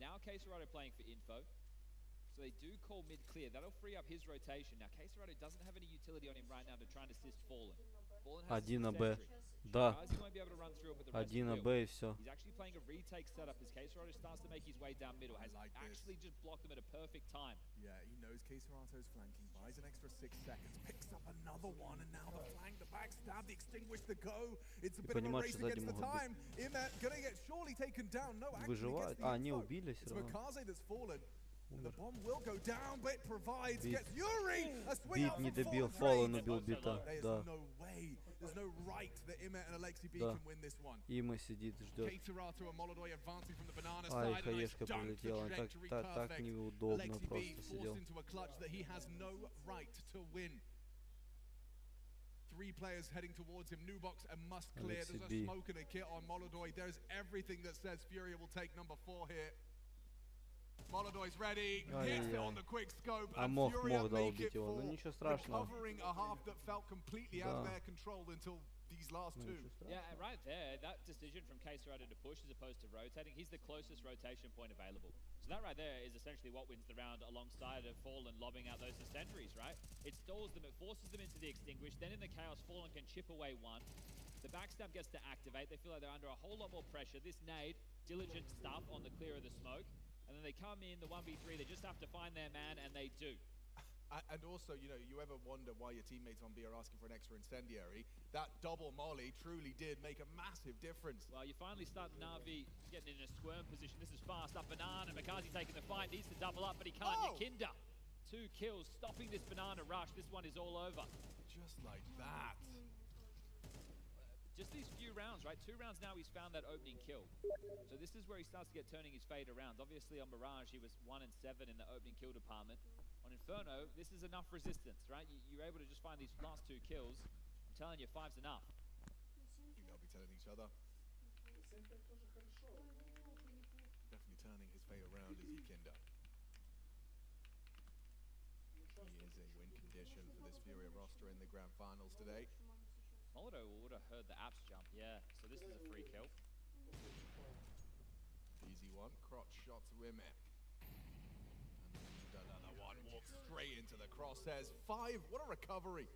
Started bleak, forced by war, you lost, and you dig yourselves out of trouble. Well, they ended up winning 2 rifle rounds there come the end of things, right? So that is a positive within itself. The other 3 rounds mattered across were either forced buys or saved rifles with a couple of purchases behind it.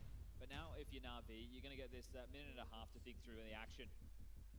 Get into this second half, we swap sides. It's now their turn to defend. It was Furious map choice of Inferno. Na'Vi got to pick the side, and they said, hey, we want to attack, we want to set the tone. And they were looking great. Their spacing was fantastic, their trade work was there. Their openers were working more often than not. Now that the game is a 2-round gap, they're back in at Fury. Woken up, map number 1 was extremely slow. A bit of a snooze fest if you're a Fury fan, not the same if you're a Na'Vi. Another defense, and we'll see. Na'Vi are going to have Makazi and Alexi as the B defenders. Emma will be rotating between the sites. Wonderful with the AWP. And Bit to be the anchor of the A side of the map. Now Bit's got 3 kills. So he hasn't had an awful lot of action. 8 deaths, however. He is going to need to step up when called upon. Ждем. Меняются сторонами. We do see Fury get into those КТ Нави против Тэшников. Fury alongside of Quesarado taking the banana control. Fallen the boiler in second mid. Yakinda working on apps progression. Then Molodoi supporting from T stairs depending on what is required of them. That's the division of labor. Half time is done. We're about to get this one underway. Taking shape. Не будет третьей карты, они будут играть очень долго, пока не выиграет кто-то. Diffuse kit on wonderful, bunch of flashes, smoke HE. That's a lot of util, isn't it? It is. It's only 2 players with Kevlar right now on the CT side. And, well, the same to be said for the attack. Fury have invested in a lot of util too. Flashes, smokes, mollies. This is intricate from both teams. Lexi on his own towards B will be playing a block. The other 4 stacked over towards A. this is just to be execute, Alexi's going to get overrun for sure. Не, ну Мираж был, подожди. Before he knows it, he'll throw out a smoke back sight, hoping to delay them. Waits for the HE, trying to get the timing with the flashbang. It's a little bit of damage. Molodoy and Yakinda worse for wear. They were the two guys with Kev, and now you've got to clear your corners. Hearing all this. Yeah, jumping onto Makaze. Bit trades. Need more. K-Serato forced away. Actually back turn. He's getting overrun. The flash is there, and so is the shot. It's Bit. Puts his name in the feed twice. Progressing forward, swinging on in. Spots Molodoy dark. Knows new box is occupied. Makinda down to the MA USP taps. Fallen, nice tap, needs a whole lot more. 3 bodies remain. Advancing, encroaching on Молодой и Fallen остались. Beat Wonderful. They're taking their sweet time. They know they can. It's a luxury afforded to молодой them by the kid. But Fallen keeps on hitting. One more bullet would do it, and it's found by Molodoy. Wonderful in the clutch. Needs them both. Double swung. Furia. Turn it around. Старый и молодой затащили, да, вообще сильно.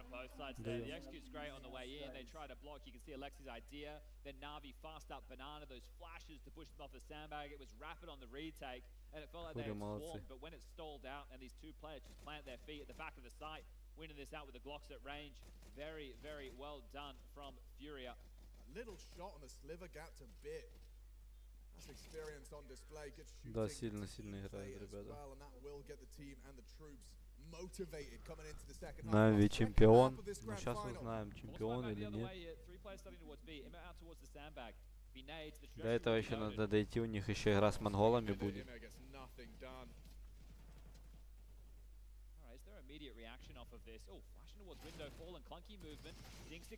Бит аж просто там закричал.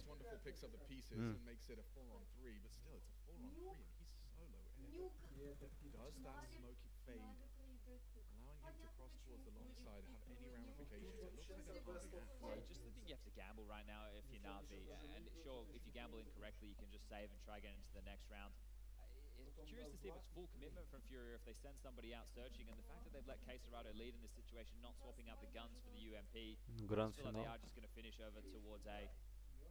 So Yuri jump spotting, doesn't see anything, so as you come out for Furia, he's still going to be on high alert. Здесь Spirit, ой, они дома. Получается, да. But once you hear that util rain on the other side of the map, Na'Vi will just be trying to hold on to these upgrades. Now, Makazi came in with a 5-7, so he'll be able to drop that across in the А у них лучшей карты, в принципе, нету, кроме Нюка. Это лучшая их карта. Оверпас минимум, блядь, но оверпас, так карты могут же быть в бане, там же могли карты банить. Ну вот, это ж вы тоже учитываете.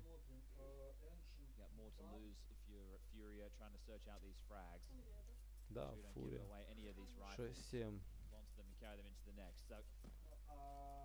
curious as to your categorization of plays we saw like him actually in this previous round, where it's become, you know, commonplace to see CT with an MP9 quite quickly, even on first spawn, just swanging that half wall trying to catch someone progressing. Is that one of the best ways in order to kind of disrupt a fast banana play? Do you need someone to be that body on the line? I think you don't want to give banana away for free in this type of a buy. I feel like that's probably more of a prep thing. Like, okay, this is when they're anti-eco. This is the type of opener we might be able to isolate 1 or 2, and it wasn't far off the mark, right? Look, the util set that they had, that was a premeditated move. Yeah. They tried to be a little bit more assertive than letting it come their way.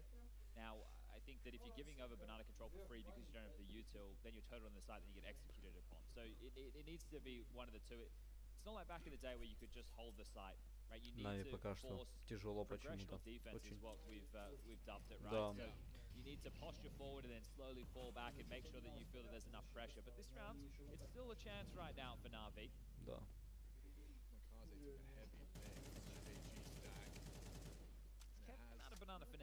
Макес 15 хп вообще остался. Ха-ха, Fallen сидит. Поджидают чисто. Либо шорт, либо лонг, думаю. Да, Wonderful уже тоже стоит, смотрит. Смачок. Ох, там их сейчас будет 4 почти. А их там 2 надо стоит пока что. А 3 уже. 4. Ой-ой-ой, 3 стоит. 4 убил. Wonderful хорош. А ну не добил. Down to 45, and well, time is getting there too. Oh, this is a free frag for Yeki. Ой, Има вообще хорош. На спокойном вообще Има забрал его.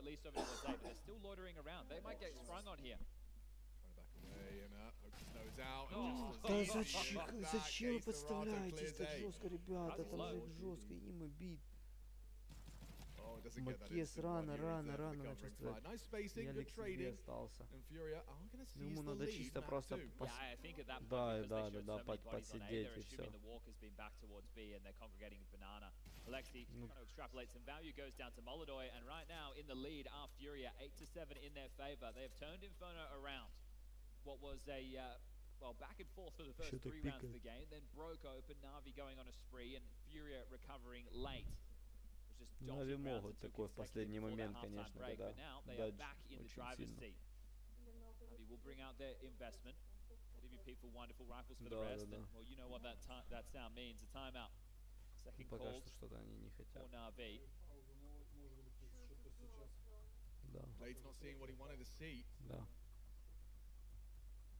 Ну, потому что счет уже 8-7. Фурия ведет.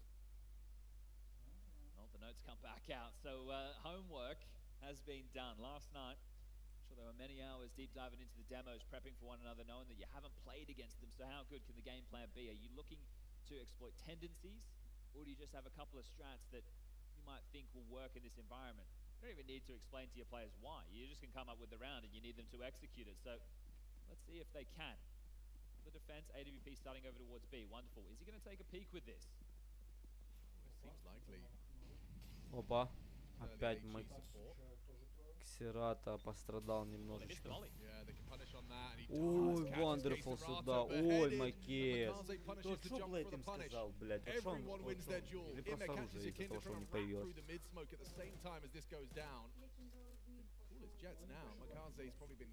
Да. Yeah, they've done an awful lot of work here, and right now for Furia, the game plan of this round is going to change. Just how much damage. Ну да, и Вандерфул смог, он в смоках. Ну шо, ну я не понимаю. Ребята, вообще. Okay, so any threat just feels like it's been negated now, and that just shows you the devil's in the details. Counter-Strike missing one molly allows Wonderful to stay on the line, gets that kill, then buys a bit of a buffer for the chip in from Sandbag. So beautiful work there, and just because of an unforced error, Furia misthrowing a Molotov comes back to bite them. И пачка еще там лежит. It's those tiny unforced errors that can accumulate. It takes, world-class opposition to identify it as an error and punish it. Yeah, I just wonder though, right? I can't imagine that was the Blade said, yeah, they're going to miss this molly. So, so in terms of what they called as an opener, it was the right place, and they were able to dissuade. Так что 30 секунд. Вариантов немного. Нави забирает этот раунд. Все еще живые. Да, и все целы.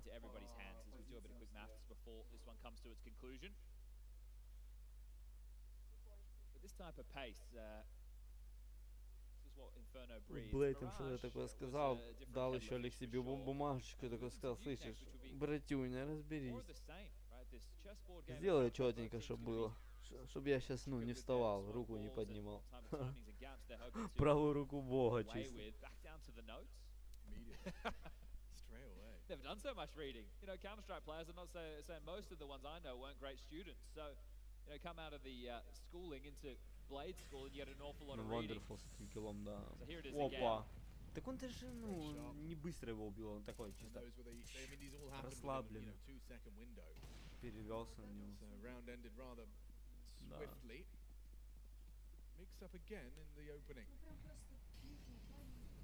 Опять так. Опа. Уже каленый есть. Ой, Макес опять 50. Макес, just the layering of these options, and they immediately just jump back into it. So Makazi, a pillar, rotates, goes down and they rotate, knowing that a B defender Никак молодой, не обосрись. in the grave. It's actually floating away. Да, но он, скорее всего, понимает, что. Scampers back. They're going to come through this. Yeah, looks like Fallen wants to isolate. What if it's going to get caught off? They backed off. These are good sight flashes from Отходит в бойлер, да. Bit noisy. Posts up and sweeps through, spots a knee, spots a Все знал, the что там bomb, есть. yeah. here in the long smoke as well. So a second wave of those flashbangs. Did they come? Oh, missed his shot. Progress in. Bit on the box, Done baited in. Does very well to get two there. And now Ima there to chip in as well. The damage already done. Yakinda bleeding out. It's a K-Serata with health. Can he help? Oh, yes he can. Yes he can. Brings it down to the one-on-one. He's got Alexi next. Oh, strafes out. Wasn't ready. Weird timing for him. And Alexi secures it in the 1v1. Sorry, K-Serata, almost the hero of that one, wasn't really. he? He's just come peering from out of nowhere through the smoke. Multiple bodies on the screen. It's okay, now V, they'll put another one on the board. 9-8 now, they take back this lead. It's really jostling in this second half. The money is where you have to take a look for Furious case. What can they bring out? It's going to be a Hero AK-47 by virtue of those frags. And just a Tech 9 on Yakinda with a Deagle for good measure. So this is a pretty light investment. If K-Serata goes down early, consider it round. Just the fight he was looking for. K-Serata, he's done so much, but it doesn't matter at the hands of Makaze. Oh, Lee, he ain't done. Опа, сюда. He wants the ace. He's not going to get it, a bit likely to deny it, but regardless, Makaze makes quite the statement on Banana. Okay, that was very well done. A couple of eco bashes there. Да, да, я уже отвечал ему. 17 kills for him now. Just absolutely delivering. No doubt about that. And 10 rounds reached first. So this has had some back and forth. I said 7-5 at half was definitely doable for Furia. Game's not done yet. They lost 2 rifle rounds back-to-back. Now they take the lighter bite. Now we're back into the gun. So this is where we see if there's a second win to Furia. Oh, it's okay. It's a weird-looking buy. Pull it, Furia buy. Yeah, this is strange as hell. Okay, just go. Flash straight through. Yeah, perfect. Bit no vision. It's famous. Good pull back. Catches it on the smoke spam. Wonderful's getting run at. Under pressure. Игорек. Smart about his next move. Ну он знал, что Yuri gets two. Opens up the sight. Furia. This partial investment, this pace change. Не забрал его или убил? It's so aggressive, completely blindsides the Na'Vi defense. Bit was not prepared for a Tech 9 flying through that smoke with the flash. I think that they were probably under the same consideration I was, that it's going to be a gun round, right? And it's gone for this weird kind of hodgepodge buy where multiple players had leftover cash. There was like a P250 and some Tech 9s in the mix, some Galils. There's just acceleration. So Furia finally bring a little bit of something. They've been trying to fight up top Banana aggressively. Na'Vi have been starting 3 there. And this time round, they're able to find that gap. Even with the first 2 kills going in their favor, right? It was just too much of a swarming presence on towards the side. The rotation was too far away. And Makaze wants to hold on to this AK-47. Да, начали вроде неплохо. Начали за здравие. Do you burn the last tactical timeout now if you play? You've already used 2 up until this point. Do you want to correct now off the back of that, right? Knowing that finances could be in a tough position if you lose this next one. Or do you let them play and save it if it gets closer? That's the question right now. I think you listen to what Alexi says and you call one if you don't like it. Yeah, hope that there's enough time from the point he stops stalking the one that you want to. So Blades just pacing back and forth right now. Так соседа. No tap on the shoulder, no T-sign being shown just yet. So be content with the call. Is there more pace to come from Furia now, or are they just going to settle back into regular rounds? Furia and K-Serata, the Fangs working on the Banana control. Осуждаем. Held back, a little bit more restraint. Fallen in Yakinda. Their progressions will be slowed by a Boiler and Sentry, but still the silent boost up. Fallen to get that window control. Yakinda to work through apps, but he might flash his boss man in first.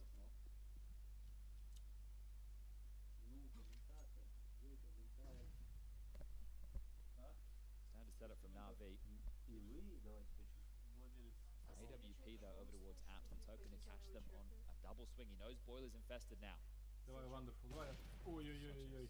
Such a tight line. Great swing from Yakinda though. Yeah, really fast. Gets the velocity, max velocity as Fallen actually. A frag. Bit handles that. Бит чисто на себя. Couldn't kill. Заманув finish possible for Fury. You've just been blocked at B. Дедушку Фоллена. Okay, Serata swallows that HE. Okay, yeah, you're right. It's going to be a little lighter on. This is the right call. Pivoting into a very late A finish. Imma's going to tuck in, so Bit fights first. They might not clear Pit. They are gambling on this B play completely, right? Na'Vi, the AWP is now entrenched in the back of the site, and oh my god, it's Alexi in Fallen's head right now. Very well, might be. Swings on out, gets the kill, more bodies, the bomb down, Alexi's in their heads, both his bullets. and his thoughts. Perfect from Alexi. Jump peak punished with 20 seconds to go.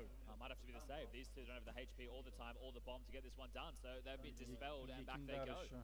That right there, yeah, I love the stubbornness from Bit to want to hold on to that space, right? AWP sounds off, and Yakinda and Fallen are just trying to show you, hey, we are in this. And when they've gone for the rear aggress, you think, okay, we pushed them away. But the fact that Bit sticks around, wins that fight, it removes that beacon, right? If Fallen gets to stay alive over towards Boiler, it means that the A side is going to feel like it's under a bit more pressure.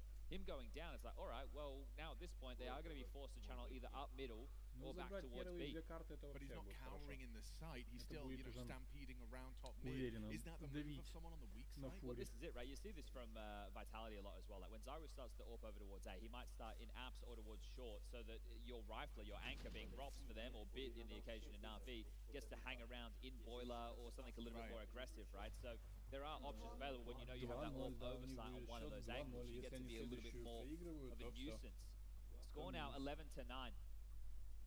Это на них будет очень сильно давить. 2 guns saved. Buys available around it, and we continue to strike this back and forth in the second half. Будет давить то, что они просрали свой пик. 3 rounds with pistol and the conversions, 3 back from the CT side. It's a pace change from Furia. Still very limited rifle rounds, right? It's been more gimmicky plays or lighter pistols. It was just the tail end of their CT half where they're able to finally break the money, have a couple of rifle rounds going for them. Yeah, but it's crazy that they've got 9 rounds and maybe 2 of them are full gun rounds. I mean, еще одну карту надо будет выиграть. Let's see what they can do here. They're going to need this one, otherwise Na'Vi will snatch 12 in 1 map away. Their map up next in this best of 5. But he's not playing scared, and the same result for Makaze. You try and test K-Serato and Yuri on these fights at your own peril. Shown 2 in Banana, right? The AK spam as well as the M4. So what happened at the same time? They blocked top middle, right? So knowing that the potential response from Furia was going to hit the pedal over towards A, they blocked, they made sure it's not possible. Now they're going to part the AWP. Я не закрою стрим ни за какие деньги, пока не досмотрю этот матч. Relatively aggressive line, nothing all in. So if they do try and walk up and go contact, he should be good for the first. And then smoke block. Поэтому стрим продолжается. They identified is him there, though. They might just try and overrun him. So what is this mid-round into the finish for Furia? 2 players having to look top mid, long smoke in, short molly, so they making sure they have that space. They Я буду благодарен. boost, so if there is a banana regress, they're in a strong position to deal with that. First CT smoke lands. Wonderful can say, hey, sector clear, nothing. Right? He's confident on this. He's not playing behind it. He's not playing coffins or backside. He has info. He knows it's clear. The A defenders know that this is coming. Getting cheeky, pushes in, Fallen gets it. A freebie given to him by the Finn. Now he's actually going to be attacking from the long side. This is cheeky from Fallen. No, he's missed it. He has missed the volley. It's an easy shot for him. There knows it's the second. Yuri's position and whereabouts noted. You've got 14 seconds, lads. You've got to turn up the heat. Stays active. It's still up to a bit in the pit. Multiple bodies. He adjusted. He's just going to sit there. Plant. Bolodoy in the 1v2. Getting run at. Block out. Bit down. Somehow Bolodoy could come up. Clutch down. Wonderful denies. Match point для Na'Vi. Oh, look at the sigh of relief. He knew that one could have got hectic, could have gone awful, but wonderful. And this is fantastic. They give away the opening kill on Makazi fighting in Banana. They have a 4v5 disadvantage situation, and they play it perfectly. The AWP hits the shot on the player trying to sell the B fake. That's wonderful, then rotating in for the pressure 1v1. You can see when Imma was taking the initial jewels towards the long wrap, the time sinks. Like someone's probably gone exactly what you said, 14 seconds. He tries to pivot more safely, kind of puts him in the open, then Bit has to activate for the multi. Molotov under so much pressure, and wonderful, gets it done. He gets the kill with the Glock, didn't think that was happening. He actually manages to find an AK flawlessly and gets a fair fight versus Wonderful. There's so many universes that Molotov wins that and changes for the fate of Furia. Well, they're 1 round away now from losing their map pick. They need something. They need something, and it wasn't a lot of nade damage. How about an opener? Yakinda pays a heavy price, as does K-Serato, but it does result in an opening kill. Well, it didn't matter last round, and this round they have less weapons and less HP. It's here again. Ой-ой-ой, как же он не вовремя решил переключить прицел. It's still here. Yeah, he's going to be tucked on the box. He's hearing them tucked on top. The 2 low players first. Yeah, K-Serato will likely go down and get the Молодой. 3v3. Molotow's been picked apart. It's falling apart. Ой-ой-ой-ой-ой! Just like that, Inferno's Сделал over. грязь. How does it finish? Just like that, flash, and you miss it. Na'Vi 2, Furia 0. Бит, конечно. This Блядь, best of ты 5, красавчик. we said it's a marathon, but Na'Vi, they're making it look like a light jog right now towards that finish line. Two maps deep. More class Counter-Strike again. Reflect on the first half, everything we were talking about in terms of their spacing, the pace of the game. They're really just controlling the tone. It was Furia having to work damn hard to win the rounds Na'Vi they еще не did, and чемпионы. then even flicking over to the other side and winning out that pistol with the two players backside. I think it was Fallen and Molodoi. Thought that was going to propel them back into the game, but strong CT side and able to win multiple rounds in a 4v5 disadvantage situation. That's a class act from Na'Vi. That is not the Fury we saw in Mirage. Mongol. True. That A bit more is fight. a little bit more vim, a little bit more gusto. Потом будет Is it enough though to turn this around? It would have to be a reverse sweep. They are 0-2 down. Let's find out with the desk. Fabulous form from Na'Vi so far Нет. in this series, guys. They Нет, smashed that они map играли just с towards the end with Авророй. excellent Аврора defensive они half, играли, они же выиграли where Монголу. they look Да, должны были Авроры, получается They look сейчас. incredible, and we had our question as to why we saw Na'Vi pick the T side right there. A 7-2 start again. А потом Нави, ну, я думаю, с Монголами I будут. love how fast they were, how emphatic they were with the decision making. We'll take a look at a few rounds later on as well. But at least we saw a little bit of fight being put up at Furia, right? They had a pretty good start to the T side, able to string like 5 rounds together between the two halves. But in the end, man, Na'Vi just dug in deep and he closed it out. Honestly, the huge problem from Furia so far in this series is the gun rounds, right? The gun rounds have been absolutely atrocious. They won one gun round on T side across both maps. Here on Inferno, it was the sort of half buy that they were able to win, and even on CT side on Inferno, first 3 rounds are all force buys / half buys, again, with maybe one saved gun. You know, only the final 2 rounds of the first half were actual gun versus gun rounds, and when you have that happening, you're in real trouble. An excellent T side of poise and mid-rounding from Na'Vi player. Round 9, a great example. Yeah, I think round 9 in particular highlights how decisive they were in the way to approaching this, right? Look at his aggression towards Banana. They get a kill towards Yakinda, and immediately, without wasting any...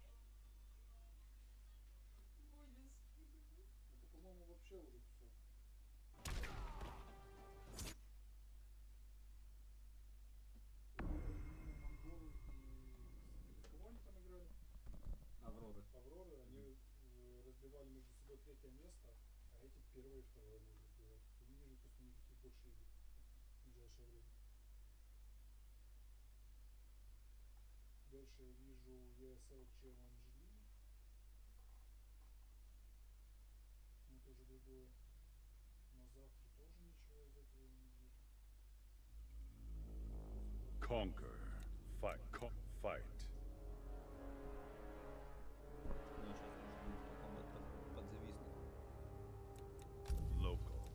Local.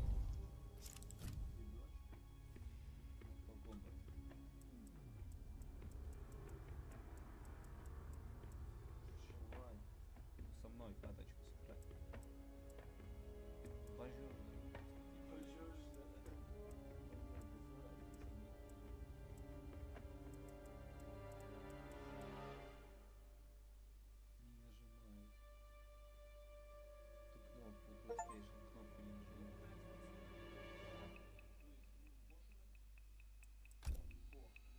Kung Lao.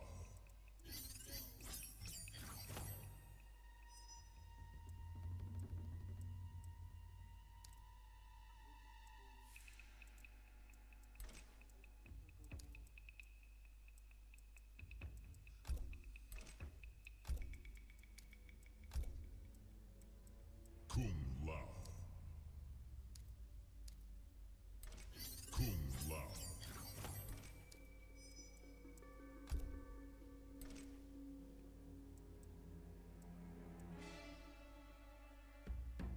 Raiden. Total Calm. Kung Lao.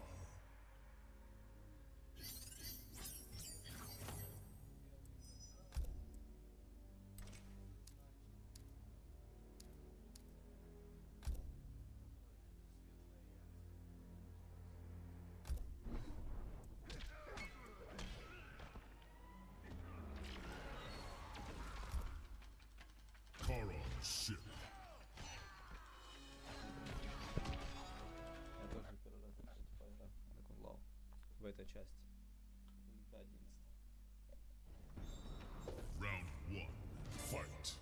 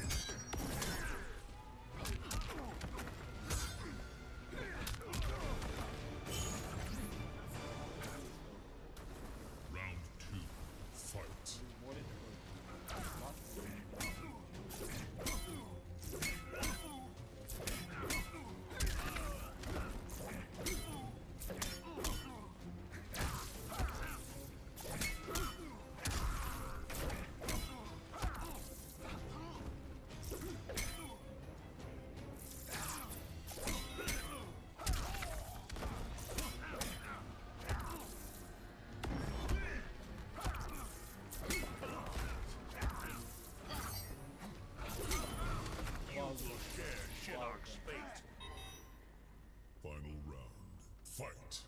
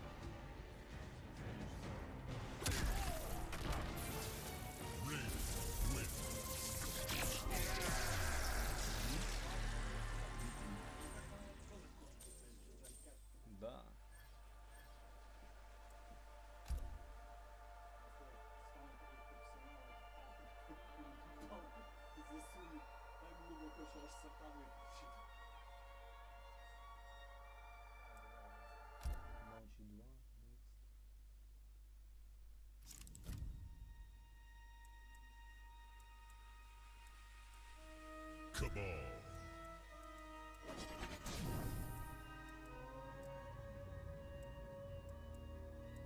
Liu Kang.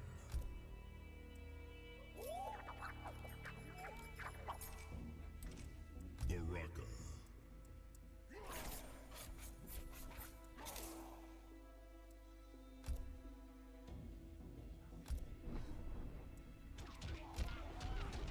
Special Forces Desert Command.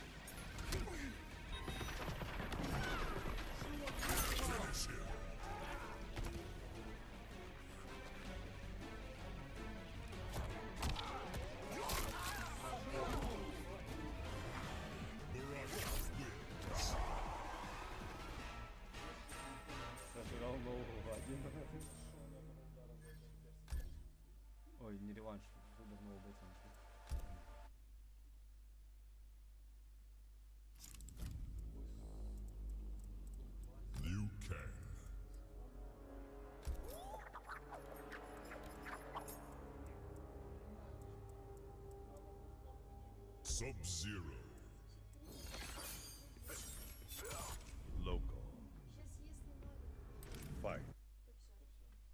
Если Нави приёбывает них, то они еще сражаются с монголами. И тогда очень было.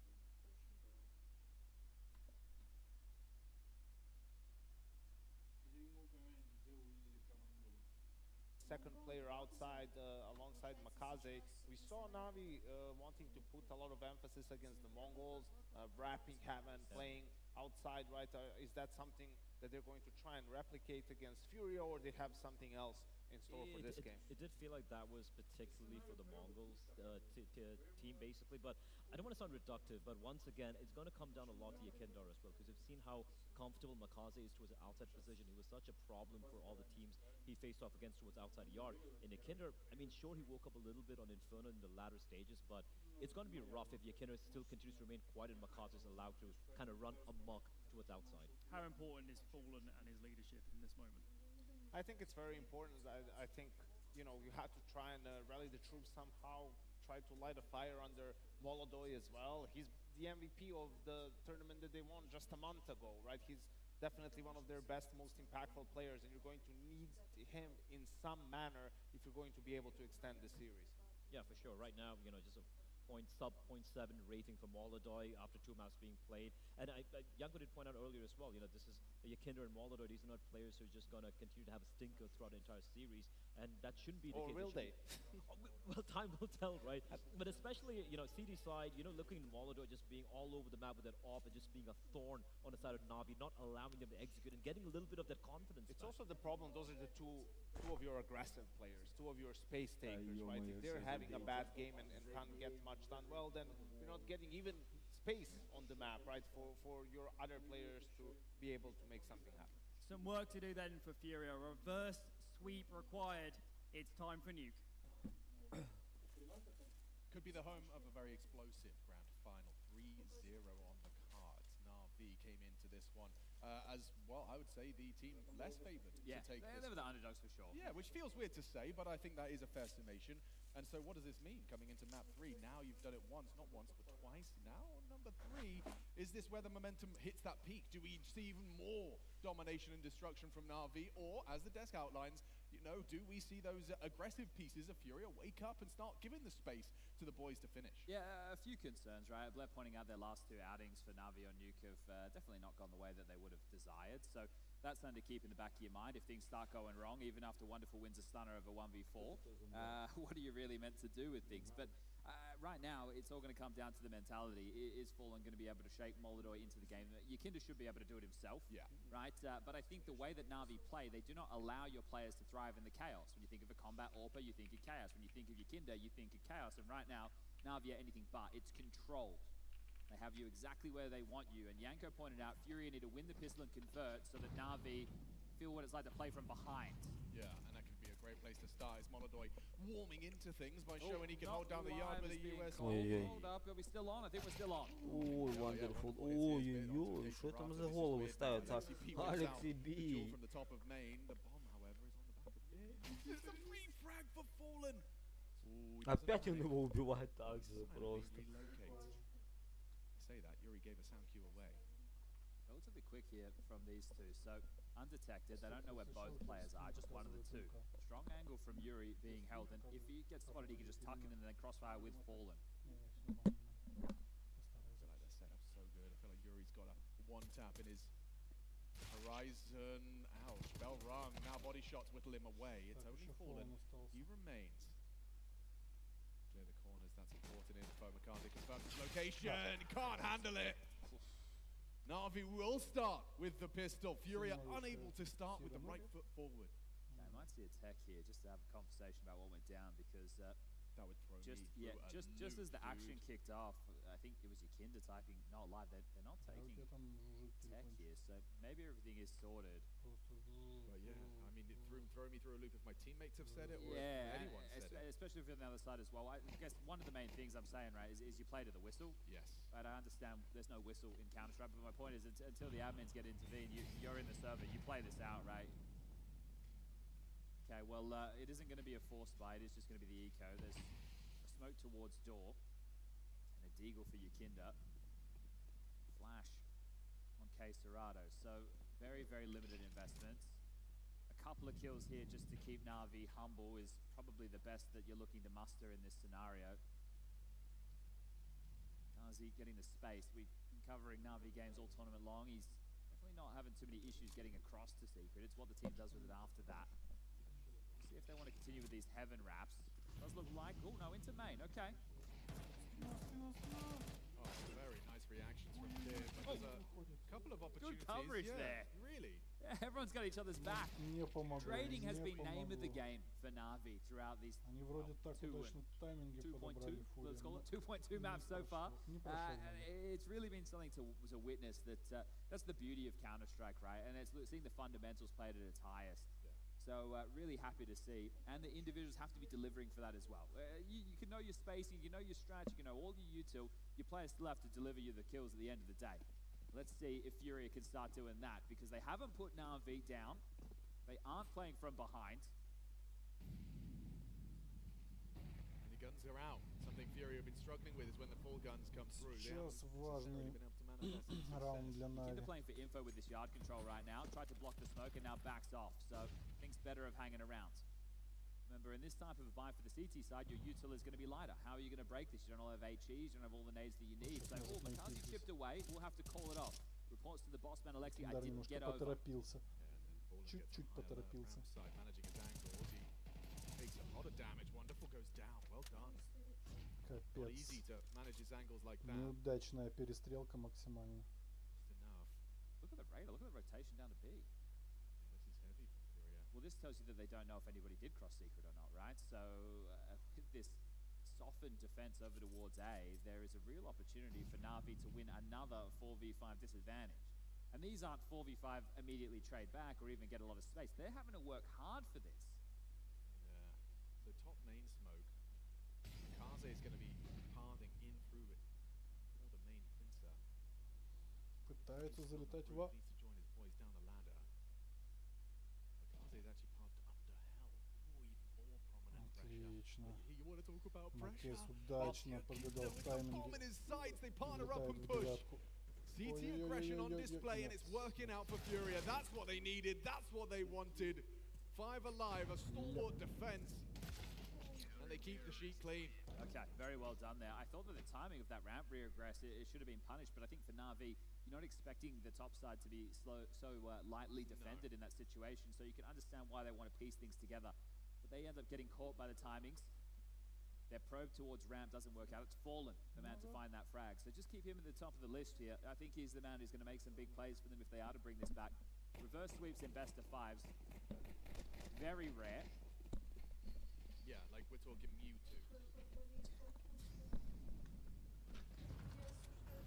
I think I'd hear the Pokemon reference here today. Neither did I. Ну и что тут у нас? Well, the money trade. 2 Galils, an AK, Фурия. MK11, P250, and a little bit of util. Secondary smoke. Громко, так я это громко говорю. Я просто расслаблен. И микрофон далеко находится от рта. Если я вот так сделаю, то так будет вообще четко. Опа, Юрий дает. Ой-ой-ой, битву перестрелял. Так четко смотрел. Никер там Кевин не бывает. Фоллен дает тупо 3 килла. Что здесь делать? Я в шоке, блядь. Кто его пустил туда на сцену? Уберите его вообще.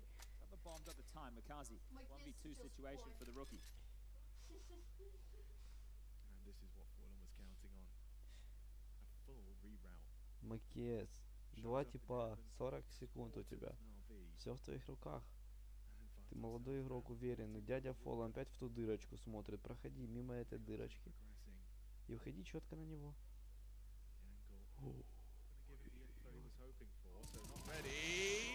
Перестрелял. 1 хп. 1 хп.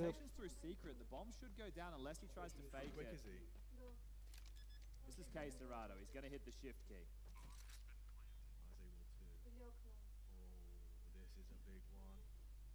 Grand finals in that third map. Makaze 1 point of health. Needs the tap. K-Serrado secures what Fallen started.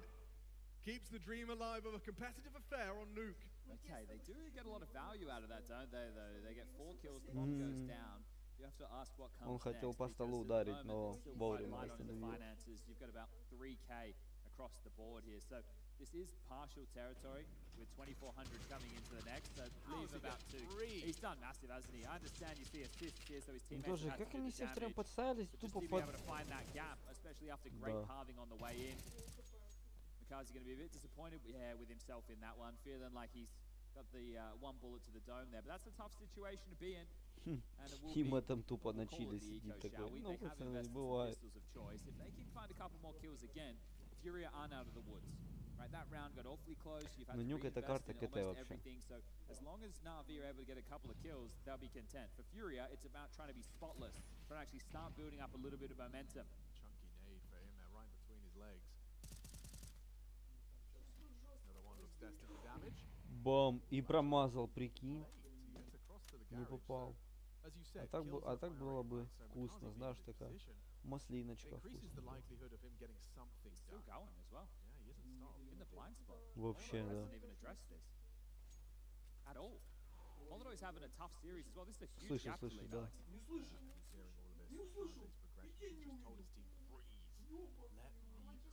This is insane. That's a free kill right here.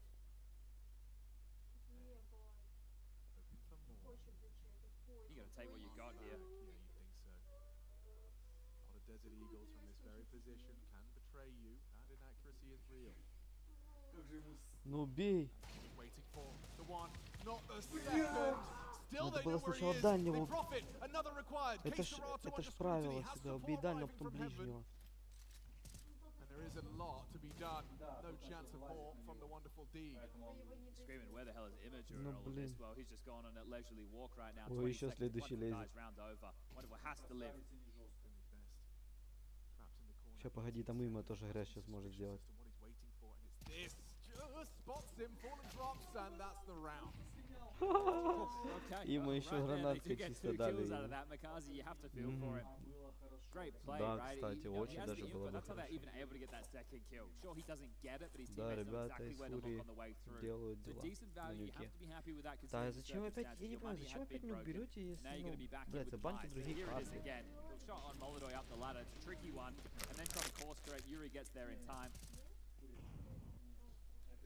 It's like he was so ready to take the static target, he actually perfectly nails a strafing off the ladder Molodoi instead. Okay, what's this? Is there a walk-up behind the incendiary? Yeah, so he gets on the line, and that's a nice start, wonderful. Opening death handed to him by his rival Orpa. Yeah, Molodoi and Yukinda are having a really tough series. The two aggressive pieces, if they can start getting into this game, it's back on.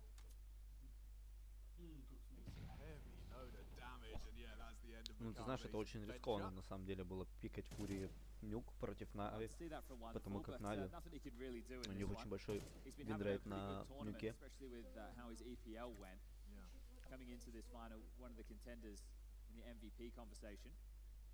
Yeah, I think Wonderful is, you know, a specimen as far as the power of mental. I think he truly is a very talented, mechanically gifted individual.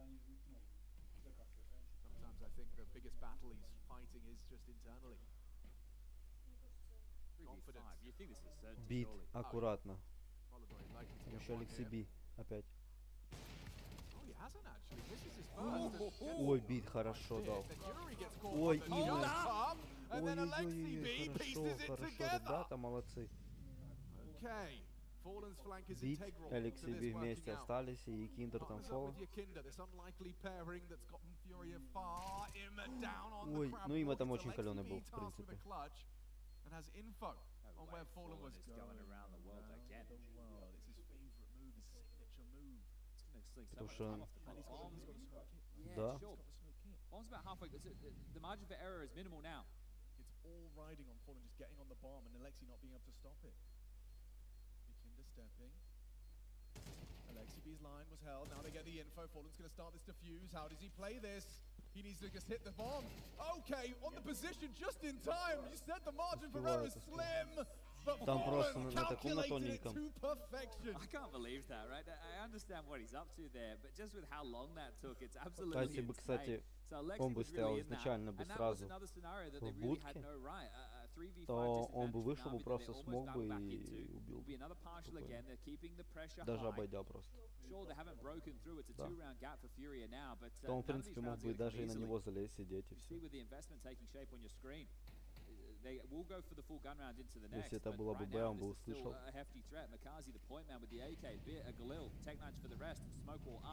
Look at this, the vent drop. We've seen this before from Imma. This is huge. If, as long as they can get across secret, this round is winnable. They just have to be able to get across. 2-4, Нави, ребята, что с вами такое, я не понимаю. Молодой, ой, вот это тайминг просто. Макет хороший. Now you can't rotate vent, you have to go ramp. That's the only way to stop this B play. Сразу на Б бежит Alexi has a Авик. smoke. If they go single door, he trickles that one out, they palm through it. They can actually suffocate the space, take it away from Идет через Molotov. даблдор. Ага, о, как отошел он четко. Опа, биточек сзади. Сзади биточек. Да зачем вы показываете Ксерата? Покажите бита. О, бит насадил. Ксерата, ты шо? Makaze's his next victim. Trying to delay. Makaze pathing to the red box. Kserato's damage reverberating as the third comes through. Просто забрал, ну, почти всех.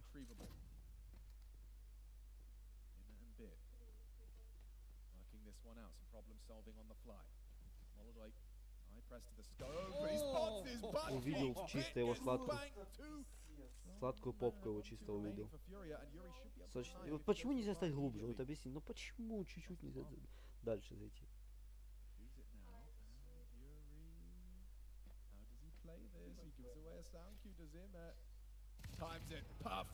Имя тайминг такой поймал неудачно, к If I'm сожалению. Navi, the conversation I'm having, and I'm probably Blade taking a time out. Да, да. We've almost beaten them in a 3v5 disadvantage. We almost won an eco with a crazy play. We almost won a partial buy right there. They're right where we want them. This is all good. Don't worry about it. I understand they have the lead, but this game plan is working. The space that we are getting, it's fine. I mean, if Kserata doesn't make the only move. Right, and that's crazy because there's flanks on flanks in that situation. Bid's under heaven, Kserata's pushed all the way around lobby, they were down B. If they finished B, think about how low in terms of fortification it was. So they would have just been a real way to break through. So trying to be tricky with it, that's what ends up costing them in that situation. But they are the ones who feel like they are still being the more assertive of the forces right now. It's Furia still having to chase this one. No reason, the Fallen. Блейд может, да, Блейд может их очень сильно настроить. Да они по сути могут просто рампу проходить, у них на Б никого нет. Им просто достаточно убить Фоллена, дать смог в Хейвен, чтобы ну, не проходил, не чекал. Зайти Б, раскидать его полностью, занять аквариум. И все, и тупо сидеть ждать. Рампа, все есть, аквариум есть, и посадь, и все. Teams would definitely have to respect them a little bit more going into the major. Знаешь, там Furia, this is another notch to add to that belt of он сейчас перетянется на Хейвен потом. But they're gonna have to do it the hard way. Но здесь Авик более такой, он подвижный на нике. With how wide open Counter-Strike seems at the moment, we're having all these tournaments with different winners. Посмотри, вот что Блейд им сказал, что они сейчас перестали просто вот Фурия опять оставили. Смотри, это про то, что я говорил. Рампа, они идут на рампу, им забрать чисто Фоллен, закрыть Хейвен, и все.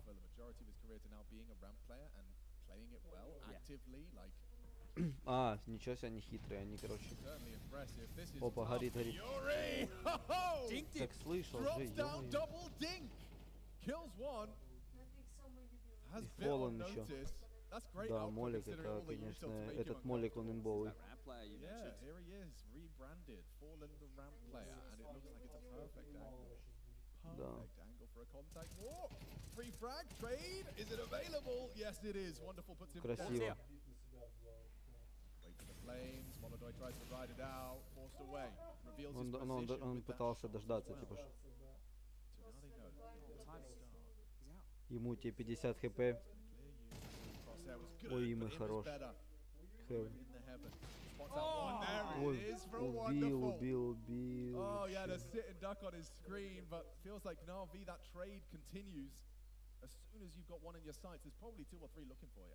If Kinda gets this kill on Wonderful, maybe he continues and has it a go here. Okay. The money's not great, but if you can get this first kill, there might be a chance. Okay, not at all. Wonderful will just delete him. Beautiful work. And Wonderful knows you don't want to be deep in that corner because he's cleared it in that clutch. Okay, well that is lost bonus bottomed out, right? So only 1400 coming Ну in. прикинь, ну что Maybe a Блэд timeout сказал, from что... Bacon from Sid Вот что им and сказал Paul Блэд, что to они have a начали discussion тащить. about the Наверное, next чтобы они не stretch. спешили Looks like they are и going to shove, so you will be seeing a force более fight четче starting to играли, dawn. 3 сосредоточились. MP9s, AWP and an M4. So the M4 and AWP are going to be on your two key figures. Kindred towards Осуждаем outside, такие Molodoi слова вообще в целом. also floating around. It's going to be up to these two to shut it down. Actually, no, they're just starting the AWP on yard. Вот так пикать. Ой, Макес молодому дал, ля. Сейчас еще и убьют Ксерата. Ой-ой-ой-ой-ой, что происходит, ребята, это просто перформанс.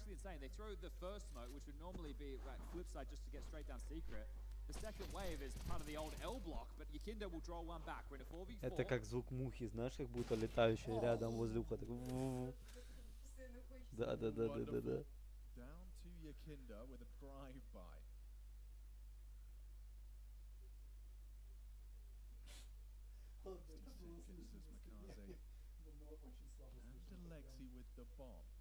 Не надо все равно так говорить, мы осуждаем такие слова.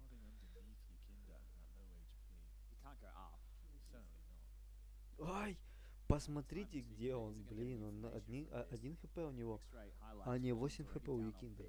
И они идут сейчас тупо все на Б, и Б чисто, никого нет на Б. Потому что Хейвен, а нет, Fallen есть на Б. Не доглядел, извиняюсь, ребят. Якиндер убивает Макеза. Molodoi has been watching with glee as what felt like a real tailspin moment. The AWP getting owned by Makaze charge.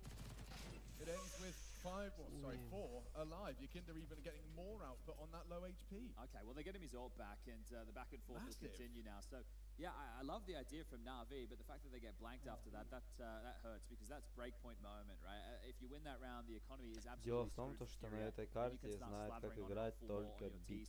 Почему? Потому что биты старой гвардии и старая гвардия Нави, они выигрывали нюк всегда. А это гвардия новая Нави, они же все ж новенькие. Понимаете, им больше нужно времени играть нюк. Уделять этому время, но видишь, как получается. Вот.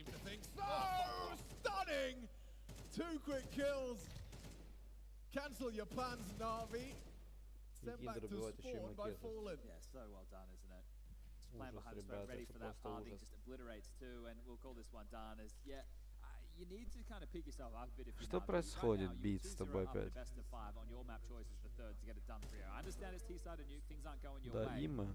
But you want to be putting out there in the world that positive energy so that you guys can grab 1 or 2 more before the halftime break, because this is about to be 7. Двое минимум. He knows by positioning in this angle, they almost guarantee the MP9 trade. Ай-яй. Ну, Има, кстати, хорошо навелся. Не довел чуть-чуть. Молодец, он все молодцы. Something in the last couple of games that, yeah, I would love to see a change in this body language, but... Опа, tactical pause, Blade. We're playing for the... I know. Things aren't going very well, I know.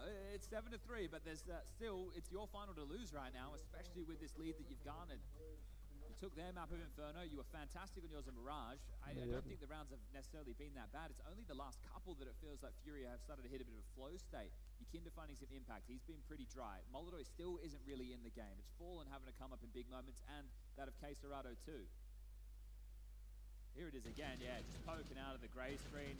Bit tries to go on a quicker pathing, doesn't catch him, and yeah, it's getting deleted. So if you're trying to bully the old man on ramp, it's his right now. It's a shutdown. What you were saving for. This is why you didn't go all in. Now it's the buy. Разочарован, уставший, подбитый такой летчик. 5 is a luxury. Yeah, you'll take 4. You buy your hand off for 4. Look at Bits farthing. This is a player that's frustrated, visibly frustrated, and now breaking his legs and motivated, charging forwards. Gets spotted out, but in the distraction, Yuri's brought down. Makaze with a double air. Woof! just spinning on a dime, takes out 3. Gear shift, right? And Molodoi, I can't believe you're even investigating this, mate. I can't believe you've even given this a look. What's the plan? Kill them? One by one. Смотри, сейчас Вандер резко. What? Прочитано. Прочитано просто. Прочитал. You can buy another one. That's okay, I guess. I mean, I'm not going to say anything. No, hey. What can you say about that? Да, он сильно долго. Just a silly choice. I love this though, isn't it? Like they knew the player was tucked in CT vent because of Bit's quickness. Bit has main at that point. He's so worried, but fortunately Makazi comes in and Wonderful's like, at least they're smiling about it. At least they're got a smile on their face. If the roles were reversed, if that was Navi and Wonderful's going for that knife, Blade is taking notes in a thick red Sharpie. Oh, Fallen, can you do it again? No rifle this time. Hello. Oh, he's away somehow, some way. Fallen's trying to get output out of this. Ай-яй-яй, ребята, ну Fallen их просто рампу не пускает, но им надо чаще пробовать рампу проходить. Ну одного убил. Да, ну нормально пойдет. Якиндер как будто в телефоне сидит, залипает. Бля, смотри, он чуть... Он чуть там что-то не разбил. Хорош. Чувак вообще молодец. Успех ушел. 3v3. Last round of the half. Okay. Last couple of, I felt a little bit of a clown fiesta, but let's see. This one's still on. Furia. One from ramp, 2 down secret. Да, это сильно вообще очень. So you gotta get a move на самом деле. Moving they are. Molodoi forging a path down the stairs. It's Makaze. Will they flash it or double swing it? Oh, Molodoi, incredible, impeccable from Furia. This is theirs now. Theirs to lose. No kit. A 1v3 situation. No kit. Molodoi just can't miss. Doesn't pull the trigger. Does nail it. The 10-second defuse secured. Oh. The last second. God damn. All right. Well, they didn't make it easy on themselves, did they? The stress levels at an all-time high, but that's 8 rounds on the CT side. Map number 3. Only 4 Ну я не знаю, to Navi. с нами какая-то фигня происходит. Ну это то же самое, что было на Инферно, блядь. Они по сути проигрывали, потом бац, резко, блядь, выиграли. Statement of intent, Major just around the corner. The last month of play ahead of us. For the close of this year. I mean, an unquantifiable boost to any team, lifting a trophy ahead of your most important tournament of the season. And there's an opportunity for both of them right now. How much better would it feel if you're doing it after starting 0-2, after feeling like it wasn't going to be possible? A retake that you had no right to win. Teammates just letting teams into the bomb site, and you still recover. Well, minute and a half to get your breath. Poker stars. What could be a sprint to the finish line? I said 4 was enough. 5 would have been great. They didn't quite get there. У Нави такая же, только GGBet, Red Bull и Hitachi. Команды поддержки их. By the horns, can you really maintain this level and push yourself forward to get it done 3-0? I mean, that is a good question. Will they have the cojones, the minerals, in order to turn their fate around and 3-0 this grand final? Half-time, да, смена сторон. Undoubtedly, categorically, the better team in maps 1 and 2. Смотрите, у Имы прикольная штука стоит. Утка это. Да. У меня тоже такая, только мини-девочка. Ксерата? Да, Ксерата, это Ксерата. Играет, да, он хорошо играет. Бразильский игрок. Молодой тоже. На самом деле он не сильно старый, молодой. Да, они молодцы, действительно. Фурия тоже неплохо играет. Если так рассудить, то Фурия и Нави это такие команды, которые были в упадке и у них были свои взлеты. Это такие команды, которые, если они соберутся, они действительно могут выиграть. Тем более бразильские команды, они действительно всегда были очень сильны. Даже вспомню тот же самый момент от Cold Zero, легендарный на Мираже. В то же самое Фоллена, то, как батька Фоллен играл в молодости. Да, они сильные игроки, много есть, кого вспомнить можно.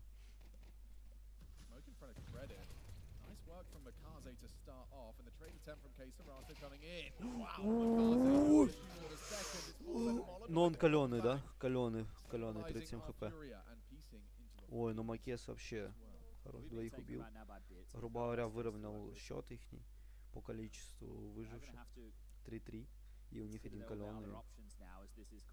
И у двоих береты. У Бита и у Имыча. Но я видел, что Има делать с беретами, на самом деле, может игра сделать очень сильно. Ребята, вы вообще не там лазите, вам не в лобби сидеть надо, вам надо идти глубже сидеть под рампой. О, рампа есть. А почему А чисто? Почему на А никого нету, я не понимаю. Где А? Где А просто? Ну все, они пошли теперь на Б. А на рампе никого. Надо было раскинуться. Надо было раскинуться, остаться двое А, один Б. Потому что Б с винтов бы, ну, с А, с мейна, например, на винты бы сразу бежал. Вот, и рампа есть, ну, все. Да, я же говорю, один должен всегда быть на Б. Еще дверь Имы. Ой, бит. Ну это про то, что я говорил. И они идут два через рампу. Вы что, серьезно, ребята? Что это такое? А это все. Има без лица. Алексиби. И все, аквариум, да. Все. Что Алексиби делает?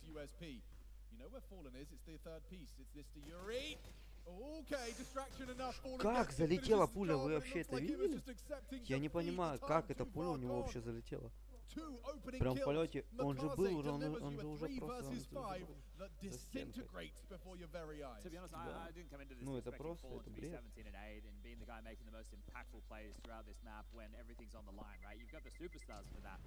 He's meant to be the one who's just moving around the board, and that doesn't mean that he's a slouch, right? This is a player that can shoot, and being on the rifle, I've actually been very, very impressed with his rifle work. But the fact that he's the one who is having the most impact right now is absolutely insane. He's coming in clutch. This was, I believe, a 3v5. So Makazi gets the double, Molotov draws one back, and it's all about the ball and shot. You can see with Bit, they've done a lot there within that round. They clear lobby, they clear heaven and hell, they get a guy up heaven, and then he's trying to take more space so that he can unload the dual res. If he had a USP, he could have stayed towards ramp. But because of the dualies, he feels like he has to press in, and that's what ends up costing him. Which is no fault of his own. He did so much for the team in that round just for space. But it is going to be a force, and this is essentially where the map could come really falling apart for Na'Vi.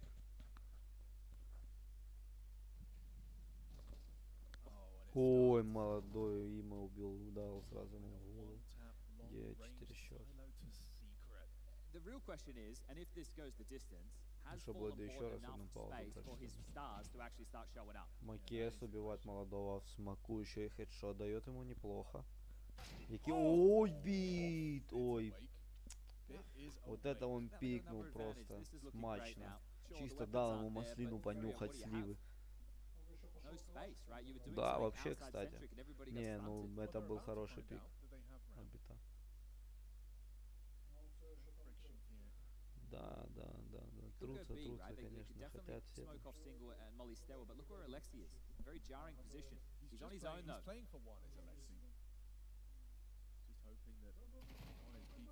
Б. There's a couple of bursts. He hit them both. That's a nice shot, but now burning out. Forced wide and Brick brought down. Fallen wins it out. Макес и бит.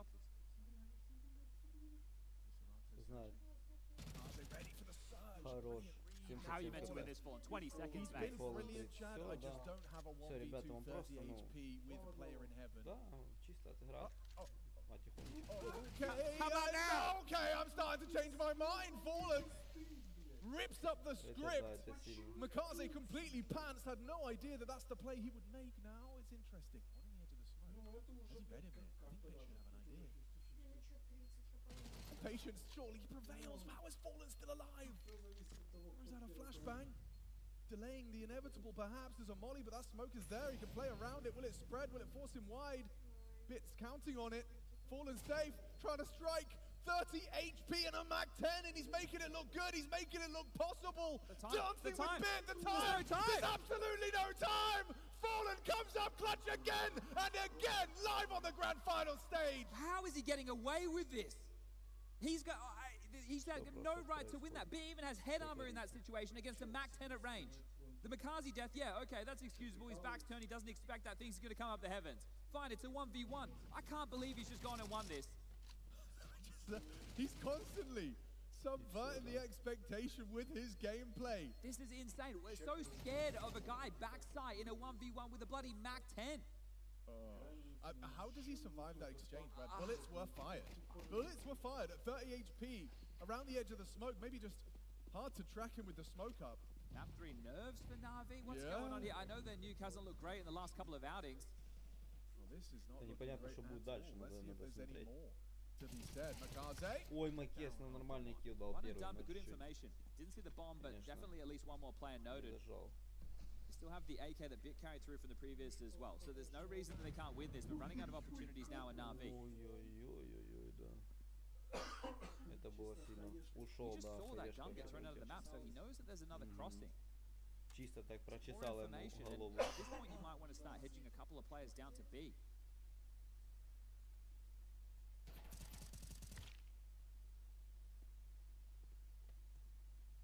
It's gone down the vent.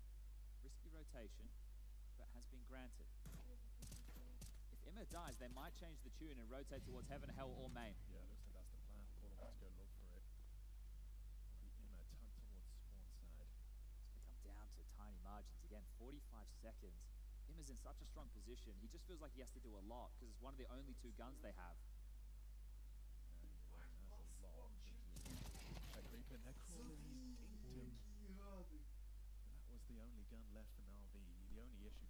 Мы крабики, мы ползем, потому что мы крабики. А они на Б сейчас залетят и все. О, Бит уже тут, ждет. Вандерфул в такой там. Увидел, что услышал, Алекс себе убил Церата. Бита, так как забрал Бит? Ну зачем ты подставляешься? Okay, well, you can see moments where that one could go wrong, but they do steady, and it's 11-4 now. This looks like another drubbing that Na'Vi are going to sustain on Nuke. That they think is in their wheelhouse is definitely putting them up struggle street. We've got Dust 2 next train as the 5th and decider if we need to get there, but that is still a couple of hours away. And this map still ain't done yet. They're going to need to put together a very comprehensive CT site. This is a defense that will have to be almost flawless, especially if they want to get it done within regulation. Yeah, it has to start now, or we are off to map 4. The times in this map are gone where I'm sitting here and saying, yeah, it was a good attempt, it was a good idea, it was close. There's been a lot of that. Yeah. It's the conversion of those close scenarios that is lacking now. Makazi, as mentioned, having a great game, 17 kills. I feel like he's found his impact. He's not joined by anyone else. And yeah, those frustrations, we saw it from wonderful, very early in that first half. We saw it start to simmer in from Bit. And it, you know, I see it and I watch and I go, but your two maps are. That doesn't really help anything at all, but it definitely helps Furia get back in the game. Without a doubt.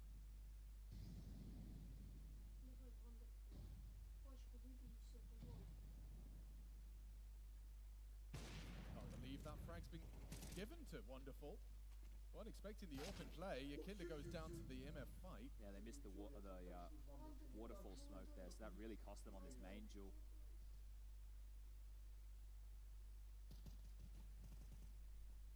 So has this just simmered out, or is there anything more to it? There you go, there is more to it. Yeah, Bit's going to be very frustrated about that one. Rotating through, beheaded by Yuri. Molodoi occupies the yard as well.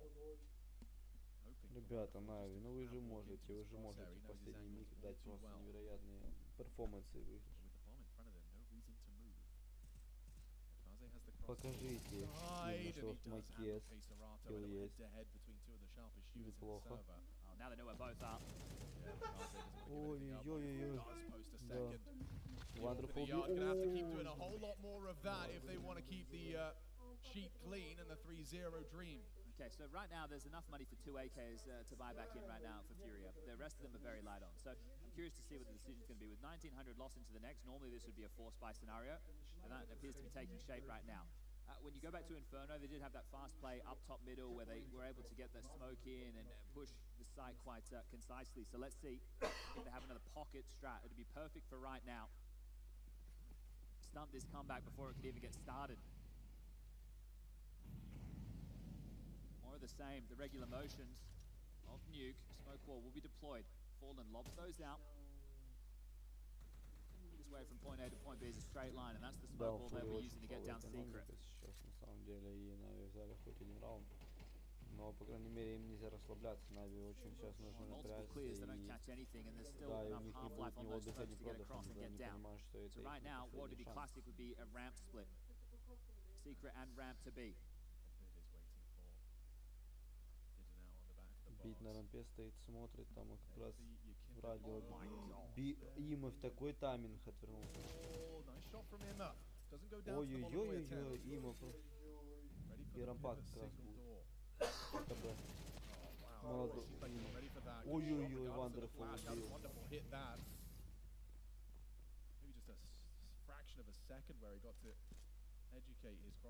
Very well done though, right? They hold them at bay, and now it's just about dusting off this round. 40 seconds left. These final two will just flurry into B.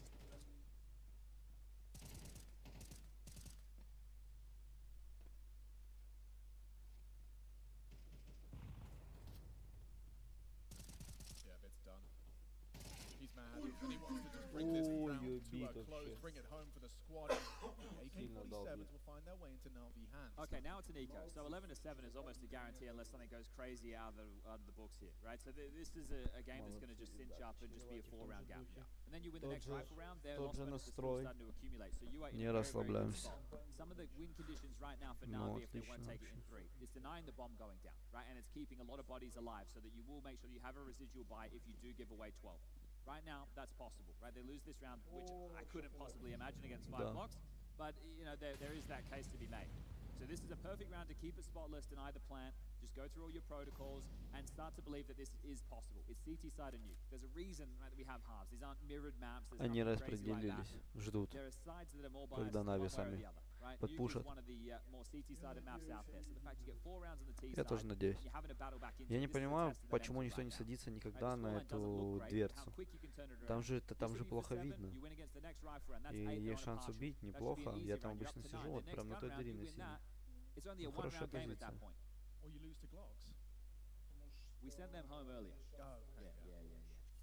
Не. Нет, не увидишь, но только если станешь с другой стороны, с правой, но ты увидишь быстрее.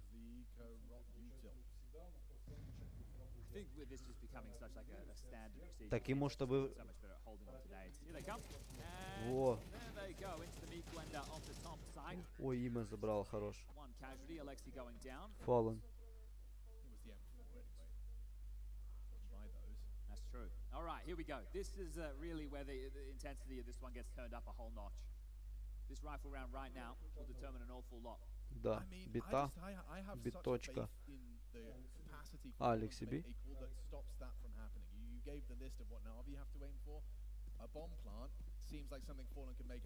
Седьмой раунд за нами поехали. Wonderful идет на аутсайд, на улицу. Сирата сидит будет. Бочка на бочке сидит один. И Макес на аутсайде смотрит. Никого нету, в лобби шарится. Закрывают полностью аутсайд, не дают посмотреть. Макесу на Макес вроде. Опа, Вандерфул. Он опять. Он в натуре, он как будто читает, я не знаю. Мне кажется, он когда будет пересматривать свои демки, он будет в шоке.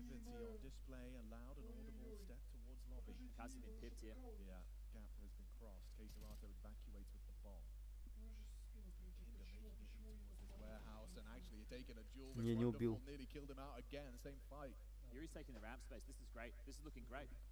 Каленый есть и у тех, но 4 на 4. Смотрим.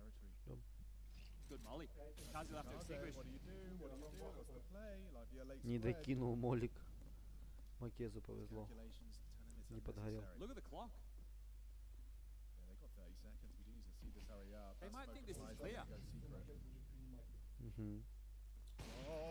Ой, Вандерфул хорош. Ой, Макез еще убил сзади его.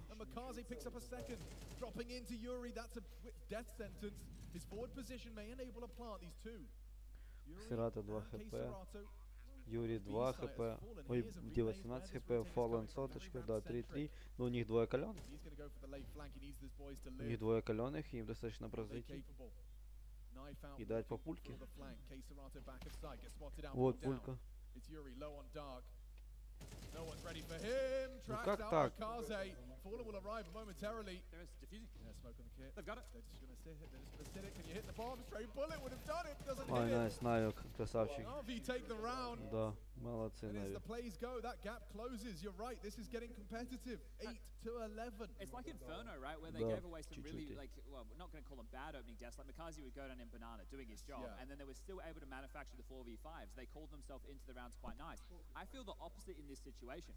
Why are you waiting to the last 35 seconds with all the space you have? You pushed out ramp, you know where the AWP was, you know there was a player main, you have some good info, and it's taking them way too long. There's a bit of lag right now in the finisher of the round for Furia, and that's what ends up costing them, because they had a lot of leeway, they had a lot of runway, then they allow it to be the last 30 seconds, then the kerfuffle happens, bang, you die trying to rotate secret, he pokes his head out main, another kill comes in, and at that point, you're chasing tails, right? Before you were in the driver's seat, and then you've given that driver's seat up.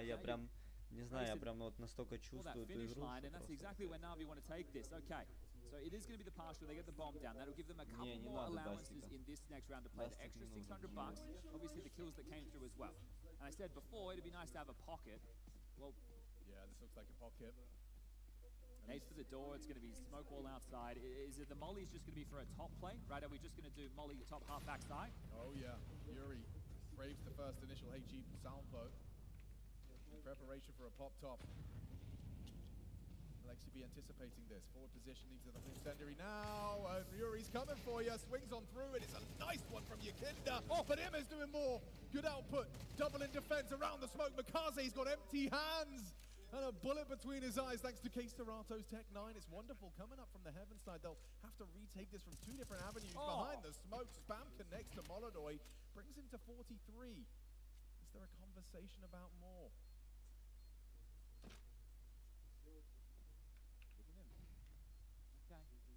You two here can smoke the door, maybe molly backside, wonderful flashes. Bomb halfway gone. There's the smoke. Ребята, время. Вы потом не успеете. Wonderful дал килл. Бит. Время. Все, нет, нет. Better than a plant. How about a 12th round? Furia breaking into the top side despite Imma's best efforts. Не умрет. Yeah, Alexi's going to be a little bit bummed about that one. He gets the bottle of flame in, but unable to convert for that first kill, and then Imma's attention is drawn. They gets the lineup, but there's no other support, right? There was the heaven smoke, so even the rotation up was going to be limited. Yeah, Makazi was trapped outside of main. At this point, there was only two players defending on that site, so a great call and a great execution. Just puts them one round away from taking Na'Vi's map and extending this best of 5 to map number 4. You got pressure the entire time now, Furia. Maybe that's what you needed, the wake-up call. Yeah, this is a grand final, and it is almost over. At least they're going to go out in their terms. Ой, молодой килл какой дает. Красиво. Set up to succeed. Molodoy opens up and what should be the final round of our third map here. Kinda sees those smokes as an invitation to party. He's going to be exposed on the prey. Макес, ну что ты шо? Suppose he can stay 3 yards. Да как так, блядь? How far is that going to get him? Че шутишь, что ли, блядь?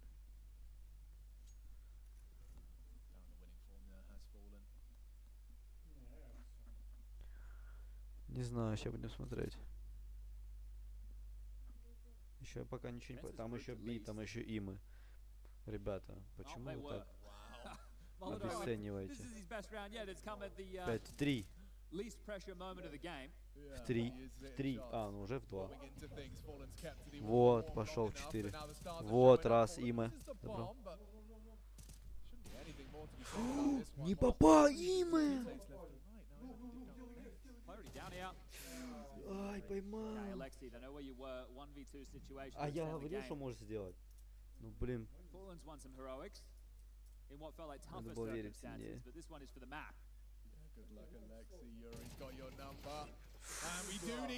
Еще и вышел чисто, да.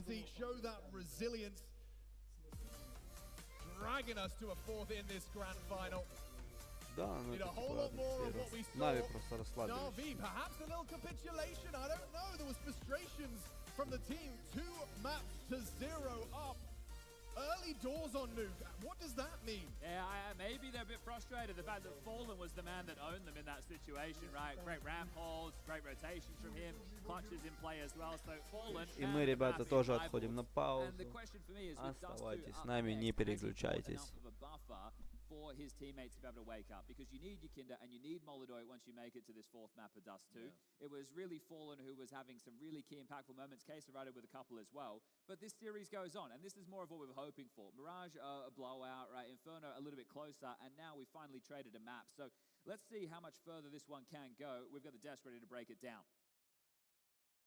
Furia battle back, a stellar CT side gets them back into this series, guys. There's still legs left to Furia. Oh, yeah, for sure. And it was a captain's game coming out from Fallen, right? When it chips her down, I'm sure he gave a little bit of motivational speech backstage as well. But individually, clutches galore, multi-kills, so many crucial rounds coming out from him. And despite the fact that it looked like, 8 rounds on the CD side, you feel like it's still doable for Na'Vi, but there's some very good calls coming out, some pocket strats as well late in the game. And yeah, taking us to map number 4 here. How much more can one man do? Clearly a lot. Right, only switching, towards the end of last season from op IGL to rifler IGL, right, playing anchor positions. I mean, Fallen almost single-handedly, right, keeping his team in the game early on in the CT side. Look at his multi-kills. Look at what he had to do early on, right, to get some momentum for his team, to get them rolling. We talked about Furia, how it's monumental for them to get off to a good start on the CT side. Like Na'Vi, they cannot stop them if Na'Vi gets off to 3-0, 4-0 starts, gets a good economy, and it was Fallen who delivered that for Furia. And all these really crucial rounds comes at the pistol round. We'll talk about his clutch as well a little bit later on. The rounds where it could be, it could be the round allowing Na'Vi back into the game.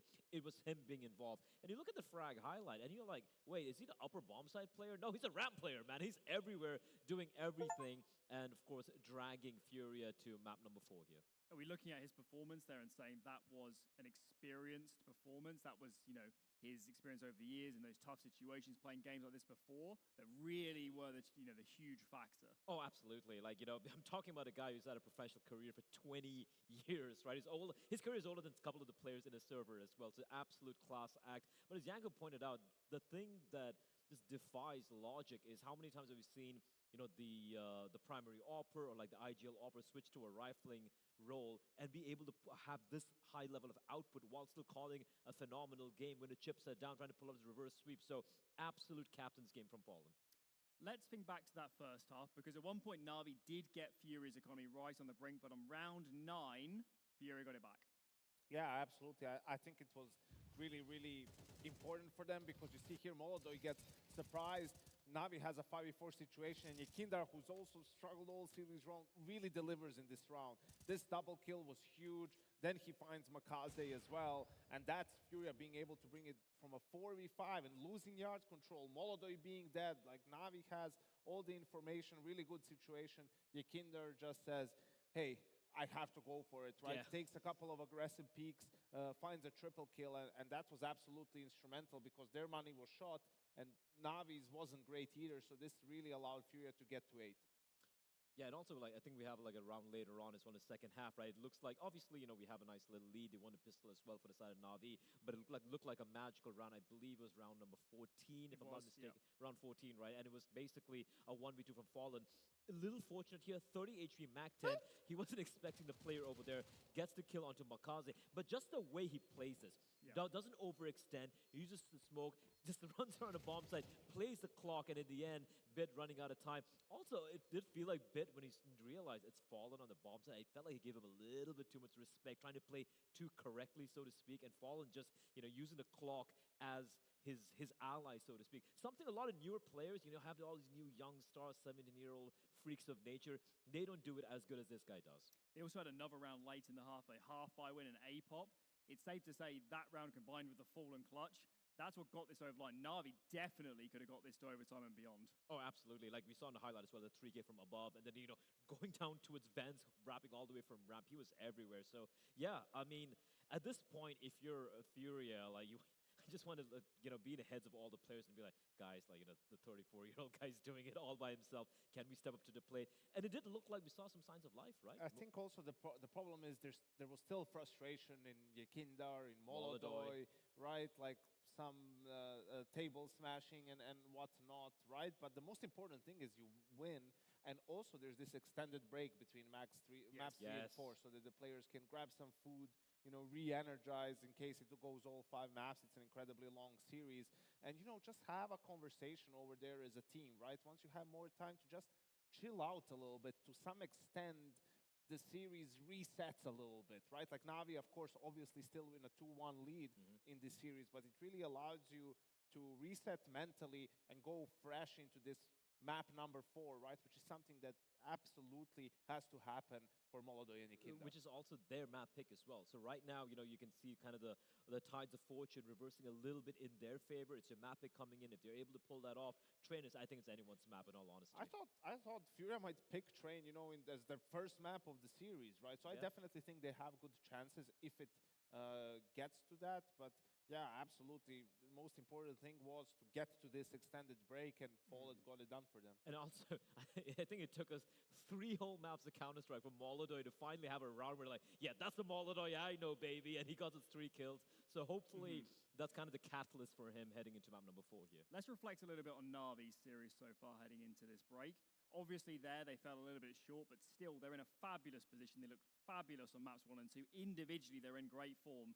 There's still no reason they can't clean this up on map 4. You can't ignore Makaze, man. The amount of impact he's found so far in the series is incredible. Even a nuke as well. Listen, if 4 rounds on the T side is still very commendable, and then if not, again, for the heroics of Fallen, this could easily have spiraled out of control. It could have been us here, standing on the stage and just congratulating Na'Vi on a great victory. So I don't think they're going to be too affected by this particular result, and it should be ready. Yeah, absolutely. But the problem is, if Molodoi and Yekindar step up, it's not going to be as easy for Na'Vi to play as well as they have, right? Like, there's unforced errors, and then there's forced errors by the good play of your opponents. And also, Dust 2 isn't as, I don't want to say isn't as tactical as other maps, but there's definitely more room for individuals to make plays, right, on a map like Dust 2 than there is on a map like Inferno. So I think, yeah, absolutely, Na'Vi's still in a very good position.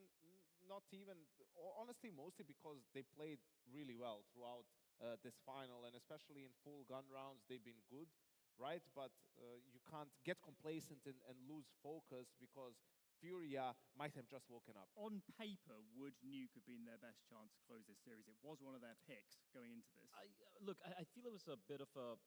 I think so. I think, yes, absolutely. I think it was their best chance to close it out 3-0, put them away, right? All of a sudden now, you're also sitting there, it's like, damn, man, we could have, in the back of your head, could have won already. Never mind, focus up, reset, going into Dust 2, all fine and dandy. But, this is, again, Furious pick, then you go into Train. If you get to a 5th map after winning 2-0, right, and it goes into a 5th map, now the pressure is all on you. Are we going to be reverse swept? Is it all going to go away, right? So I think absolutely Nuke was their best chance. And got to remember as well, like Nuke, we were not questioning, but also like, kind of juxtaposing it to the fact that they lost this map in a very convincing fashion back-to-back. You're starting on the T side. We saw that one round where, Blade called for the timeout. He's like, all right, guys, this is what I need to do. You can see Bit with a stack of paper just reading it. What did he do? Just well-executed upper bomb side pop. They win it instant, losing just to 1 player, right? So they had a playbook, but it was just sometimes that's the way Counter-Strike is, Pivotal rounds being won by Fallen and his men, and then things just crumble. Okay, seems like we could still go the distance. Next up is Dust 2. Bit of a break. When we're back, we'll dive into that one. Do not go anywhere.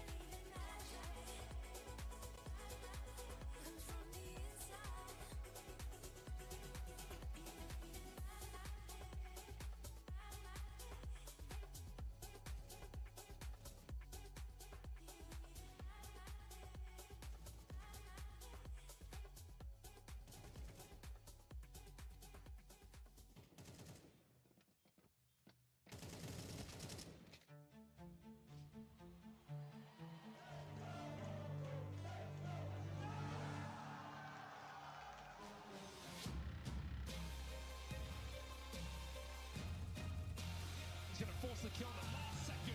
Straight to the smoke. Look at him go.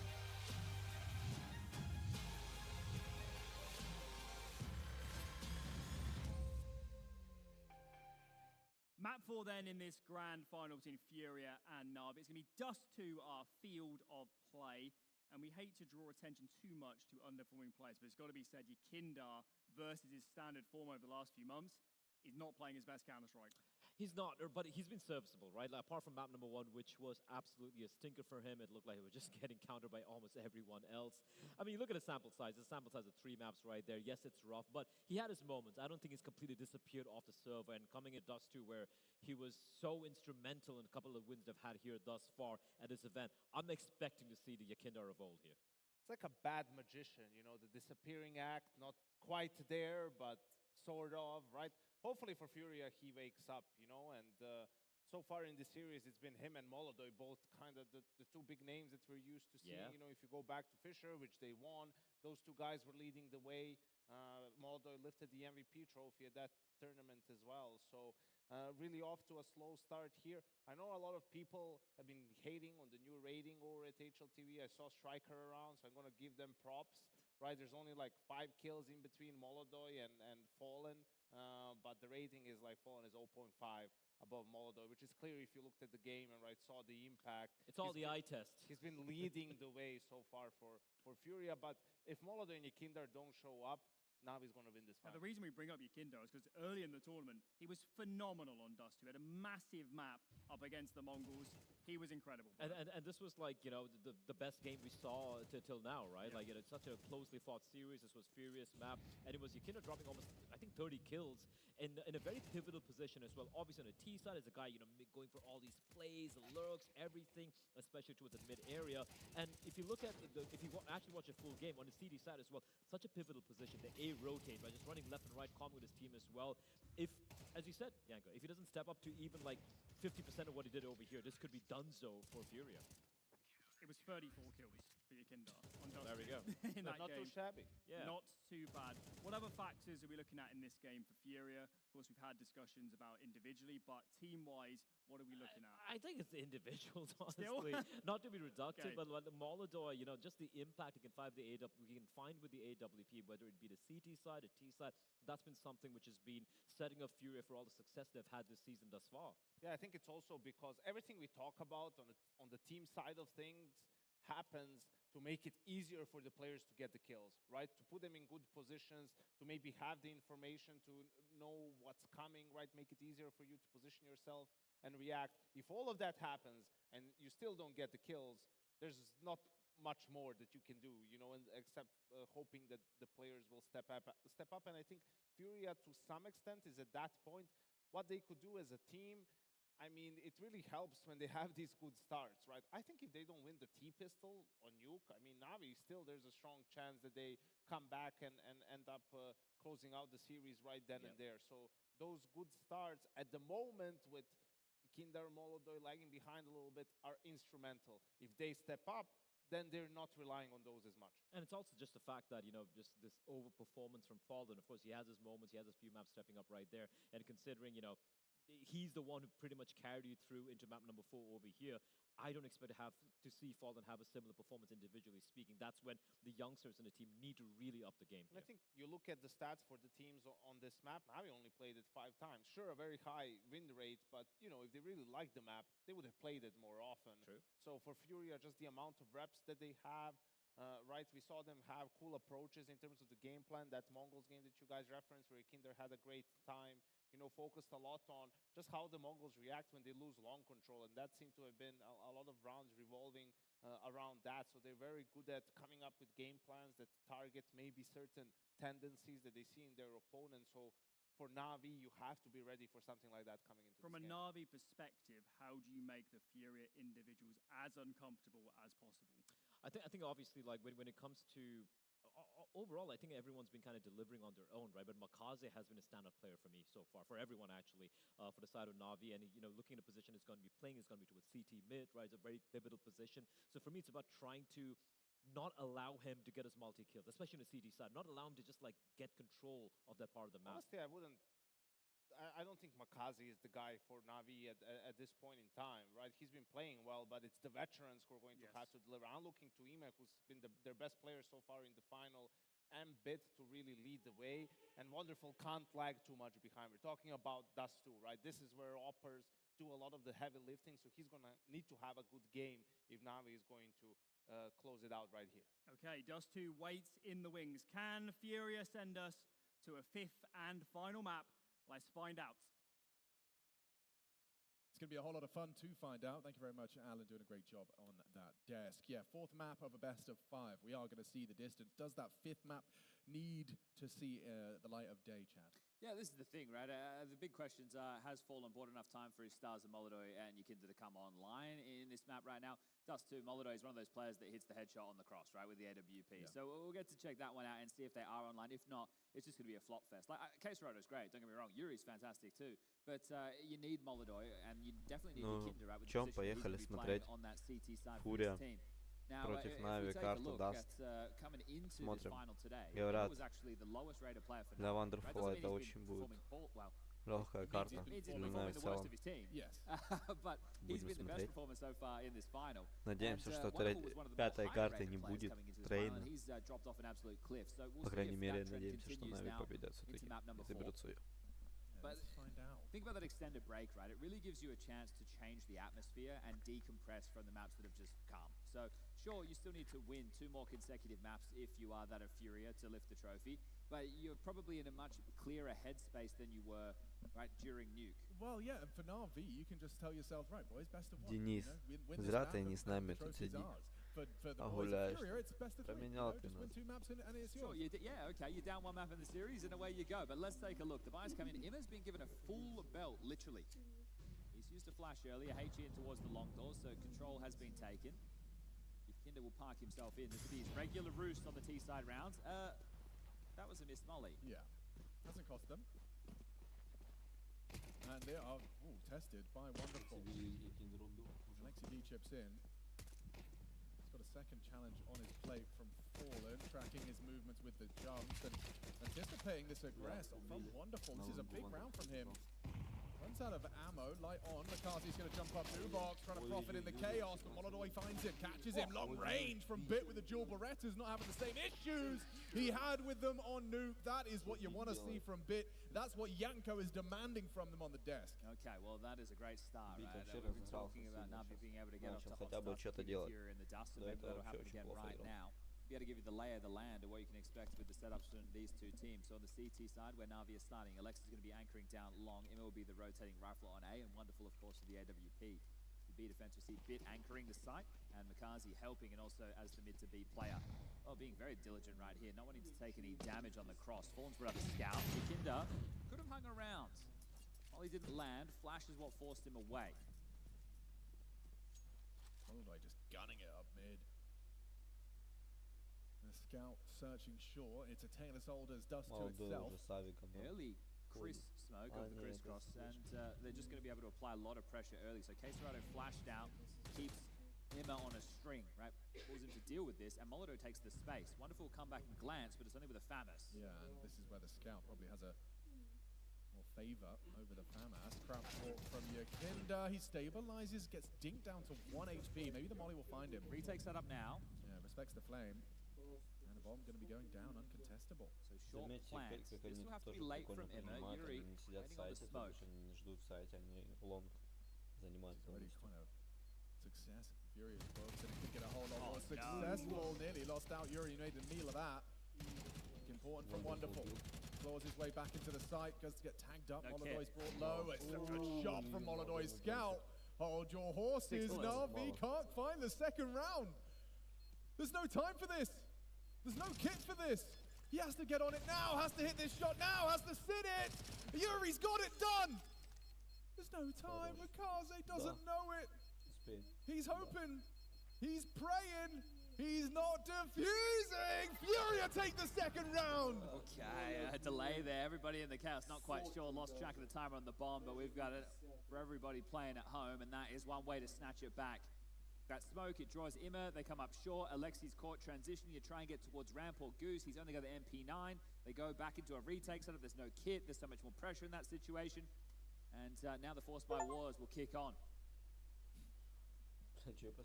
Fallen a nuisance on long, keeps the resources away from the short side and enables a plant. Now let's see what happens round 3. Forced by Wars indeed, Mr. Birchall, and you hear a barrage of flashes, you're going to assume lots of bodies long. Lots of smokes here as well. They smoked long corner to harass. They also did mid door as well as Xbox. I'm not sure if that was an accident or intentional. You would do Xbox if you don't want them prying in from short to lower, but they also threw the short molly. Hold on. And the Kaiser's got them something. Yeah, it's a really important opening. Don't have any util to block for the remainder of this round, so they really did need a boon of an opening kill like that early. Yeah, absolutely. It's going to be difficult to see how you hold A from the current positions you have and the weapons you have in them. Yeah, if Wonderful Scout was over towards A, I'd have a little bit more confidence to get a tag or two and then alley-oop it for the teammates. But the fact he's back plat on B, at least they'll have the early warning system that nobody's home. But right now, it looks like Fury are about to be knocking on this door of the A site. It's just Alexi over towards the ramp with a 5-7. And Bit along with a D. They're going to be overrun. Yeah, it's a goose molly, so ramp is fine. Alexi can sit around here and maybe get some output out of that sidearm. Fallen, head crab walking across. Биточек. Bit needs a headshot. Puts a couple of bullets down range, unable to connect. And blind spot, he profits. That's a nice find. Wasn't ready for Yakinda's positioning. Needed to play for the multi, understandably. Nice little heist here from Wonderful. If he can get out, he might get chased down. They don't want him to hold on to this double drop. Okay. Great little spray control there for Wonderful to do a lot of damage, but the round will still go in the way of Fury, and they've now broken the finances. So we'll call this one Nico. This is the moment to address what we're likely to going to see from the defaults of Fury on this T side. Fury in the upper tunnels alongside a case Rado working through lower. Molido, the AWPer, right, going to be, as mentioned, starting a lot with those boosts, or trying to kill players on the cross, and I think you'll see Na'Vi respect that. I think they'll be dropping smokes or HEs on the rifle rounds to cross the doors. They will be respecting Molido's AWP. And Fallen will be playing through top mid for map control and Yakinda long, and it's going to be about these timings that Yakinda wants to pick. Now, this is against an eco. Had a sound cue there with a bit of a jump, so didn't know that he's home, and there's just a flash of the ready from Alexi, so they're going to swarm. As soon as Makaze pulls the trigger. In the meantime, they're hearing all that short action. It's actually kind of disassembling their plans. Yakinda very patient. And there's the info. Well handled from Yakinda. Just spots them, doesn't play for the Eagles, playing for the round. And that's what you want, right? You don't want someone overstaying, giving an AK. More damage could be done. He's really just valuing his life, understanding the importance of the information, and a complete and utter reroute. They could flash through this smoke. Lexi could tee them up. Two players might be blind. Yeah, not Molidoy though. He was tucked. Very nice to get a couple of extra kills, a couple of extra $300 injections into his bank account. There's another one. So just a note in that round, Fallen came in with just a Tech 9, and if somebody died, he would have taken the rifle. Now what can happen is Molidoy can drop his AK, give it to Fallen, and buy himself an AWP. So just the money management on point at the moment. It's 3-1. Furio not playing from behind with the early start out of Na'Vi this time round. Well, arguably playing from behind ever since map 1. I mean, to overcome that 0-2 to 3-2 in a reverse sweep of a best of 5 is rather unheard of. Didn't go AWP. Drop the AK, but it's gone Mac 10. They're going for a B-pop. They want to punish Love Bit. the calling. They want to punish Bit indeed. He's been booked. Empty magazine and an empty skull goes down. Yakinda takes him out. Okay, well, that round is over. Couldn't have come easier, could it? Oh, wow. That's the kind of calling I'm absolutely a fan of. Yeah, okay, so... You know, CT's first guns, they're like just going to go through their motions, do their typical control, and suddenly the B player's dead and you're saving. Yeah, you know, like, I understand it's a bonus round, right? But still, to go for... that's a B rush. That wasn't even a pop. They didn't even go tunnel setup and then explode. They just went straight in. So to go with that furious pace right there, it's kind of on brand. I think that one of the keys is, as a CT side, your normal setup is going to be 3 players tasked with long control. 2 who go up to the corner. It can be the double mollies, the double HEs. You could have the long door smoke, the flashes. Won't really lose anything here now, B, so careful now, Alexi. one player will be setting up with flashes. So that's 3 players accounted for. Right. Then unless you start 2 players B, right, what are you meant to do in this scenario? So if you're the mid player, which is Mikaze there, you probably also want to be like, okay, did they smoke mid doors early, right? You want to keep an eye on if they're scaling fast CAD or be able to harass or slow things down. So they didn't start with like an anti-rush B setup. That'd be like 1 player through window to backside, and then 1 player car playing anti and ready to set up that crossfire. They weren't ready for that whatsoever, so just absolutely destroyed. But regardless, they saved the guns and we're into another buy. Here's the boost. There's the nade. Yeah, effective. Molodoi doesn't even spot him. Safe passage from the sniper. This time they respect it. They start 2B. Look at this. Mikaze will be joining Bit on the side, so this leaves the gap in middle. They're able to waltz down. They can't be harassed. No one's close. No one's piped in close doors. They are taking the gap, and they've subverted the expectation. They're ahead of this. This is so cheeky. Him is going to get caught off guard. Yeah, I think so. Serata on his screen. Okay, trained by Yuri. He does well to get his. And now they can reset 4v4. They know that they have the A rotating rifler dead. That leaves Alexi the long anchor. He's likely to go for some assists. Now he has. Yakinda has found the gap. Has to worry about all the nooks and crannies for sure. But they are still reeling right now, Na'Vi, and Wonderful might get blindsided. Yeah, he's not ready for this. Attention fully drawn by the util and nades from mid. Now he hears him approaching. Yakinda has a dead to right. Wide swing into the AWP, a jump scare for the AWPer. Alexi B boxed in, forced to CT. This is so masterfully constructed. Furia starting to look like the team that we've seen clawing their way to these grand finals. They've been taking scalps left and right. They've been building up buzz of what this team truly could be capable of. Big trophy lifts, such as the TWC finals here. I just think like we asked the question regarding Molodoi and Yakinda. Both of them have found impact within the first 6 rounds of play. Molodoi is sitting with 7 frags at this point. Here's another one just to deny the saves. Yakinda taking gaps and making good decisions. It's not all about the kill count, right? A lot of the time it is going to be about the choices that are being made. So this is great, and we already saw signs of frustration starting to brew in the Na'Vi camp on Nuke, and that's when they were only 1 map away. And they're still only 1 map away, but the pressure is starting to intensify. If it makes it to Train, that's a map that Furia do like. Na'Vi have also been bringing it into their wheelhouse. I would love to see this one go down on the 5th and deciding. But would hate to see the rug get pulled right now on Dust 2 and it not being a competitive affair. Yeah, I mean, well, the groundwork's been laid. I think that the other concern is right, like Na'Vi, you did everything right to win the Series 3-0. You win your map choices #1, you take away their map choices #2, so you remove the back and forth immediately, and then you have Nuke, which is a map you keep picking into. The last couple of outings have looked terrible, so maybe that has to change, or maybe you just need to add to the strat book, but back in with the guns. Mirage looks a lot better. Lexi has an MP9. They have an AWP in Wonderful's hands again, and there you go. He finds the opener on Yakinda. That's information. That's normally the player who's starting over towards long gone. So there's obviously something afoot. Freshens up short silent. I would just go for a short execute, knowing that the AWP is still likely going to be B-side, right? It removes the possibility of you getting sniped down from car. Great reaction. Yeah, it's perfect and it's quick as well. Held by beautiful 1 angle. Easy clear, Mikaze down, bombs in the open, a little burst from Alexi, combines it, Ime does hit some shots. Makes it a 2v2, makes it competitive. Aggressive though, what's this? Yeah, I don't think Bits anticipated Yuri to be so far forward, just in the open, so brazen. AWP's going long. Doesn't have the timing. Yeah, Yuri's not looking. Wonderful, perfect relocation. Has to wait for Bit though. He's rerouted short and is blocked by a smoke. Yeah, but K-Serato's options are so limited with the AWPing presence on the long side. He kind of has to play open for short. But it's about time. There's no kit. Yeah. They have to make a move. They have to make it now. K-Serato managing his angles well. It's up to Bit really on this fight. Can he get the info safely? Yes, he does. Confirms the presence. Spots out the head though. Wonderful hits it. Shot. A necessary one from Wonderful. 3 in the round.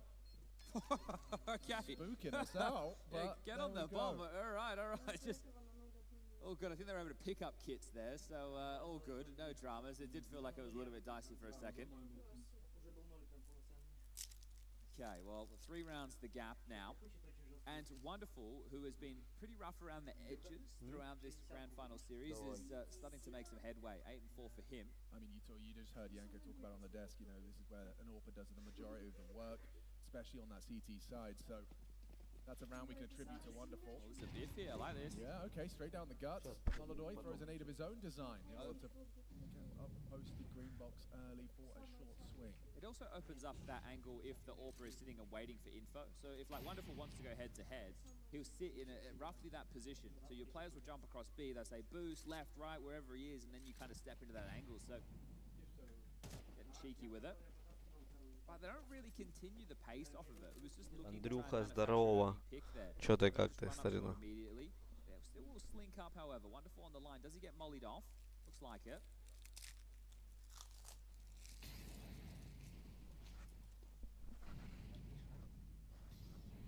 Exchange of flame. Да, бегут. More time on theirs. Serato safe from the nade. The flash push. Есть. Ой-ой-ой, не... An important trade to equalize. It's an interesting fight, and Wonderful's going to try and clear out Yakinda this time. Oh, no! Does him dirty once more. Yo, that's naughty, that's spicy. So is this from Alexi, but Fallen clears it through diligence. On display from Furia's captain. I think you have to save, boys. I mean, I thought so too. Then I saw Bit making moves. Now he's probably hoping he can get out of here. They cannot keep leaving the long gap. Right, you have to just leave Alexi there. Все четко, старина. It does mean that you are going to be lighter on if Смотрим. you're trying to harass for mid to Нави против Фурии. But if you keep giving И в шоке с этой игры. Просто Нави сначала вели, а потом начали проебывать это пиздец. Yakinda's one of those guys who's talking the theory of peaks. Yes. Right, like at what point and what angle am I crouching? Am I widing? Right, am I close to the wall? Am I far from the wall? You know, it just looks to us like he's just swung. But he's a man who definitely talks a lot about that in the micro. If you want to go check out some of like James' videos where Yakinda features, they talk about that kind of detail in there. Yeah, I mean, something that you know doesn't get discussed is the velocity of your peak. You know, how long it takes to get up to the maximum speed. And you heard Yakinda's steps there from Wonderful's POV. That was a real wind up before he was actually on Wonderful's screen. Good management of his velocity, and it's just twice now we've seen Wonderful completely sidelined. I mean, those are not shots he's capable of hitting, and certainly not on a regular occurrence on tracking the Yakinda swing. And I hate it for him, the fact that he's the guy tasked with going back to get that space. It feels like it's the worst weapon for that job. It's great for the doors fight. Which is why you're saying Alexi park him there. He has to, right? But now if that's the conditioning, think about what that can mean for Furia. They're not going to have to worry about any traps being laid. Oh, a little bit deep there, Fallen. And on the clear. So Molodoi gets off a shot, but doesn't tag. So it's, you won't be able to have so many traps. You won't be able to have so many bodies to assist with mid to Bs. And then that might flow into the calling of Furia as we move forward, because Yakinda's been a nuisance. Been causing some trouble. Now 4 rounds. The good of Furia, 6-2 scoreline. Showing why Dust 2 is one of their picks. Yeah. That's already abundantly clear. They've really gone for a late long pop, okay. I mean, Wonderful's here with an unarmored 5-7. You want to talk about finding that gap in the armor, it might very well be Wonderful. Can't wait for the smoke to fade. Good decision. Corner smoke. Multiple steps held. Great timing, beautiful handling of business. Asking too much for 2. Oh, Amer though. Oh, Amer though had a golden opportunity, and he does profit for 2 of his own. Cheeky. Tough round now. Have to go long. Yes, the option. Fallen's there. Yeah, he knows about the single box player. 30 seconds. Can ask Molodoi to go for the wallbang, perhaps. Offset by Alexi. Flash high. Get moving. Perfect setup. Fallen gets him. Molodoi finds the Alexi B reaction. It's Bit though. 1v2. How does he play it? Bit gonna go for a swing on Molodoi, perhaps. Yeah, just as he gets across there with that bomb, mantles up to try and find the punish. Bit managing it well. Wrap around long. Plan accommodating for that. Winnable. Certainly is. 2 bullets from his signature weapon. 2 bullets is all he needs. 2 targets. Long side spotted out. Oh, he doesn't hit it somehow. Still alive. Imer doesn't finish his meal. It should be fine. This should be Navi's 3rd. He's only got 1 bullet. He's got 2 targets. He's got none. Now just the Glock, but gets the job done with the sidearm. Imer. Oh, he saves Navi there. So close to perfection. Compromised in so many ways. Molodoi close, but no cigar. Yeah, not looking happy with that one either, is it? But the defuse will come in. They're able to grab their 3rd round and scavenge that AWP for Wonderful. That was some saved guns and some pistols, right? So this is good value. The timing from Wonderful, the way that he kind of heard enough steps to tell him there will be commitment behind this. goes away to ensure doesn't get caught by the flash. And then off the beat, off the timing, the expectation subverted, and a nice shot hit. Catches Yakinda with a Molotov in his hand. Look at the face on Alexi watching that 1v1 go down. Yeah, stressful stuff there, especially like the Glock against the when he gets one? Yeah, right, they don't have head armor, right? So you're thinking, oh my god. He could. He actually could. Okay, tactical timeout call. This will be by Furia. Sids had something to say. The money situation right now will get them another bite.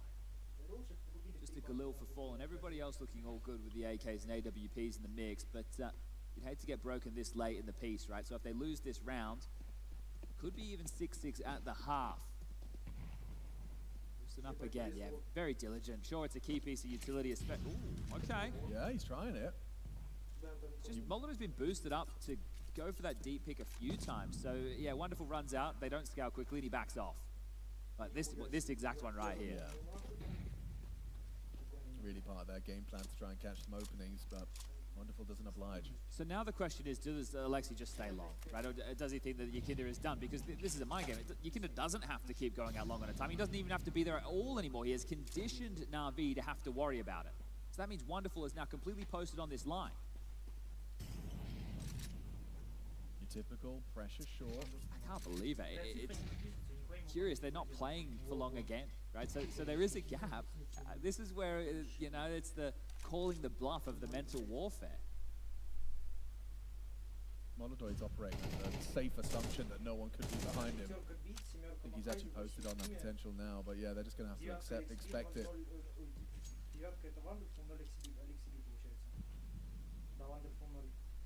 Just blocked. Flash lineup, blocked for 30 seconds. That's going to leave you very little time. You might have to go through this. It looks like there will have to be commitment, but there's still one player green box and one up at tunnels. Yeah, wait, what is the plan? Flash him out short, go mid to B, but it's going to have to be buzzer beater territory right now. Look at the time. Okay. Serato makes his move with the flashback, breaks his legs, breaks the neck of Imma. It is a B split. It is a B split after all. 15 seconds and counting. How does Bit and Makaze play this? The flashes are good. Fury needs to get that bomb through, but now it's on the floor. Might be enough. 8 seconds, it might be. 6. Ooh, just in no time. way. Yuri gets the bomb in. Ooh. It's gonna be Furious round. Unbelievable. How ridiculous. Wonderful. Are you really giving this a look, mate? Oh, wow. Still trying to recalibrate what just happened. And he loses everything. Take a bow. Take a bow. That's insane. 25 seconds. Serato short. Strafes down, nails Imma, and it all falls into place. They even had a flash for the B players.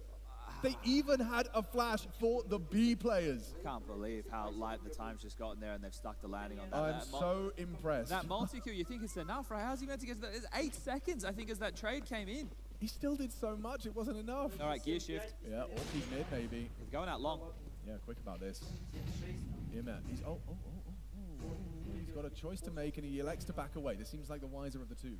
Alexi B, however, with the util, is going to have to be the bailout if Imma gets Molotov. Oh, blocking each other in the doors for now. Will it spread? Yes, is the answer. Extinguishes there. Serato notes this. Yuri gets himself the sideline onto Makaze's charge. A necessary one back from Fit. Да, еще так убил Юрий, конечно, прострелом там. I like the gap that they're pitting right now, though. Yeah, right. Look at the minimap. They're just going to chug down the guts. That's your mid to B player dead. So you're hoping that the long has drawn enough attention. And you know Yuri killed one of the B players. Они под Б сейчас все, да, они сейчас закроют сити и будут. Будут тупо сейчас чекать, чтоб шорт никто не вышел. Да, и все, и... Опа, все, молодой есть. Ну у него такие тайминги, он что, сам не понимает, что он не вовремя отворачивается? Yeah, they have no idea what's going on the map, right? Right now, the way that Fallen is pulling the strings of this is insane, right? So the fact that all these different scenarios, the one you pointed out with this smoke right here, or the fact that he dies to a player coming out mid, and then Bit's still getting caught with a nade in his hand. There's nobody that can recon the information that they're passed, right? Imma died and his back was turned. They really just have no idea of what's happening right now. This is 8 rounds. Неприятный моментик, конечно. I don't want to say trains of certainty, but it's definitely starting to feel that way. It certainly is. Fallen has taken the AWP to allow Molodoi to hunt, so He's Don't got get him, 14 kid. kills. He's definitely turned his fade around. The flash behind, he still goes down. Wonderful, wanting to retain this AWP. They need to hold on to everything for the final round of the half. Oh, not now. Okay, does retain it. Better put it to good use. I feel like 4 would be a bare minimum for a conversation about 4 map up. Well, especially after the pistol.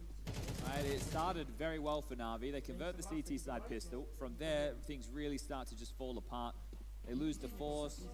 The damage continues. And it could be a B-heavy play right now. Molodoy's all likely to post up for Plat.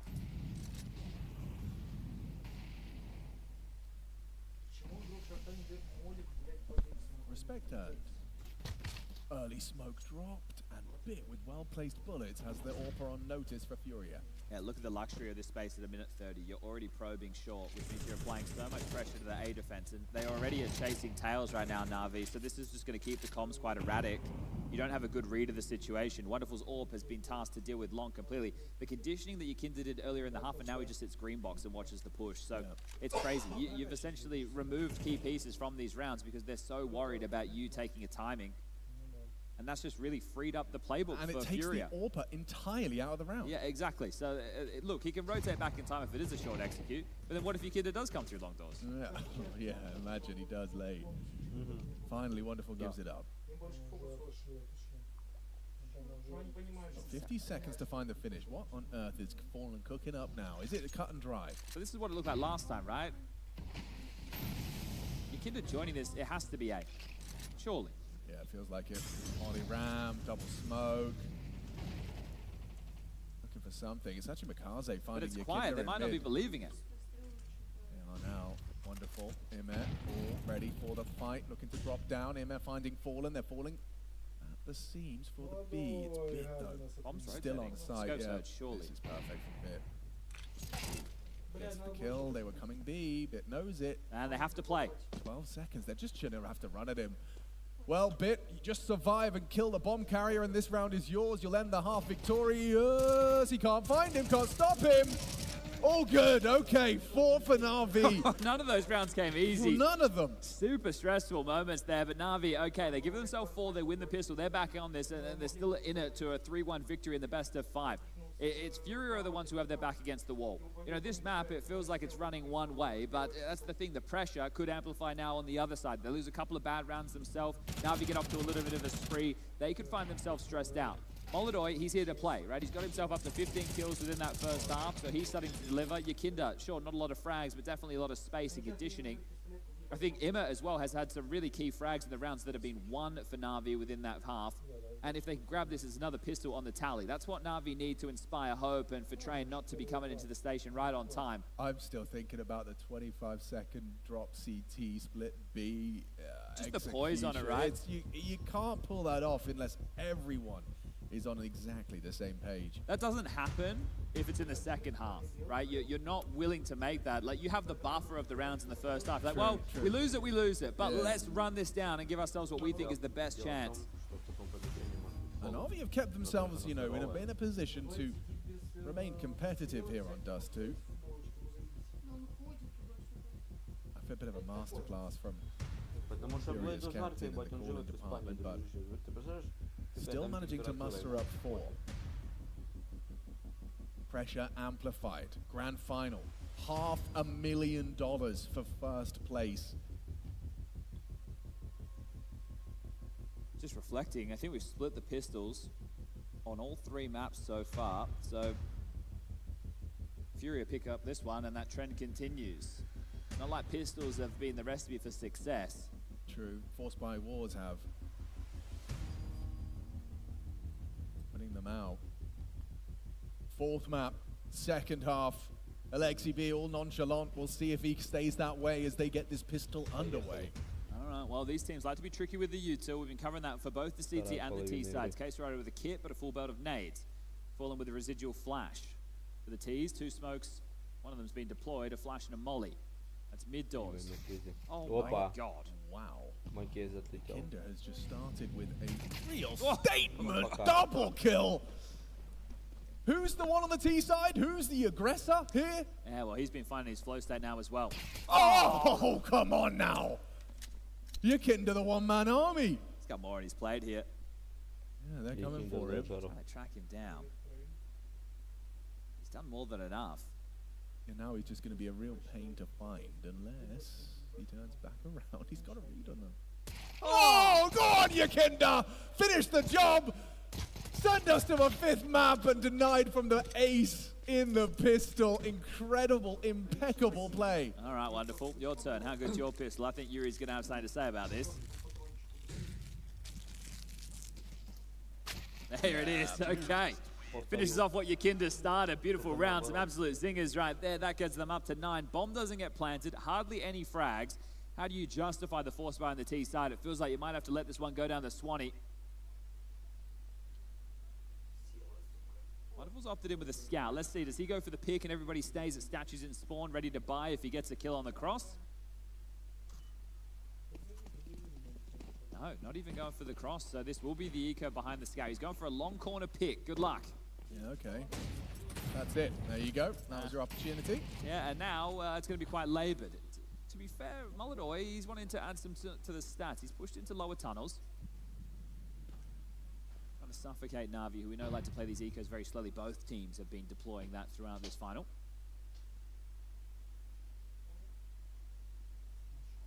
Serrato straight from the mid doors, even though he knows the scout's in play. So he might give away a tag. Whistles by and smoking off. This is very restrictive. Messy. Messy indeed. Borland's got top mid on. The smoke on Sui. Made top mid. Another one of those. Oh, it's perfect. He's read him like a book there. Look at the Na'Vi players, or what little remains of them.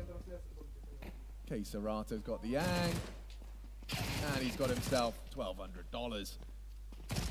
And an extra 600 on top. Thank you very much. Wow, I mean, perfectly positioned, perfectly played. An MP9-centric CT hold for the anti-eco. I wonder how many of these MP9s they upgrade right now. Good question, yeah. So they could just go for something super bonus heavy with these. You could use your best spawns, push into lower tunnels, and also through upper do a bit of a crunch. It's fine if you also just want to take long and maybe like leave one MP9 towards one. Could even go a little bit overzealous on the level of aggression. So there are options available, and you also thumping Na'Vi as it is right now. They upgraded 2, so they've kept 2. Oh, an interesting start. They're actually going to boost Molodoi up on the box for his line down towards a lower progression. Now the question is how diligent is Makazi? Will he jump spot for this? Is there a boost? How does he get this info? He swings, and a missed shot from Molodoi. At least he did it with conviction. Yep, that's probably why he's still alive. Okay, so Na'Vi are going to have a tough battle to get back into things, but they've at least won the first jaunt, which is pushing the AWPer back off a short. I feel like K-Serrato is going to be a real destabilizing presence. He can just tuck on the doors, kind of catch a timing off the sound cues, but he is supposed to be held by this scout. That's going to be happening simultaneously. In fact, no, the scout's got to move. Yeah, he's got the bomb, so we'll have to congregate with the rest. If they try and go mid to B, they're going to get absolutely owned. And a mid smoke to try and deter an exact eventuality. Get the gambling over to B to join Yuri. It's a bit quiet out there, and a mid to B setup is being lined up. Oh, the stack's in the right place, isn't it? Faith in Molodoi's AWP if they come out short. Fallen just staying, bearing down along with the MP9, and everybody else to deal with about what's coming their way. K-Serrato, though, one of the MP9 enjoyers, and gets completely put down. Yakinda's the loose piece. They don't know about this man. Yeah, might have go overlooked. They might be going for multi. Swings in for just the one. Na'Vi get through and get started on their T side. Okay. Going into the stack and still winning out this scenario. That's damn good. Fallen. Going to see if he can find himself an upgrade. Might be something littering the doors. He's gotten awfully close. Molodoi has to save. Fallen surveying the area. So there's an M4. He has a kid, Alex. Only one guy left on the site, bro. Yeah, the rest have completely vacated. This is no joke right now. This is not a joke. Oh, it would have been. It would have been. Think about it as well. Bit had a smoke. So you imagine he gets the kill, picks up the smoke, drops it on the bomb, starts defusing, has a kit. Yeah. Oh, that was so close. And you could see Bit immediately had something to say. It's like, boys, someone want to hang around next time? What are y'all up to? All right, well, bomb goes off. Molotov gets to retain the AWP. Molotov can drop one across, likely to Quesarado. So close and a fun attempt. May as well be cheeky with it. But the buy going to be imperfect, I would say. See if Famis invested upon that AWP, still lingers through. Fallen, because he's anchoring long, can operate with very little. Oh, there's double off. Okay, so interesting. Very interesting here. So with the extra money that Molotov had, instead of dropping, the M4s, he's actually dropped out an AWP, which it's going to be tough to be ready for this type of a move. And this is one of the luxuries afforded to Furia because of the complexion of the roster. You have Fallen, a very impactful AWPer from his day, who gets to don it when called upon.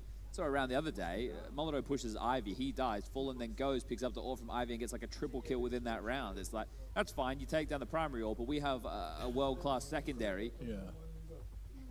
Who's been wielding it while making the calls and winning majors. Well, that was a lifetime ago now, but this is the next chapter. So Famis, 2 M4s, double AWPs. Tagged him. That's the start. Wonderful. Oh, has Yuri low. Quesarado 1 and done. Out long, stretching their legs. Upper tunnel fight right now. Yeah, Immer lying in wait. Fallen. Tight angle. Walking on this. Ready. Oh, so ready. Fallen rolls back the years. A lovely clear. Missed shot from Molotov, the new kid. They're coming through. And Yakinda's ready to receive him through the smoke, and just too damn easy. Furia making mincemeat of the long attempt. Short, wonderful, a little bit of damage on the doors, but his teammates have gone. Kept at bay by the flame. Spots one on the jump spot, won't hit the flick. Fallen's locked the door behind you as well. Yeah, only way is forward right now, and that's to get the bomb. If you're thinking about the save, that's probably the wrong idea. Swap out for the AK. Look at this new box duo. He did hit a pretty good transfer before, wonderful, right, with it in spawn. So, well, this won't be a transfer anymore, will it? We'll need to hit a banger on the AWP of Yakinda and then correct down into Yuri, who's likely to swing off the contact.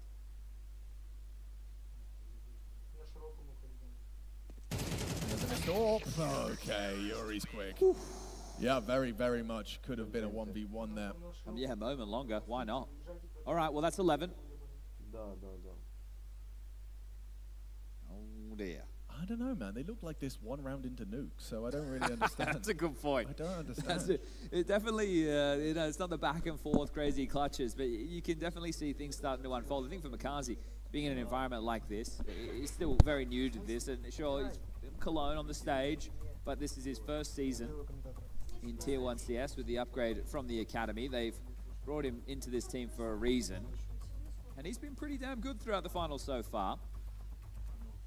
Everybody's relatively quiet. You got 15 for Bit, 12 for Wonderful, 9 for Immer, 7 for Makazi, and 5 for Alexi. And to get back into this, I don't know if it's going to be possible. It's going to require individuals with some inspirational moments to call your way back into this game. It's going to be damn tough. Corner smoke lines up. Looks like they want to use their long spawns. Looks like Fallen's been tasked with a solo hold with the AWP long. Maybe not. So the corner smoke should be enough to restrict the AWP being able to play. The cojones to play around this. Yeah, he makes the AWP sound long. Maybe Molotov catches him off guard with a smoke break. Surely they know there's double. There was last round. True. Oh, it doesn't matter though. Molotov sets himself up and just dunks on Makaze. Hamstrung out of the gate. Na'Vi limping.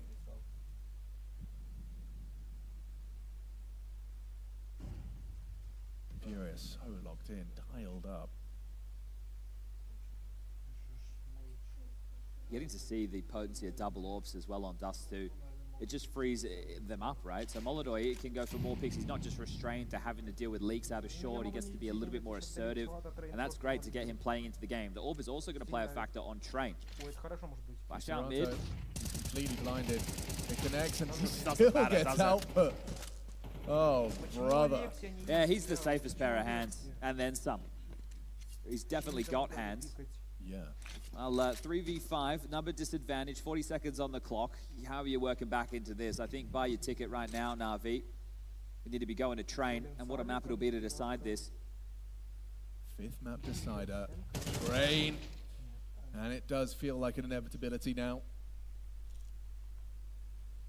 Fallen being set up by his boys on the dust too. Finally, you know, Serato, Yakinda, Molodoy, they're at the top of the scoreboard. Fallen got them here, and his calls have helped a wonderful amount. Yeah, there is a ground for a conversation. Yakinda, however, trying to stop that conversation right here and now. No bullets. I can't believe he just didn't sit the plant, right? I can't believe he just, like, I get, what's happening in that scenario? You get off and they don't fight you, save the AK, you go for the plant, maybe you get your team an extra $600 for this next round to play. Must have thought they were closer than they were, but that's just one more round now. This is going to be another blowout. I think Inferno was the closest to the bunch of the map so far. 13-6, 13-9. Nukes where Furia were able to strike, and now here we are on Dust 2. They're finally finding some footing, and the real scary thing for Na'Vi going into the 5th map, it's like, okay, yeah, it is a best of 1, but all the momentum is gone. That's all now with Furia. That's all just completely evaporated right in front of your very eyes. But you've already discussed this, you know, as far as what these teams are looking for in attending and in pursuing the trophy. And one of the things that this would be is just proving to yourselves that you can lose a couple of maps after starting ahead. You have the opportunity, if you're Na'Vi, to show tenacity, to prove to yourselves and to your teammates that you guys can, when the going does get tough, that you don't get going. These AWPs have really been a thorn in their side. It might be Molodoy kind of rinsing repeat, and the same result. This time a missed shot, though.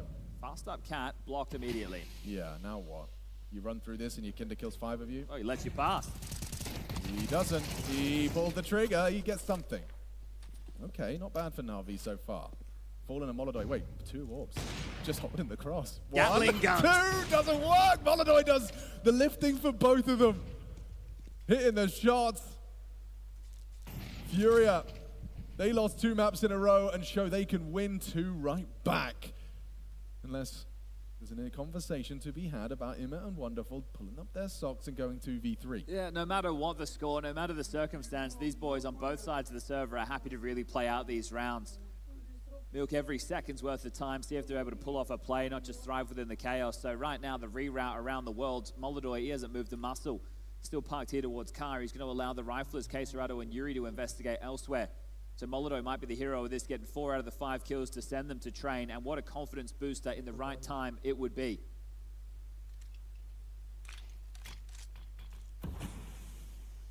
Well, that smoke really does give a clear indication to the walk-up.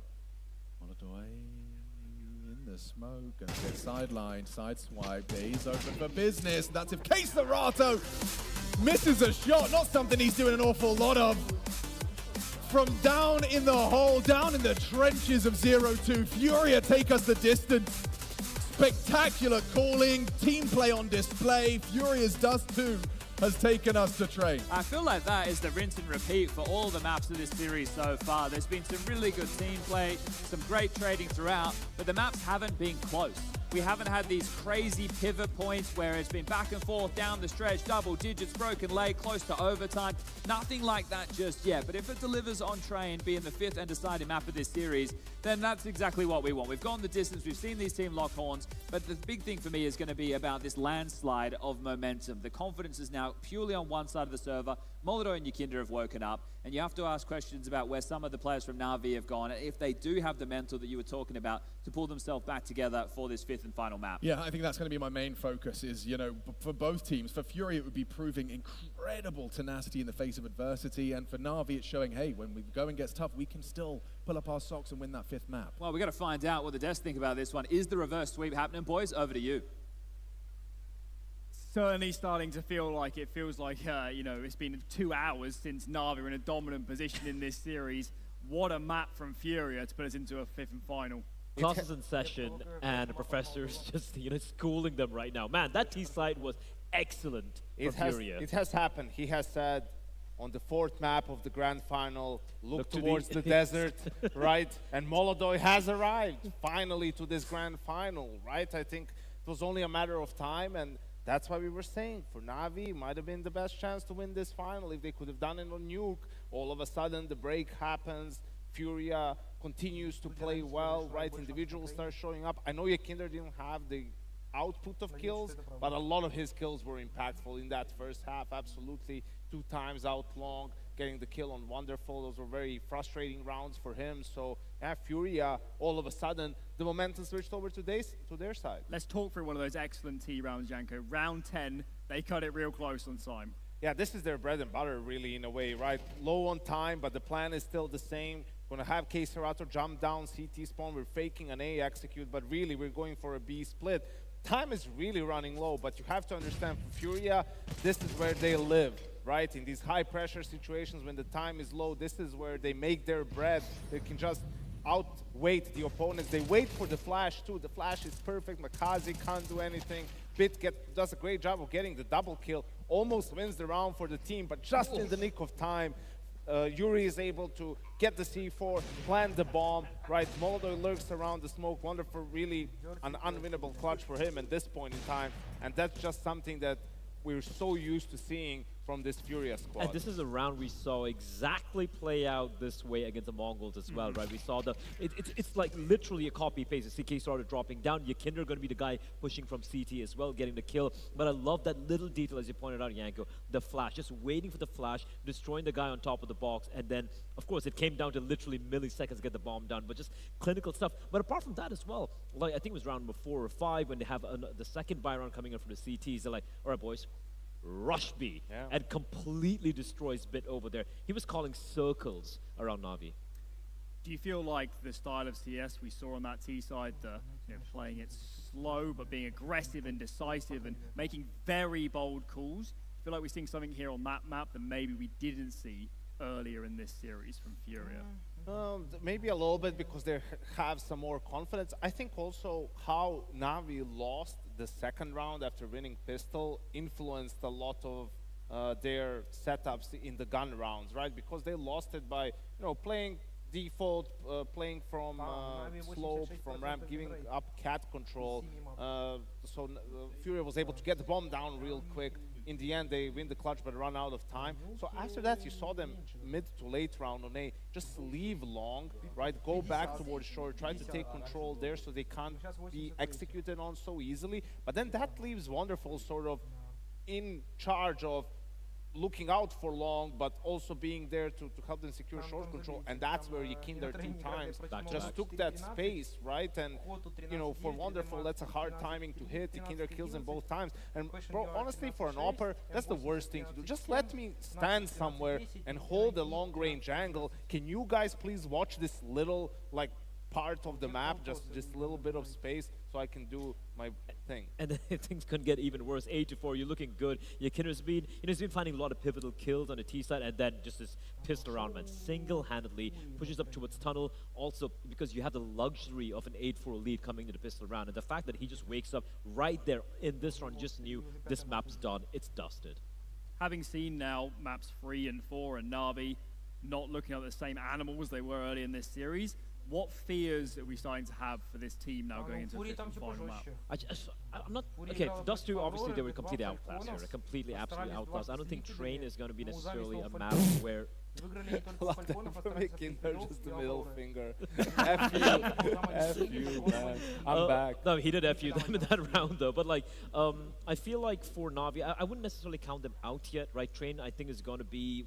Can get a little tricky, but one thing I got to remember what Furia, this is what's worrying for Na'Vi right now. Molodoi is awake. And man, when he gets his hand on the AWP, especially on the harder side, the T side, I don't know how he does it. He's just able to kind of conjure his kills at will all over the map. And if that is something they're not able to neuter early on, it's gonna be one of the very rare reverse sweeps you see in a best of 5. Okay, Dust 2 done and dusted. Next up is Train. Don't go anywhere.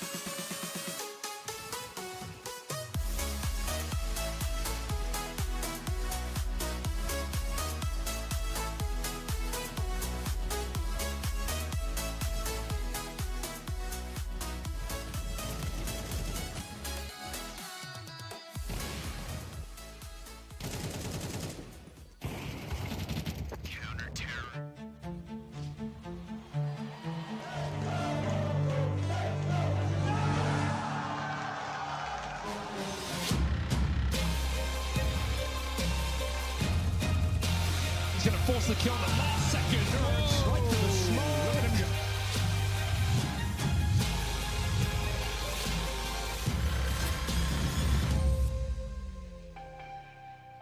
Let's delve into Train, the fifth and final map of our grand final.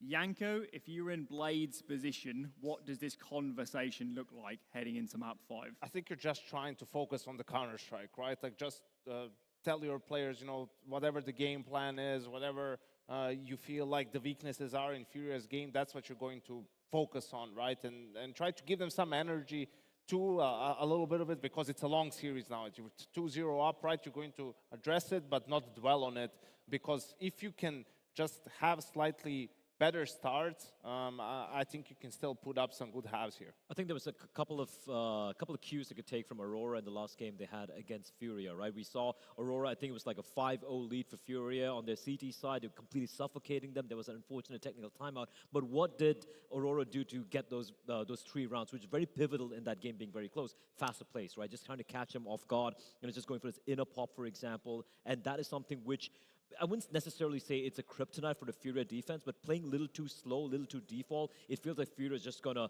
keep picking away at your players, and then you're just left in like a 3v5 with no time remaining. Well, especially now that Molodoi has gotten some confidence back. Like he was so mobile in that game, right over the course of 1 round, being in pop and T main and then Ivy, right, which is what you have to do as an operator to break the default of the opponent, which is how Na'Vi likes to play their T side. Are there any individuals for Na'Vi that really need to show up here on Train? I mean, it's kind of come down to wonderful. I mean, as the map goes Train, it's about the Opera as well a lot of the times, right? So we just touched upon Molodoi and how mobile he was. And you can just take a look at his demo on Train. He's just seemingly everywhere, ever present, CT and a T side as well. And for Wonderful, just, you know, this is crunch time. It's a final map, deciding map right now. And you just got to, you know, kind of get back what you showed so far in this tournament, the first couple of maps as well, because he kind of disappeared, let's not lie here, in the last 2 maps. So he's going to be pivotal for me. Yeah, but I think also across the board, the way the Na'Vi plays, everyone has to hold a good level, right? Because at some point, you're going to be counted on to make the play, right? Yep. Like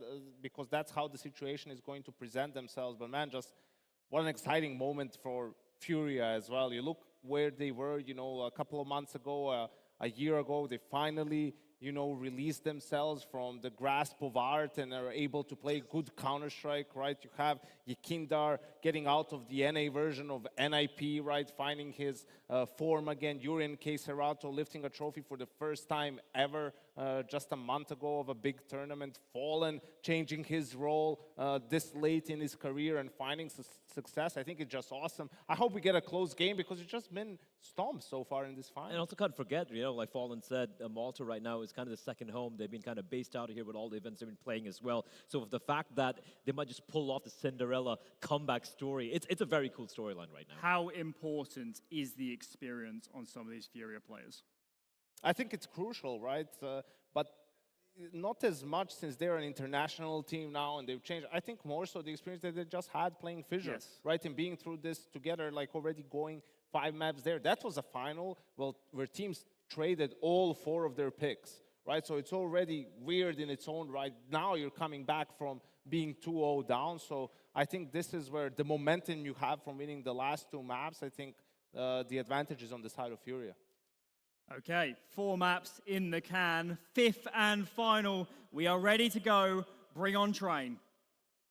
Yeah, choo-choo, motherfuckers. Yeah, that's what you wanted to say. I did, but then I was like, are they cool with that? Well, maybe. I don't know. Either way, I'm excited, clearly. Yeah, we've got the 5 distance. maps. Yeah, I can't quite believe it. And I like the way that Yanko's framed that one. It's actually really exciting just because I'm curious if does it like the reality set in for Furia? Do you sit there and go, we could actually do this? Yeah. You know, you probably didn't on the first map. You probably made a joke about it on the second map, but now you're looking for 3 on the trot. Do you get into your head? Yeah, why the hell not? Yeah, momentum, exciting, but what happens when it stops? You know, what happens when Na'Vi win the pistol, win the first gun? You're up against the wall, and all of this could be for nothing. Can Na'Vi shake it off? That's the question we're going to be answering over the course of this final map. We are going to crown a champion at the end of this map. That's a guarantee. I can say that much. And if you've missed the first few maps, well, as Yanko said on the desk, there have been stomps, right? So let's bring you up to speed. It started with Na'Vi picking up Mirage. Then they moved on to Furia's pick of Inferno, able to topple them there. Could have got it done in a 3-map spread, but Nuke, it fell against them. On to Dust 2. That's where Furia really found their form. It wasn't Fallen and his nuke exploits. It was Molodoy coming alive. Yakinda with some good timings and the whole team chipping in. Now that we make it to the 5th and final, you all know what that means. We have to knife for sides. Thunderpic World Championships for 2025. $500,000 on the line. The winner will be taking that one home. A sweet bag of cash for their trip to Malta. And there is no doubt that they've been made to fight for it. And this is it, though, right? Normally, I don't bother lingering on the prize pools at events, but the fact that this one is 60% of the prize purse for first prize, it's actually massive. You don't see this very often with the spread, but we do get the knife now underway. Now, any funny business here? Look, they're quite honourable with this one, I'd say. You obviously want the CT side start, so there's actually a lot on the line for this one. It's not like it's Dust. No, they're taking this very seriously. Yeah, for sure. Fallen does get off of the higher elevation, so now it's about engagement. We do already see bodies dropping for Na'Vi. Furia has the edge in the knife. CT start, 5th map. Good vibes continue. Yep. 2 maps back to back. You have all the momentum. You go outside. You know that they're shaking. You imagine the huddle, right? Fallen's there. They're nervous. We've got them, boys. They're crumbling. They're choking right now. On the other side, they're trying to bring it together. Na'Vi are chatting. They're going, all right, yeah, no, it's all good. It's just a best of one now. We can still bring this back together. You know, just remember the game plan. I'd say the vibe from one side is the one that I'd prefer. But we get to take a little bit of a look right now at how the train is going to weigh up. Now, on the CT side start from Furia, Yuri's going to be that B anchor. Very strong in that position. Is going to have Molodoy and Caserado as potential rotators. Caserado will be tasked with a bit of IV. Molodoy the same on the AWP, but hoping to be here, there, and everywhere. Des talking about how dynamic he finds himself. Fallen to be part of the aggressive play with Yakinda, dealing with Pop and Main. See if they're going to be able to shut down Na'Vi. Now, we have split the pistols on all 4 maps up until this point. We won't know what the first half of this, but we will know the second and just how pivotal those pistols will become. Sid issuing his final orders with the headset on and the players in the seats. Na'Vi out of their chairs in the huddle, trying to bring the energy necessary, seeing if they've got what it takes to take this in map number 5, or will this be the rarity, the crumble, and a reverse sweep for Furia? That is what's going through the minds of both of these teams right now. Yeah, the reverse sweep best of 5, an anomaly. It's not something you consider realistic, even when the first, and the second of the reverse sweep have come through. Expectation still indicates that it should be those that picked it up on this 5th.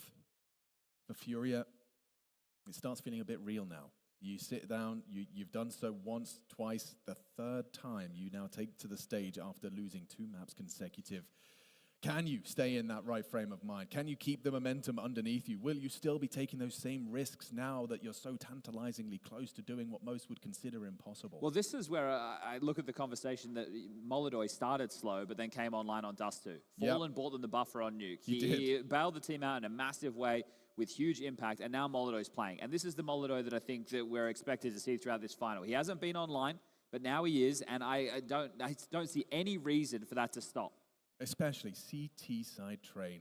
We've seen some incredible highlights from Molodoy throughout the map pool, but train especially feels like a bit of a specialty. Seen him take matters into his own hands more than once. Na'Vi up against them and starting on that T side. This is where that momentum could come to a grinding halt. If you can get that T-pistol flowing, get the momentum, get the money on your side. And so here they go for the last time this evening. Na'Vi and Furia clash, map 5, and it looks like Makaze is going to be the spearhead of the assault. Straight up, ready to fight, ready to biff, flashes, counter there. Yakinda draws first blood, there's more where that came from. Fallen backing away, trying to maintain distance. Yakinda spearheaded. A barrage of frags right back, quick clicks back and forth. 2v2. It's a weird one. Molodoy is very low and his position is noted, so he knows he has to take the fight, but Wonderful greets him with a smile and a bullet. It's Yuri. Both not looking! Just sideswipes them both! That's a clutch, baby! Yuri! He's got the whole team laughing! Oh, mate, they knew it was the B defender. They knew it was a possibility, but they didn't quite believe it. And some pace into that. One was looking towards the E-box and side, the other covering Pop, and then just as one starts to swing, the other matches his gaze, and no one's looking at Yuri. I'm loving the fact we got some pace, right, and both teams trying to fight for that early control. Pushing out to the E-box, the underhand flash there from the CTs to take that fight. Na'Vi changing the tune, trying to bring something with a little bit more pep. It's been very slow, right, agonizingly at some points throughout this game. And now finally we might get a bit of a biff. Beautiful. Post the dig up on Ivy. Another one in the mix in Bit's hands. Rattles off a couple of opening shots. First rifle round is going to be quite telling. Furia, when I watch their game... Ooh, okay. Well, the hero of last in the grave. Is that enough to make this worrisome? Now, it's going to be still these 2 digs and Glocks, but a 4v5. Nade trickles through.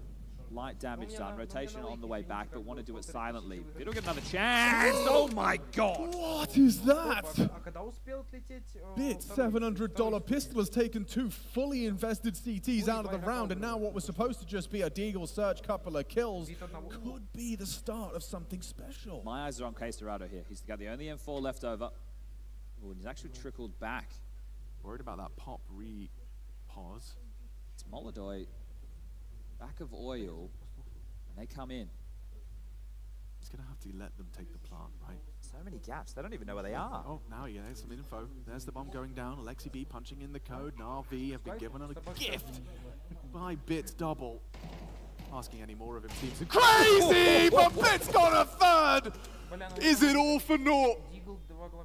Fallen's got the kit for the retake, advancing forward, Thomas side. Molodoy up and over, little burst. They're connecting, they're all falling into place. It was all for nothing. Sure, you got some damage. Furia is saved by Molodoy's 4K. Oh, that was always going to be hard there, but the fact that Bit gets 3 absolute zingers on the dig like that, that is absolutely insane work. Holy! Okay, well, look, that was an eco. You want to hope that inspires confidence for Na'Vi. It's like, boys, we almost just took out a round with Deagles alone. Oh, my God. And in fact, it's 2 kills, same spot, after taking a couple of bullets. Bit, that is beautiful. He's mid-air. Dude is locked in. So I wanted to talk about where on the T side they're going to condition early, right? I've seen Na'Vi, they like to do a lot of these 3 Ivy plays, whereas Furia, they like to try and condition early with B, and it's not going to be Ivy whatsoever. It might be Na'Vi trying to condition with a B execute. So window's broken, standard util thrown for both exchanges on low ramp. Kazi with the Ivy lurk, Ima outside of main.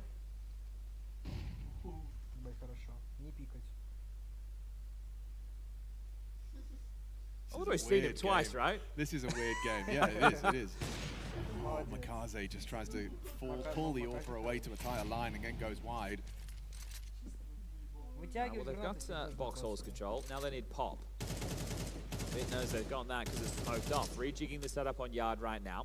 Look at this, very forward stance. The entirety of Furia advancing towards that main position. Molodoy and Fallen try and slip and sneak their way into this crucial part of the map of the A site. This is Combat Orping 101. It certainly is. He creeps into the line and removes Ime. First blood drawn. Molodoy demonstrates his Orping prowess once more. Is he going to hang around? He might get boxed in. Smoke pop actually doesn't land through the doorway. That's going to spill out and could cause some issues. Yeah, he'd be tempted to swing through that. Makazi's got a gap, however. How big of a gap?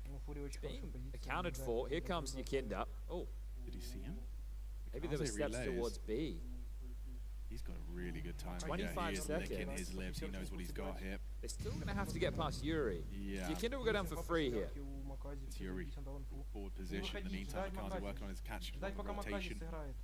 He heard Molodoy, does get the backstab, draws attention. Now they accelerate down the ramp. Yuri goes down. Beautiful work, well structured, and all off of the Ivy slip from Makaze. Serato on the way back in, removing Alexi comfortably. Toes exposed, Makaze punishes, and in combination with Bit, they've made this Na'Vi's first. Into the guns and into their winning ways. Na'Vi, third round is theirs. All right, great little lurk there from Makaze, the man usually tasked with going out first. Finds the timing off of Ivy. Able to pull them through, that came in clutch, right? He kills Yakinda, the chaos is caused, then they're able to focus more on where Yuri could be hiding. Immediately delete him, rotations also stifled. In case Serato tries, you might, you've only got one. Tough one to get back into. It feels like every time we're casting Makaze, from his POV, he gets that like dream of hearing sound cue and catching the timing. Like, I feel like I hear it and see it so often, which is testament to his management and understanding of the role. What's crazy is Yakinda was just there and he was called off because of steps towards B. If he had just gone a little bit wider, would have caught Makaze, they would have known what was going on, and then they would have been able to deal with it quite handedly. So under a lot of pressure, comes down to 2 players alive when there was just Deagles. This time they lose the round, they save the AWP, so you know that the finances are not sitting pretty. It's 1 M4, 2 MP9s, and a 5-7. Furia could lose out on the financial battle right here, right now. Lurk smoke thrown by the T side to give them something to work with. Barrage utility once more, blocking over towards B. Fallen's forward. Yeah, this is an opportunity for Fallen to punish Makaze on his usual antics, but actually a bit of a flashback. It's Molodoy that will pick it up. Okay, so, oh, they're going to come down. They're coming down. They're just accelerating. Fury should be good for this. Fury set for success. Okay, nothing from Yakinda. Good output on the MP9. Weird one, very weird. Bomb could go down. Molodoy can't stop that. High ramp plan. Him progressing.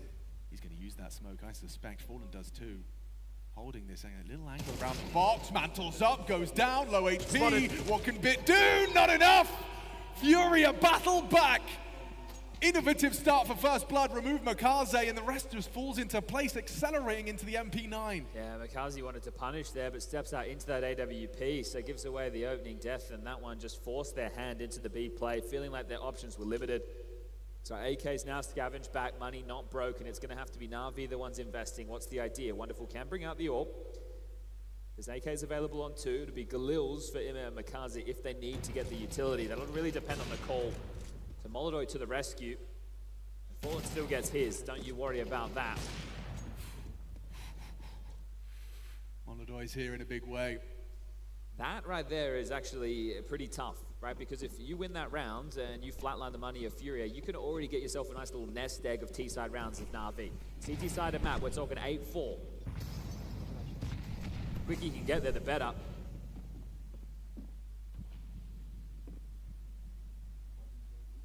Quicker this time, they're ready to pounce out main and pop in unison. Serato's positioning looks so good, especially if Fallen can cause a bit of friction, draw attention. He's trying, and there's Serato done.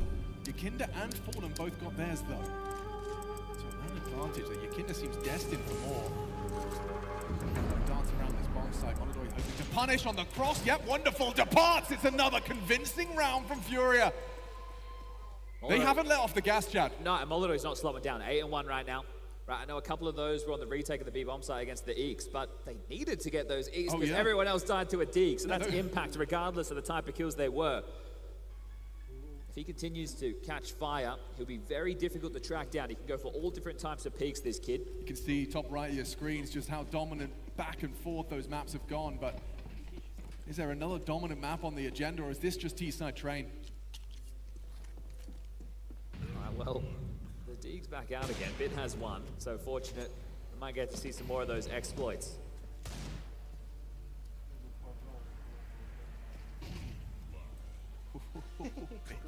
Playing a dangerous game, but his Deeg is dastardly. There's Fallen, lovely angle work. Just at the back, catches him up. Doesn't even pull the trigger. Yeah, Bit's getting a lot of space. Yo, more than space, he's got the head, removes the AWP, that's going to create so much chaos in the rotations now. That is the Parvig of a man who's pissed. Like, the level of pressure he just kept up on Molodoy, it's like, yeah, keep missing, I'll just keep coming. And the fact that he punishes him there. Now we just need one from Makaze's Deeg onto the anchor. Suddenly, that bomb down. Let's get a push on that. Makaze, happy to oblige, does push out. Yuri draws attention to himself, begging for backup. Makaze not ready for this round. Reposition, nice from Yuri, gets his. Spotted, Toes getting whittled away at 30 points of health, but there's the backup. Serato puts him down. It's another Furia round. Okay, well, it's probably time for a Blade timeout at this point. Right, 5-1. Yeah, you're getting into your next rifle round. Just a chance to have a chat to everybody, maybe see if everyone understands the plan, and there it is. It will be called. So Blade is going to issue his orders. Happy to use 2 of the 3 tactical timeouts this half, I'd say, in search of 3 to 4 rounds. You'd be loving a breakthrough and get something like 5. Obviously, you're taking as many as you can get, but you need to have realistic expectations.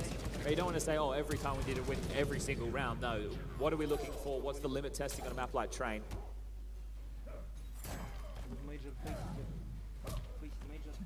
Couple of moves that we might see start coming through from Furia. They like to do this 2-man Ivy push, right? So Molodoy will post it with the AWP and Fallen will take the space because of it. So see if that's something that they want to try and usher in. Well, we saw that with the 5-7 and the weird exchange that did catapult Furia forward and survive what would have been an economically breaking round. See what Spawn Molodoy has. Nothing good for high ramp right now, so probably just see him with a standard start. Yeah, out connector to support the team. early sandwich smoke. Harass utility lobbed out to Pop. Molotov with the pre-extinguish, so he can hold this line. That's sly. Anticipating, are you parting with this in mind? Are you flashing? Okay, full main control for Furia. Very, very powerful. Now Na'Vi just looking disconnected. Well, they could have had an AWP head-to-head if Molotov's AWP started there, but that's not the case. It's Quesarado with more supportive duties. 2 towards B is the setup right now. It's Kinder alongside of that of Yuri. Fallen has another smoke to block main if you'd like. Right down at Ivy still. Quesarado has a smoke, so the flash. And not blind. Beautiful stuff there from Molotov. Couldn't ask for a better opening, but Quesarado can really twist the knife here. Is he alone? Yeah, oh no! Spams the smoke and confirms it. 2 gone Ivy. Yuri at 5 alive. He's getting the search right now. Might get a jump on Alexi. Yeah, looks like he could and did do some damage. Alexi B survives the first fight. But down low with 7 HP to work with and 4 on 2. More like 1.5. Might even just be the save right now. It might have to be. Yeah, it's very tough, right? And again, you just need to be able to scrape through on these rounds. So give yourself something. Lost bonus maxed on out. Yeah, you're not planning the bomb.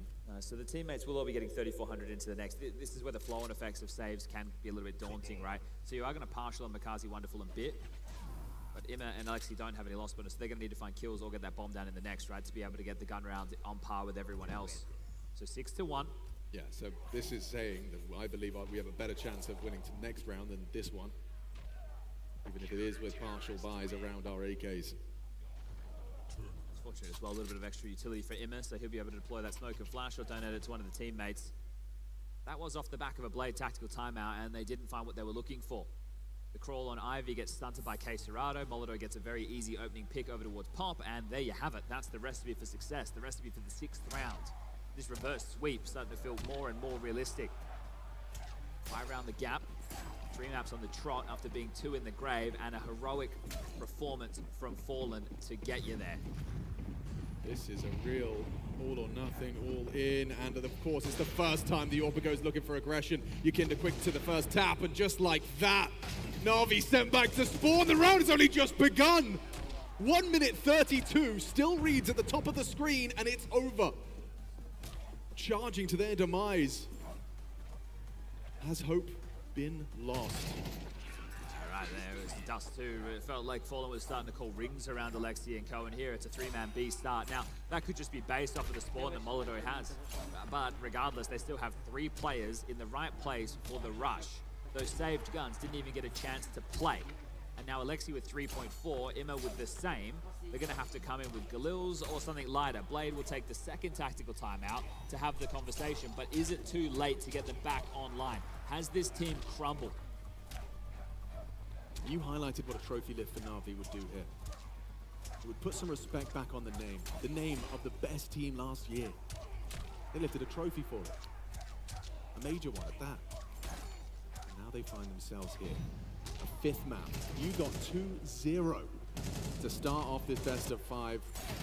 Sure, okay, the 3rd map didn't go our way. Okay, what about number 4? What about Furia turning the tides of battle across a full 5-map extravaganza?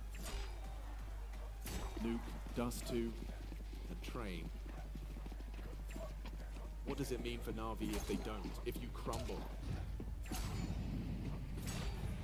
If Furia run rings around you for 3 maps straight? Molotov's on the AWP line. Sets himself up, flashed off. Wonderful will pose. Aggression's in her. It looks like Yukinda is in a forward stance, but he's alone. No, he's not. Yuri can snap it from high round. So the 2 of them can combo for this. Okay, that's the intention. He's just backed off. He's heard the steps. The back to turn is surely a free frag. Okay, he's done enough. He's got the kill he wanted. And they let him get away, right? They don't put any pressure there, maybe expecting more. I'm surprised to see Yuri drop back after that. It felt like both of them were going to try and clamp down on any of those plays. So he didn't like something. Yukinda got out of there, so fortunate to be alive. And it's also, you're going to start second-guessing your plan. If you have your intentions been seen early. Yeah, look, I worry about this B execute right now. It feels like it's lacking a couple of key pieces of utility. You like to have at least 2 Molotovs in this type of a scenario. And right now they've only got 1. So where is that destined for? Connector, back bomb? Flash is set up from Wonderful. There goes the Molly back bomb.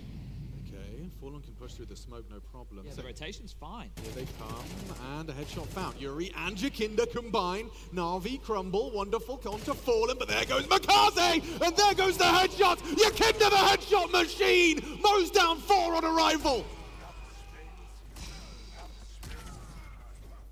One after another, just running in. It's ear to ear, smiles on one side, and the complete opposite on the other.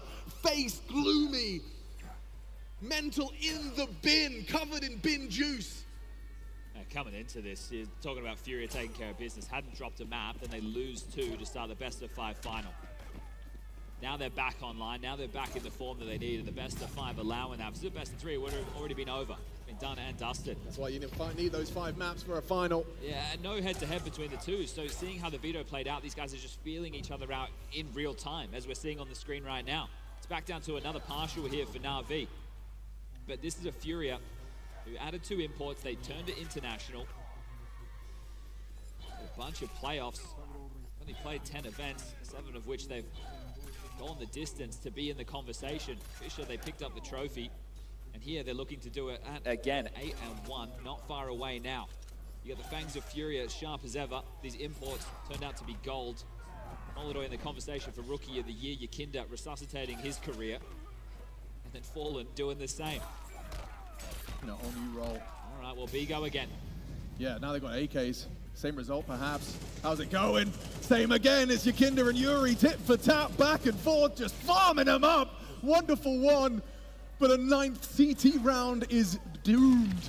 Nothing you can do, Wonderful. Nice try on the first. It's set in stone now. 9, the minimum Furia will bring in through into the final half of this best of 5. Yeah, just a sheer lack of kills in this spree of rounds. It was close on the pistol. It was even close with the eco when Bits Deagle came into play. But Emma and Alexi, 1 kill apiece. You've got 3 for Makazi. He's gone missing. Wonderful with 5 and Bit with 10 to his name. And I think most of those have probably come from Deagle kills. So they are steamrolling right now 5 maps that have all been extremely one-sided one way or another. And that doesn't appear to be changing right now. There'll be no let up in the money. There'll be no making a dent in this. The best you can do right now, Na'Vi, is make it 9-3 on the half, and you have to dig deep. A lack of plants, just a lack of rounds. We've been finding any kills to keep Furia under pressure. That's all you're feeling right now.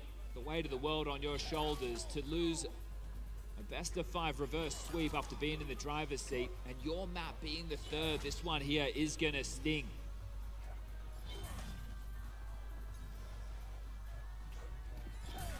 Reverse sweeps are a rarity. This one feels unbelievably realistic. As we find ourselves at the tail end of map 5's first half. Na'Vi only 1 single round. Same routine. Does Molidoy go down this time? He knows the play. He read it out. He's worked out where he can stand. And now, not blind, first blood drawn. Wonderful in the dirt. Still hold this. Makazi might try and walk up on it, go wide perhaps. Oh, Molidoy! Does him dirty!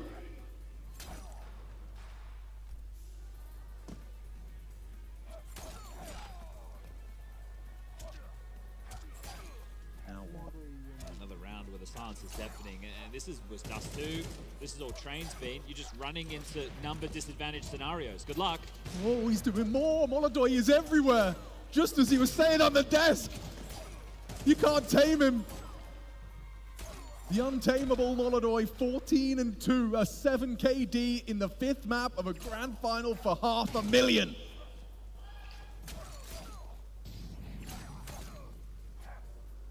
Maybe, man. Oh, look away from Jakinda and he finishes it off. This is spiraling. Molidoy hit a cracker on the second. The Makaze frag was nuts. Yeah, and to build on that, Molidoy is 4-0 in terms of openings. Jakinda's 3-0. These were the 2 players who were missing up until Dust 2.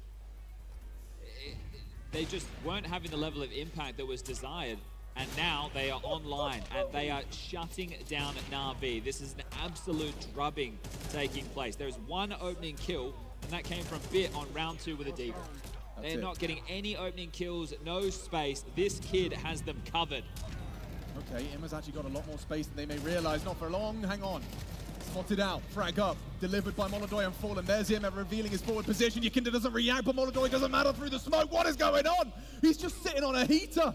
How does he pivot back and forth? Chips in on E-Box, picks up on Ivy. Just when it starts looking like something's starting to take shape for a Na'Vi, just to have more than one round on this T side. Molodoi denies, Furia destroy. Molodoi cool, calm, and a trophy to be collected. Just shell-shocked right now, Na'Vi. How are you meant to get back into this? Furia, they came into this, took on OG, beat them 2-0. Then the Mongols for the game to progress to the playoffs, 2-0. They're in those semi-finals. Aurora come knocking, they get 2-0'd as well. And the third big name, Na'Vi, the team they faced in a best-of-5 final, a team that they haven't played since adding Yakinda and Molodoi to the roster. They have no idea how this is going to match up. Respect being shown in interviews from both Fallen and Alexi about what is on the other side, the unknown. And now that we lock horns, it felt like Na'Vi had their number. Oh, Their it slow, really did. controlled defaults, just having the pace, not allowing the chaos to be thrived upon, not allowing Furia a way into the game. But Their opening presence of Molodoi and Yakinda, not with a single chance, but Fallen, for me, he's the man who even made this possible. The extra long break after you win the third. His ability to have massive impact time and time again on Nuke. It bought enough time, and now the stars are online. What does this do to Na'Vi? To be close to proving the haters wrong.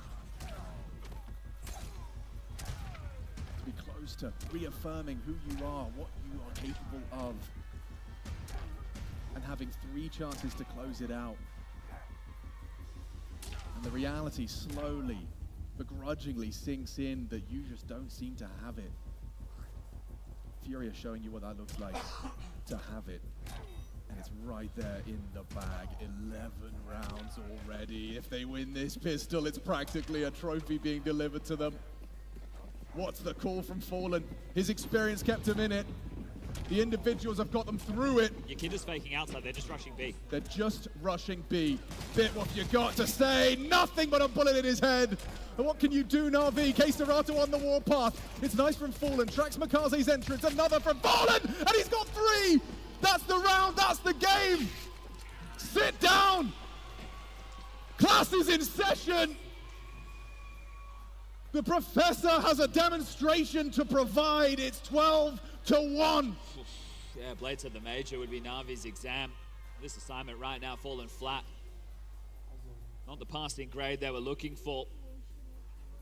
And they had us in the first half, I won't lie. Yeah, no, I was a believer. But this is class from Furia. This is a great showing of their resilience, the mental. Being required to pull this back, a best-of-5 reverse sweep. He wouldn't. Call the same thing again. Instead, just stampeding through the halls, early control being vied for. Yakinda stretching his legs up Ivy. Well, the B executes a bit of bread and butter out of Furia. They're able to get the boys over, get the util in. It should be the finish onto B. Going towards Pop, still doing this by the book. Yakinda show presence Ivy now close towards main. Now congregating now. Likely to see deep con smoke. Molly, same deal. Where do you want to use it? Con, back bomb. Either way, I don't think it's going to matter. Yeah, it's going to be a nice attempt from Bit. Actually gets himself the kill and now frees him up to take space towards the halls. He's got the Galil now. Yakinda got too much to do, too much to handle. How does he catch Bit so good? Little burst to the face has Makaze low. Opportunity for Molodoi multi. Smoke to the low ramp. Here's the reposition, gets himself up as well. Molodoi forward position. It's all hanging in the balance. There's nothing they can do with the hands of Molodoi. Keeps up fragging. The output's insane. 19 frags deep, just 14 rounds of play. Alexi being wonderful. They didn't think it would happen. They didn't think it was realistic. They had 2 of the 3, and for Furia, it wasn't enough. They've done it. A reverse sweep. Down in the hole, digging their way out of trouble. Fallen adds another trophy to the cabinet. Incredible. Second half of 2025. It hasn't had a king. but it's got plenty of teams vying for the best in the world. Furia, they are one of those names on the list. This is a statement of intent with the major right around the corner. A team they hadn't faced. A team who had them 2 maps in a best of 5. A team that they had to dig deep. The resilience was there and the class was shown. Jubilation and despair, the right side and the left. It was so close to Na'Vi just stomping through today, but Furia, they had other plans. Incredible.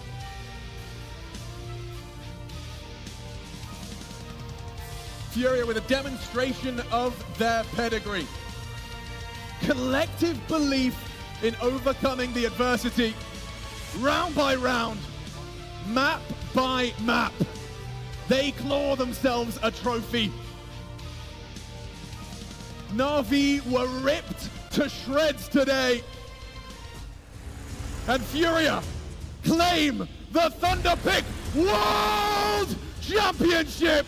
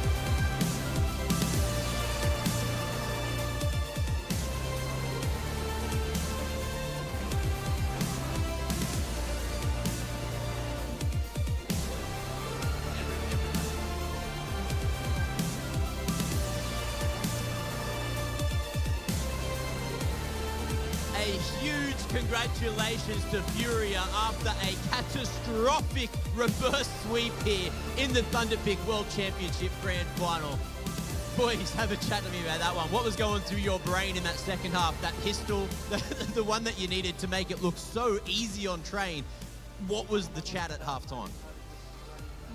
Before game, when I'm morning, I'm stuck, and first 3 map I play very bad because it's impossible to play with Sig, and I don't know what happened 4 and 5 map, but I'm owning this map, and we win this game. It's got to feel good. A couple of trophies in such a short amount of time. Yakinda, what about you? You had a bit of a slow start there, but those last couple of maps you managed to fully turn it around. Yeah, I mean, I'm glad. It was very hard.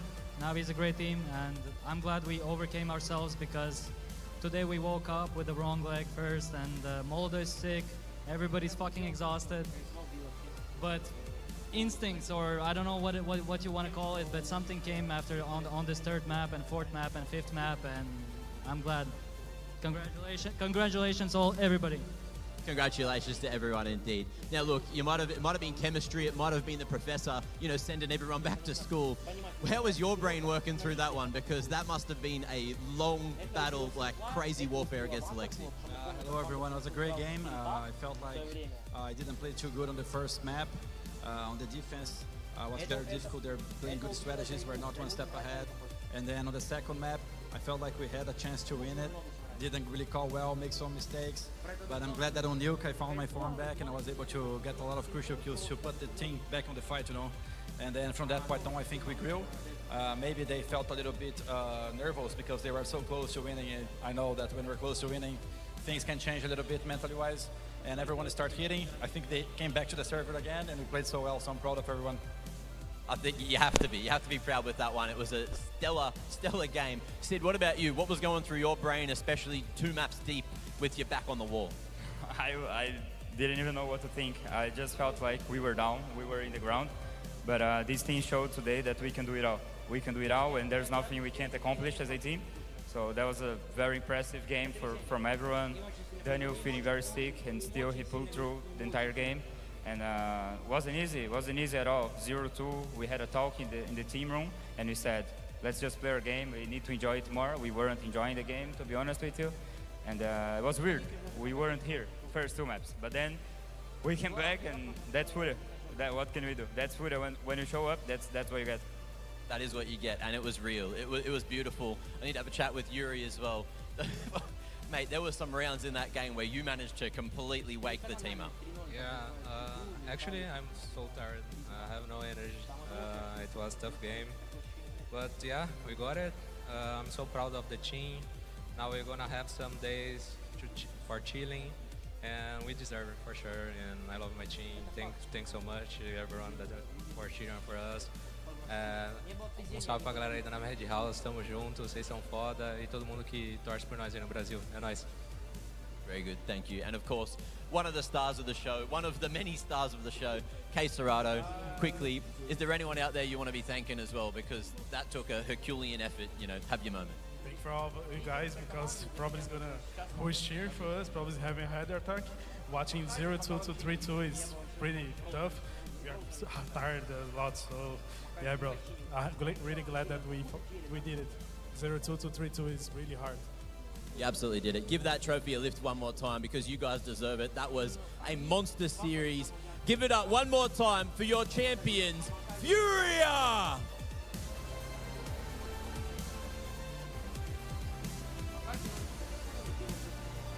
What a grand final, what an absolute series. One that I'm sure that these boys are going to remember for a damn long time. But of course, that brings us to the end of the Thunderpic World Championship 2025. I'd like to thank Thunderpic, of course, for putting this on for everyone. Everyone here for having a great time, and of course, everyone at home who was watching along and enjoying the show. And look, until next year, one more time, congratulations to the champions, Furia, and we'll see you next time.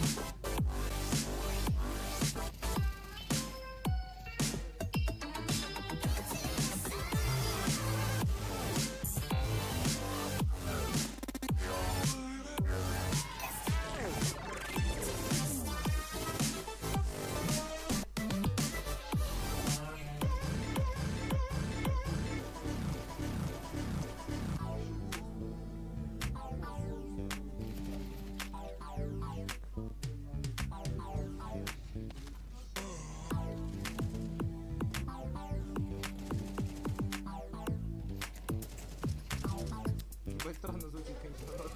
Вот, осуждаем это. Нахуй не надо. На стрим пришлось еще идет. Максимально не поддерживаю.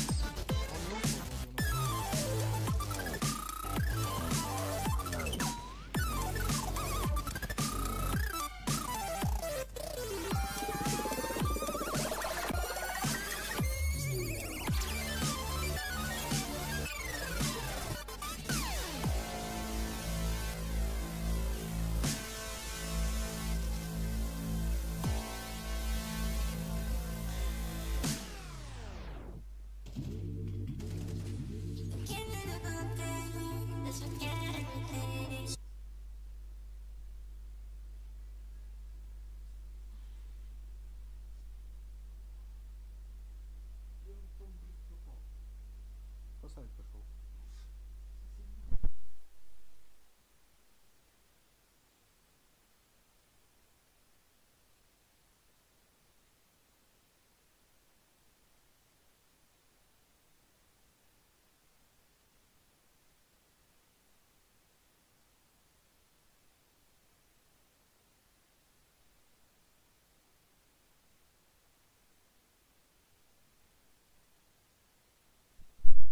Раз.